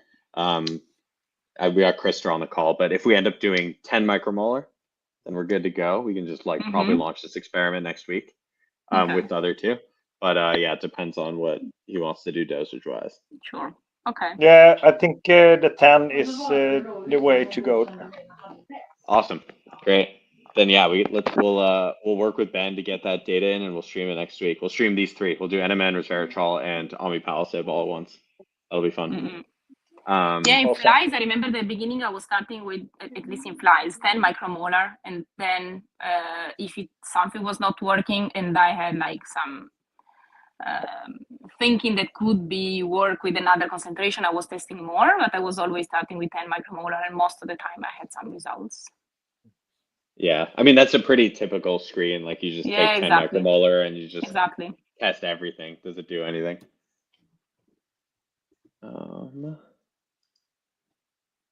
Wait, I think I finally got the right file open. Okay, so it was 10 micromolar berberine, 50 micromolar resveratrol. That's what we tested. Okay. So yeah, if you have any recs to change for the flies, 100% we'll do that. Okay, sure. I'll send you. Cool. All right, I think 3 minutes until the wrap experiment. The last one. Last one. And then we got to get the hell off camera and go do some actual work.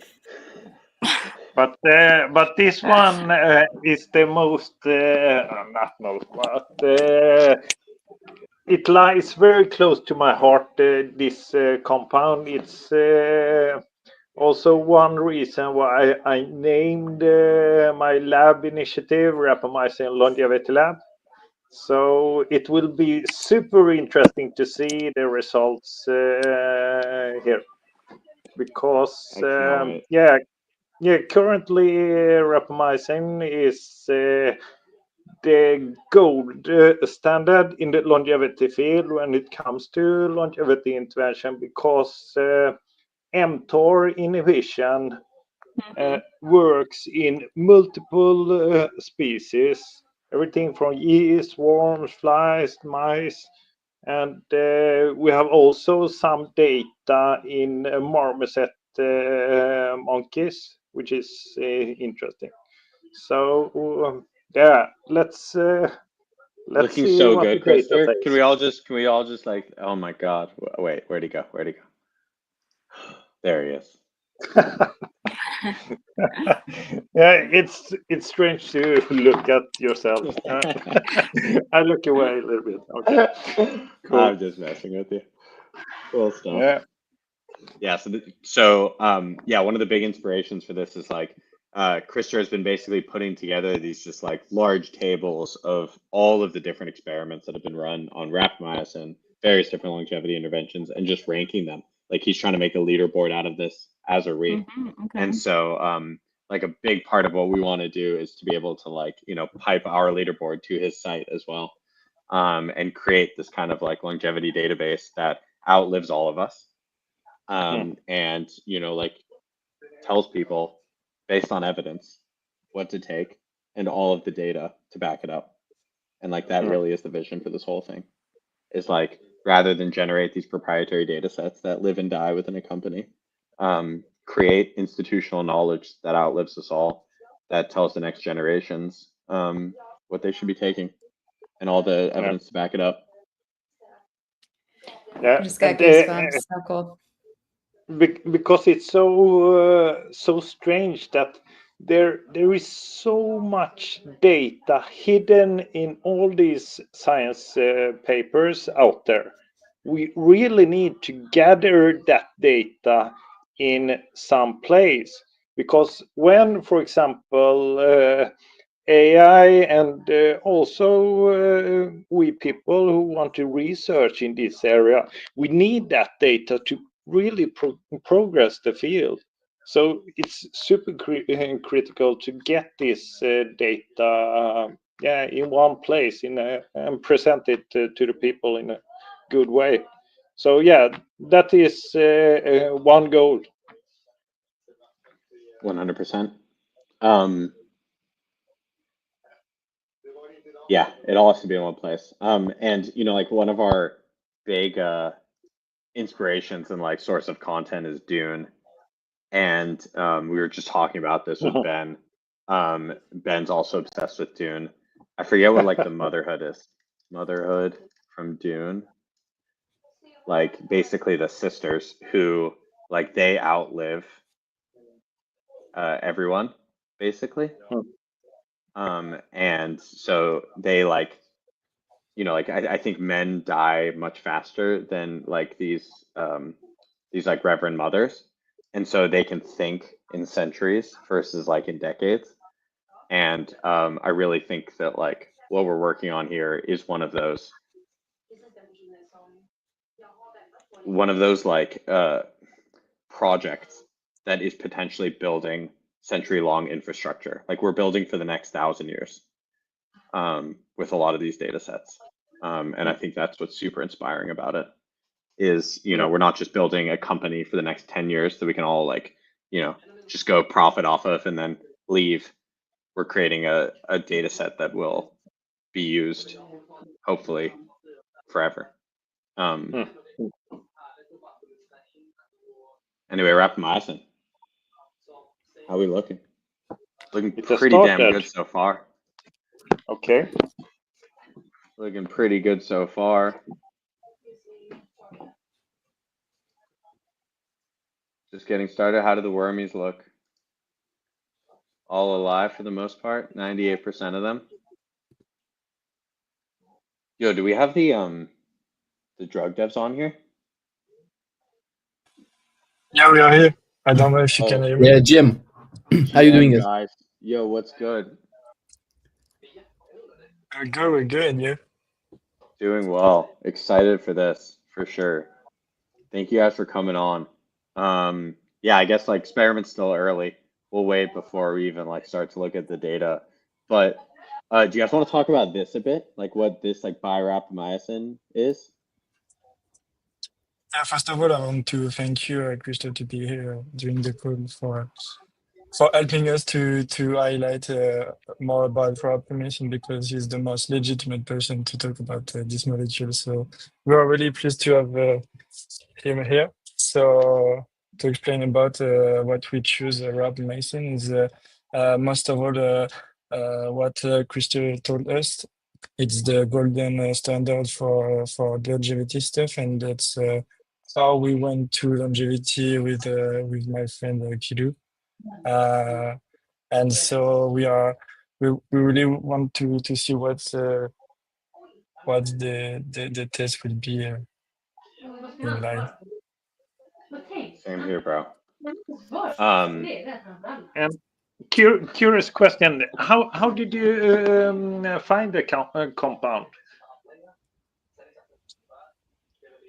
We were like looking for doing our part to the DeSci ecosystem. First, when we saw PumpScience launching Riff and Euro, we were pretty stoked to see what would they bring to DeSci. And with Kilu, we have we are into longevity stuff from our part by doing like most of good nutrition, well supplement, and I love the part when Benjel you talk about everything that you took in one day. That was pretty interesting, and thanks for the compound. I noted most of them, and to to respond to your question, you have to do blue scorpion venom because we really want to see what's going on with this compound. That's crazy.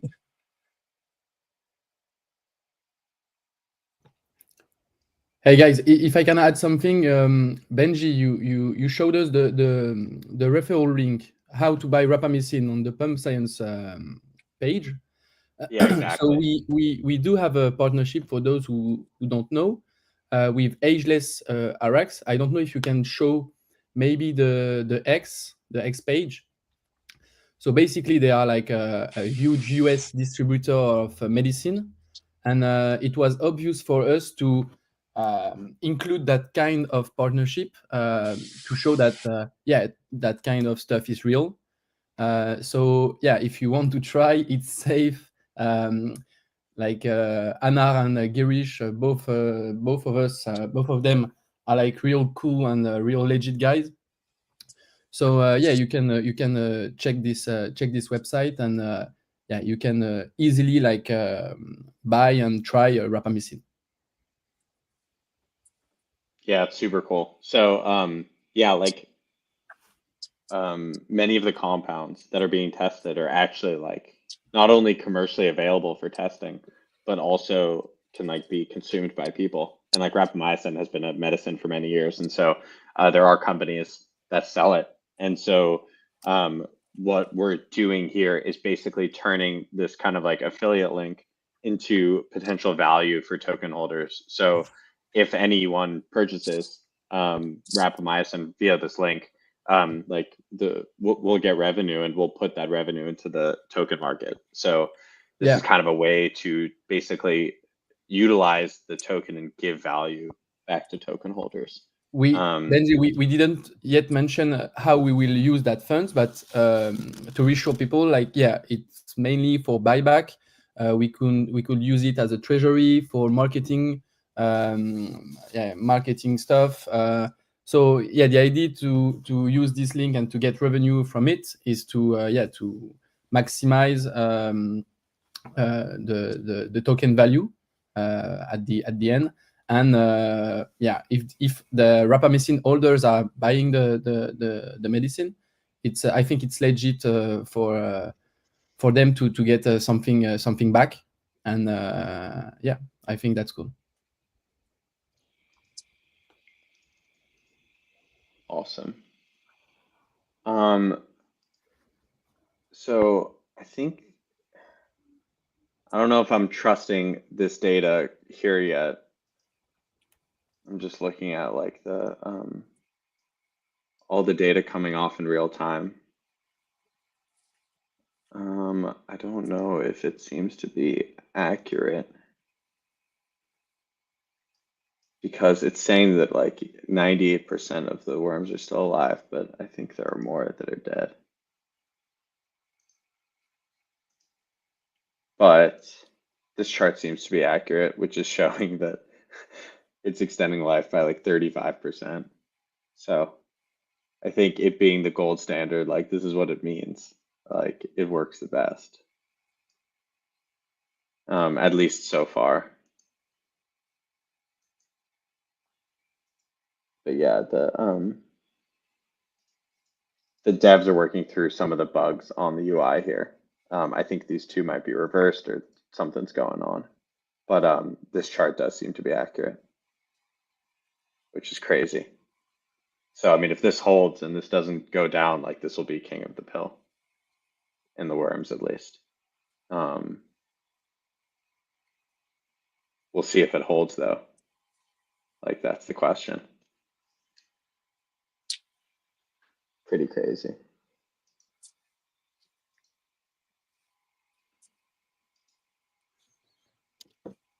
So I also wanted to know more about the PumpScience team. Are you happy with the launch and everything going on? Because I think that you did really well the next in the few weeks. So because we don't talk most of for the team and on PumpScience behind the project, we only talk about the molecule. But how you feel about it? Are you happy with what's going on? Just on the platform generally? Yeah, about the launch, everything going smooth. There is no much delay for the worms and the launch. That's I think that everything's going pretty well. I mean, look, like I think this is incredible personally. Like we're seeing something revolutionary, which is, you know, a tokenized R&D market for the longevity field that's completely open and, you know, within a few days will be completely permissionless as well. And so, you know, I mean, like I just want to be like humble about this opportunity, you know, like we have the vast majority of the work in front of us, but I think what we've accomplished is incredible, but you know, we just have so much more work to do. And so much of the credit goes to you guys, you know, the drug devs and, you know, everyone else involved, like all the labs that we're working with, that like, we just don't want to take any of the credit. Like, if the launches go well, like, you know, we were just a small piece of it. And, you know, we just put this idea out there and others actually took the idea and made something out of it. And so, yeah, I just want to be humble about it, but obviously, like we're super excited to see where this goes. Like this could be absolutely revolutionary, and you know, I think what you guys are kind of showcasing with this, you know, affiliate code and actually linking the tokens with the product is super interesting. Of like now we can bring net new value on chain as well to support the R&D market. And so to me, like I get very excited about that as well.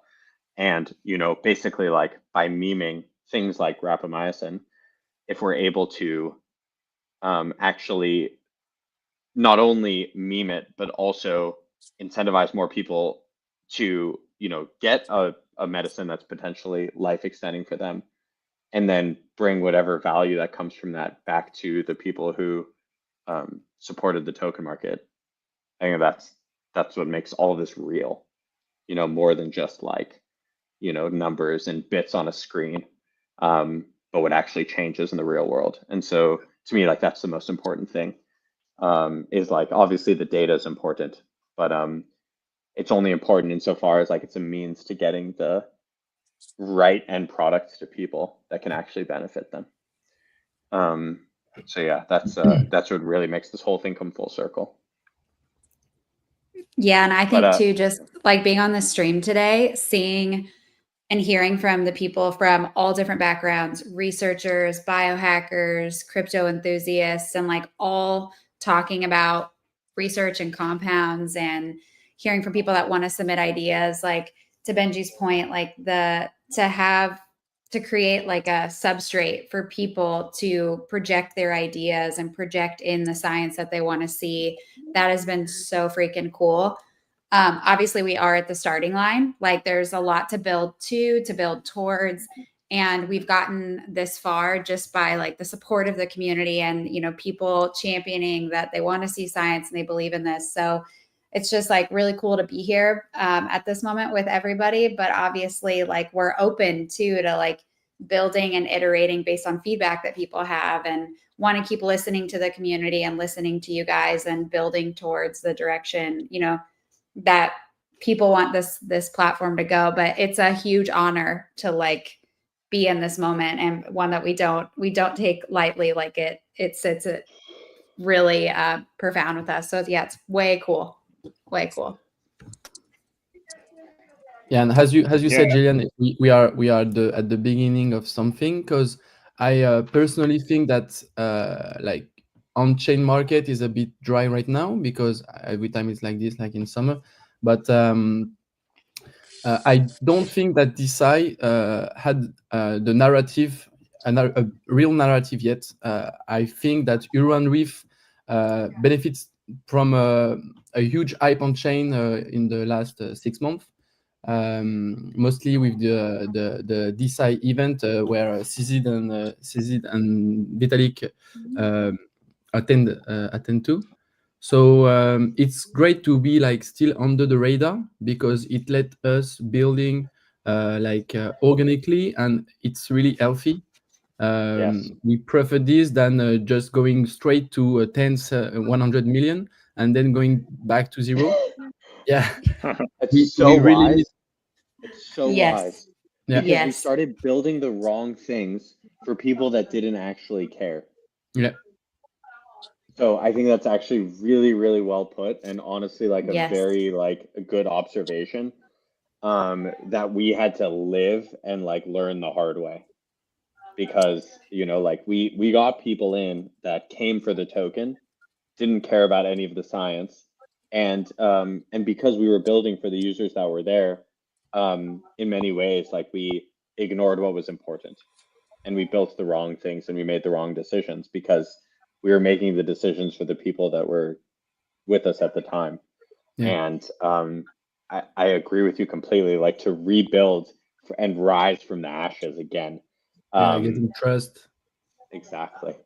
Getting that And- trust, we have to do it from people that like that truly believe.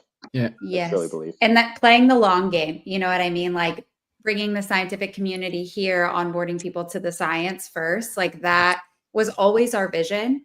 And people that we've talked to have, you know, been like, can you really do that? And I think this stream today was like a testament to that. Like, the people who joined and popped in and out of this stream, like I've said this already today, but by far, like, everyone on this stream is way smarter than me. And like, that has been like, we can do it. We are doing it brick by brick, bit by bit, for the long game. And you put it so well. And it's really cool to have this full circle moment and end up in, Benji and I always say, like, the hard thing and the right thing are the same, and often the same. And like, this community that we've built is a reflection of like focusing on the right things. That it might have been, you know, harder, but definitely right and will endure. And yeah, just focus on the mission vision is it's been hard, but it's worth it, you know, to see today and to get to this moment and just be at the starting gates of what we know is like revolutionary for science. So yeah. It's been fun. Because I've been in Web3 like for 5-6 years now, and we all know that a lot of like projects, a lot of LARPs, a lot of fake stuff. I truly believe that DeSci, if it's in the correct hands and with the legit people, it's maybe one of the most interesting and legit and promising stuff, because we really like can bridge the Web 2 with the Web 3. We can really build on top of it. It's not like pure air. It's you can really do something. So Yeah, I think we still Totally agree. at the starting block, but yeah, it would be great if we start something big. And Ladies and the thing with you guys at Eternal Labs is also that if we look, for example, at the Ageless RX referral link that you have there, that company, Ageless RX, that is not just a random company or a scam company. It's a really serious big company in USA who focuses on providing rapamycin to people who are interested in longevity, and they are doing it in a professional way with the physicians and things like that. So yeah, super great partnership you have created there. Yeah, thanks. I can take a moment to just like jump in here and speak to that as well. I think we're super excited at ARX to have this type of a collaboration. A lot of what we do is run decentralized clinical trials. We have over 40,000 patients across the U.S. We try to publish papers and advance the science, and this is the engine, right? Like a lot of the compounds here are supplements or FDA-approved repurposed interventions. These are things that are actionable. A lot of the times have decades of safety data behind them. So if they can be used in a way that's safe and effective and can, continue, we can collect data on how it may be enhancing health span, not just in worms and flies, but all the way up the pipeline. This is something that's extremely transformative, and especially because, it typically takes 5-10 years, billions of dollars to really prove these things out. And no pharmaceutical companies right now, at least, are going to be paying very close attention to these interventions because there's just the dollar sign trail is not there.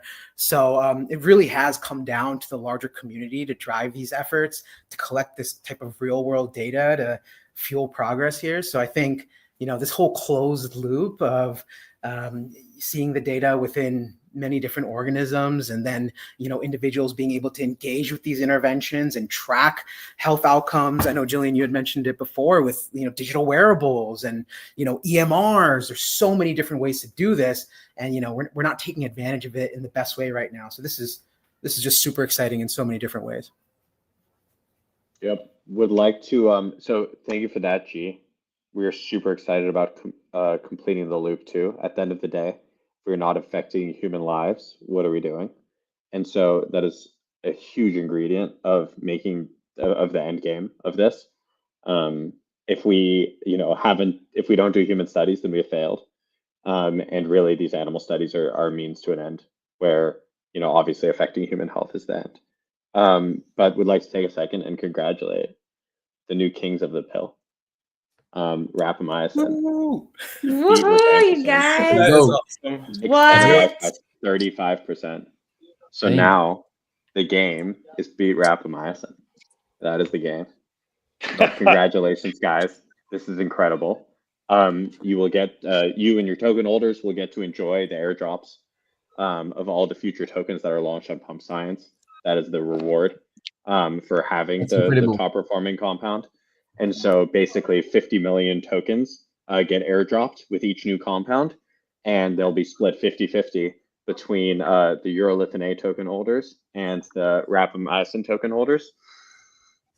And so we have some more fly experiments coming up. So, the dethroning Euro is absolutely on the table. But yeah, rapamycin is now the one to beat in worms. I must just say one thing, because this what has happened now is a historical moment, because the best recorded medium lifespan that I have seen on rapamycin in worms, it's 27% in median lifespan, and this beaten that.